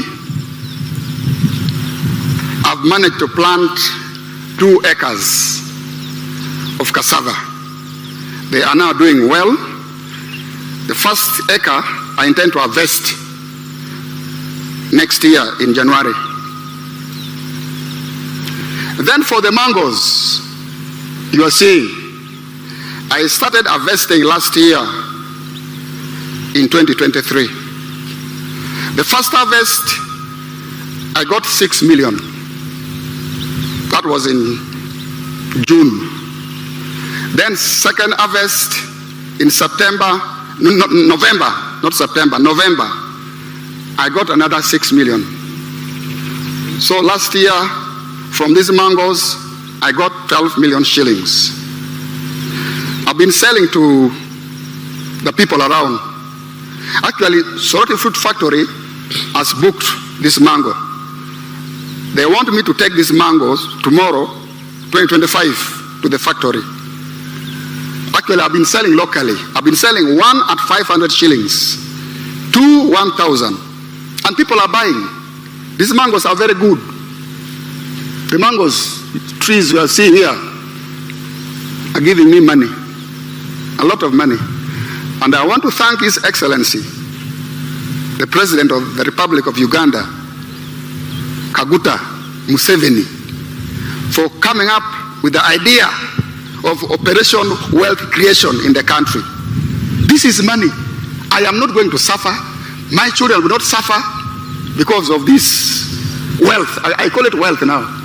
I always harvest. I don't harvest mango. I harvest money, not mangoes. So I want to thank our president so much.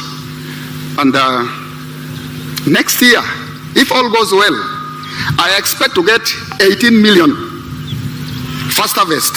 And then second harvest, I also expect to get 18 million next year, 2025. So altogether, I expect to get 36 million shillings. Now, that is the testimony of somebody from Abim, more than 500 miles from here, who got materials, planting materials, and some money from two of those programs. You first got from Operation Wealth Creation, got seedlings. Now from PDM he got money for cassava and for goats. Now, where we are, after 60 years, 65 years of trying to move our people, I'm in a position to really be very rough with people who want a level of leadership. I've been polite. I talk as if I'm a preacher, like John the Baptist. Please. But now, as president of Uganda and chairman of the NRM, I will be very rough with people who want titles but don't want to help the people, who betray the people they lead. Why? Because I have already laid a trap for all of those people. I have put money through government programs by begging all these big people, parliament, what? We have got programs on the ground. As I speak now, in every parish, there is 800 million shillings low-cost capital in each parish, 800 million. 500 million new money, and 300 million which should have been returned in the third year. So there's 800 million per parish now and per ward in Uganda.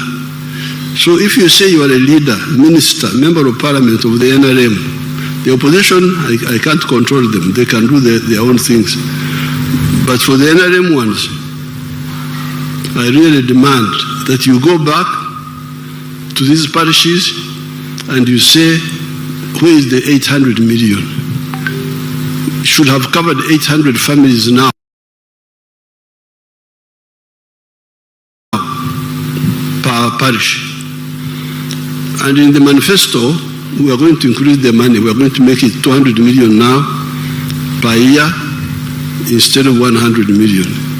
So therefore, as of now, if all of you do your work, when you go back, call all those wonderful parish chiefs and demand data on what has been happening in each parish and each ward, because in the rural areas, it is the parishes, in the towns, it is the wards.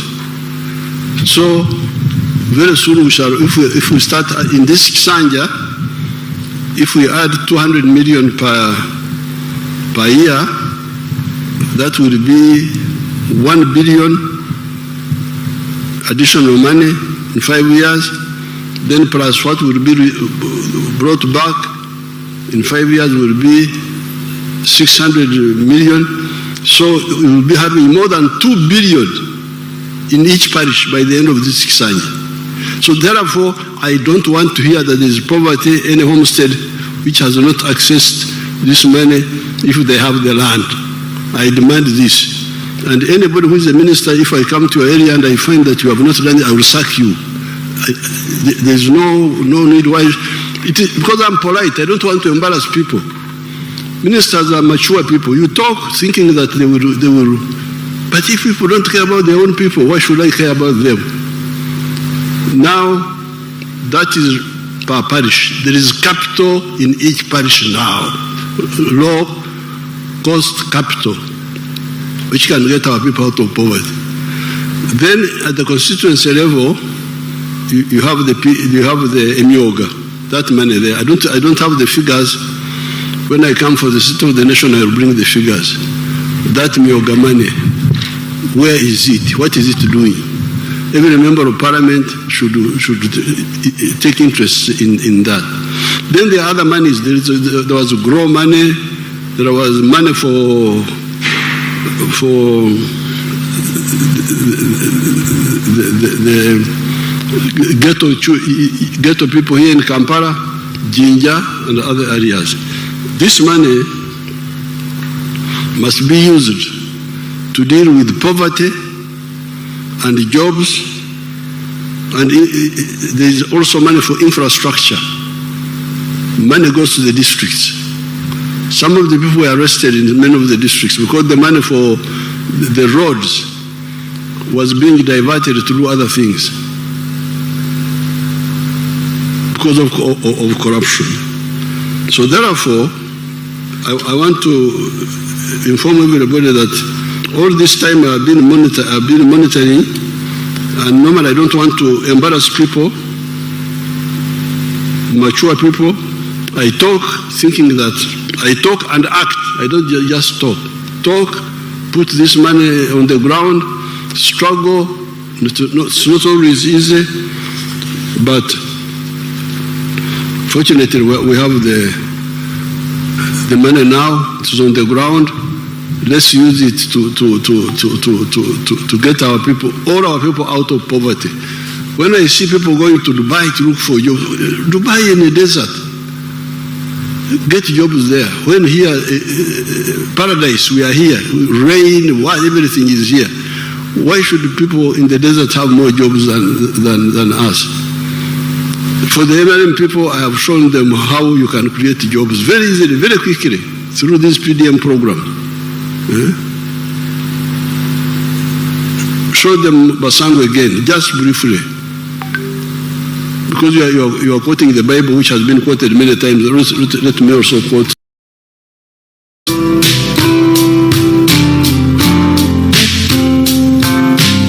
Nze Basangwa Johnson, Managing Director wa Jeka Poultry Farm.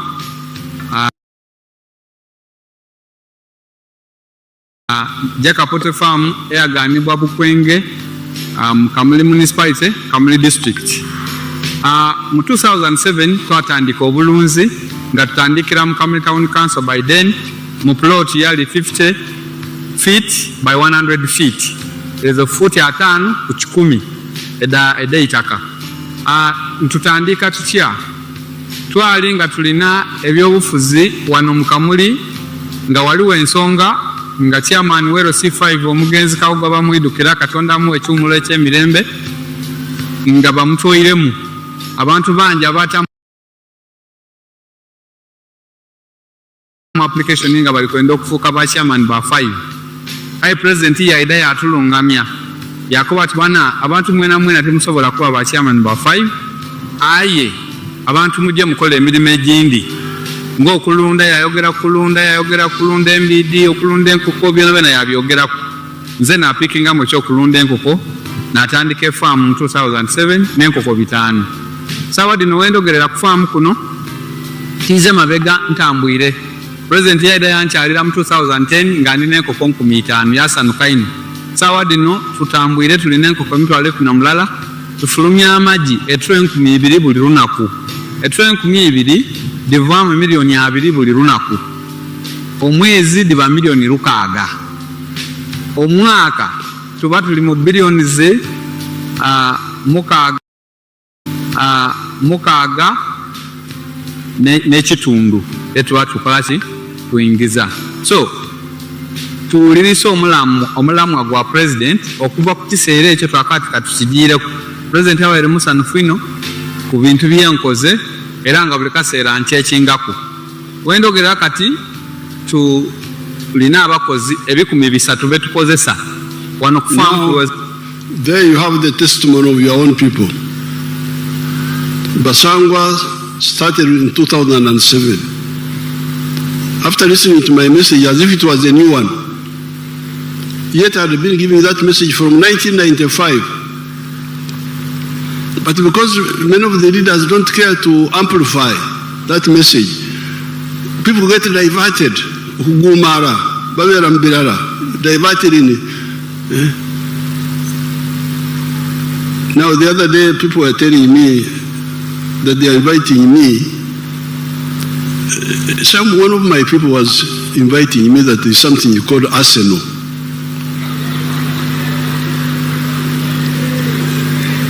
I said, what is Arsenal? That it is a European club of football, that I don't know they have done what, and that I should go to celebrate. Celebrate for what? Please don't divert me. I was a footballer myself. Nobody can tell me about football, but I gave up football in 1966. I'm in Uganda. Liberation, poverty, jobs. I will be briefed about this Arsenal.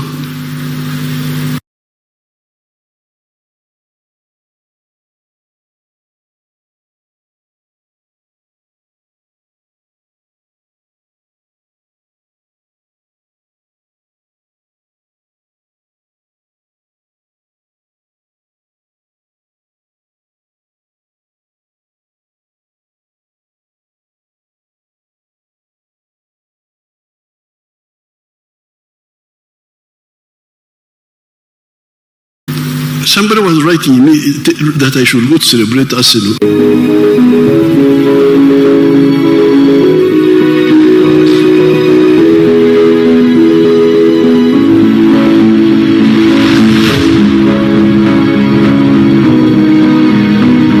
Anya PVK Aburi wan tin mama Alingiri Sen ti Banya Ward ti my town council ti Lira district.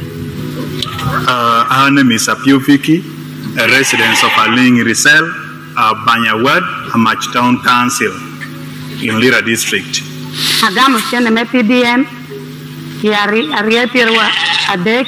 She got the money for PDM in 2023. La bong wen tutumia piara bero. 970,000 and then 30,000 remained in the bank. She planted maize. She bought maize 15 sackets. 30,000 each sacket.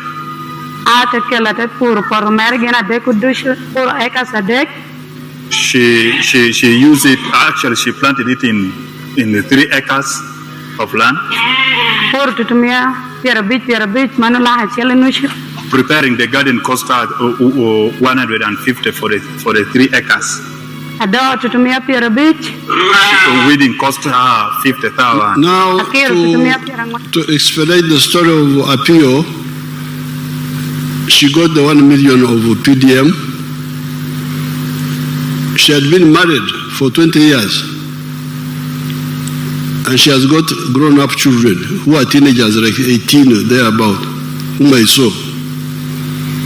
In all those years, she had never handled 1 million shillings in her life. And when she got the 1 million, she did not even have the land, her own land. She went and rented land, 3 acres, from somebody, and grew maize. Then she harvested maize, sold it, got 2.8 million. And from the 2.8 million, some of it she put back in agriculture, and she bought those sheep which you see there. She's now a rich woman. When I went to campaign, she had now 60 sheep. She's a rich woman, got out of poverty because of the 1 million.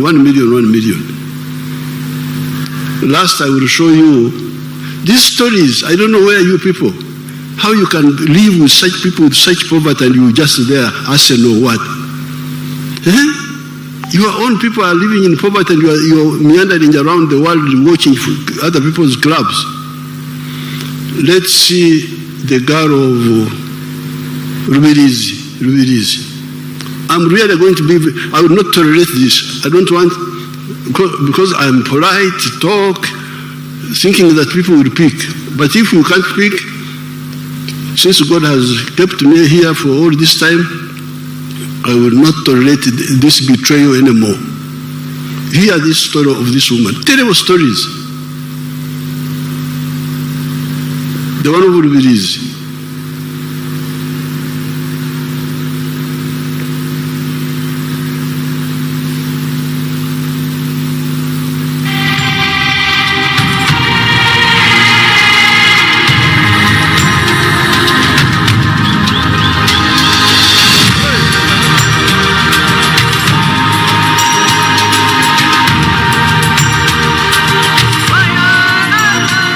Amazina mbanyita Tumusime Deserata omutuze wa Rubirizi district ate yimirira ndi omuseri ya Kizurugo nisima president wa Uganda ayatwire PDM niho kurangine myaka nkaga nina nkatene chinda tungira haka bakatwe sente za PDM milioni na yaye mtwari binasiga account yanje na lete mitwaro 98 kuna icheraha na kwata mitwaro 15 na gura makoko na yombeke bizui ati na gura magazi gwempunu guringaniri mitwaro 30 na garaka na gura bwana buringanire buti bubiri mitwaro 22 ati kuna maze kubuteko mkizu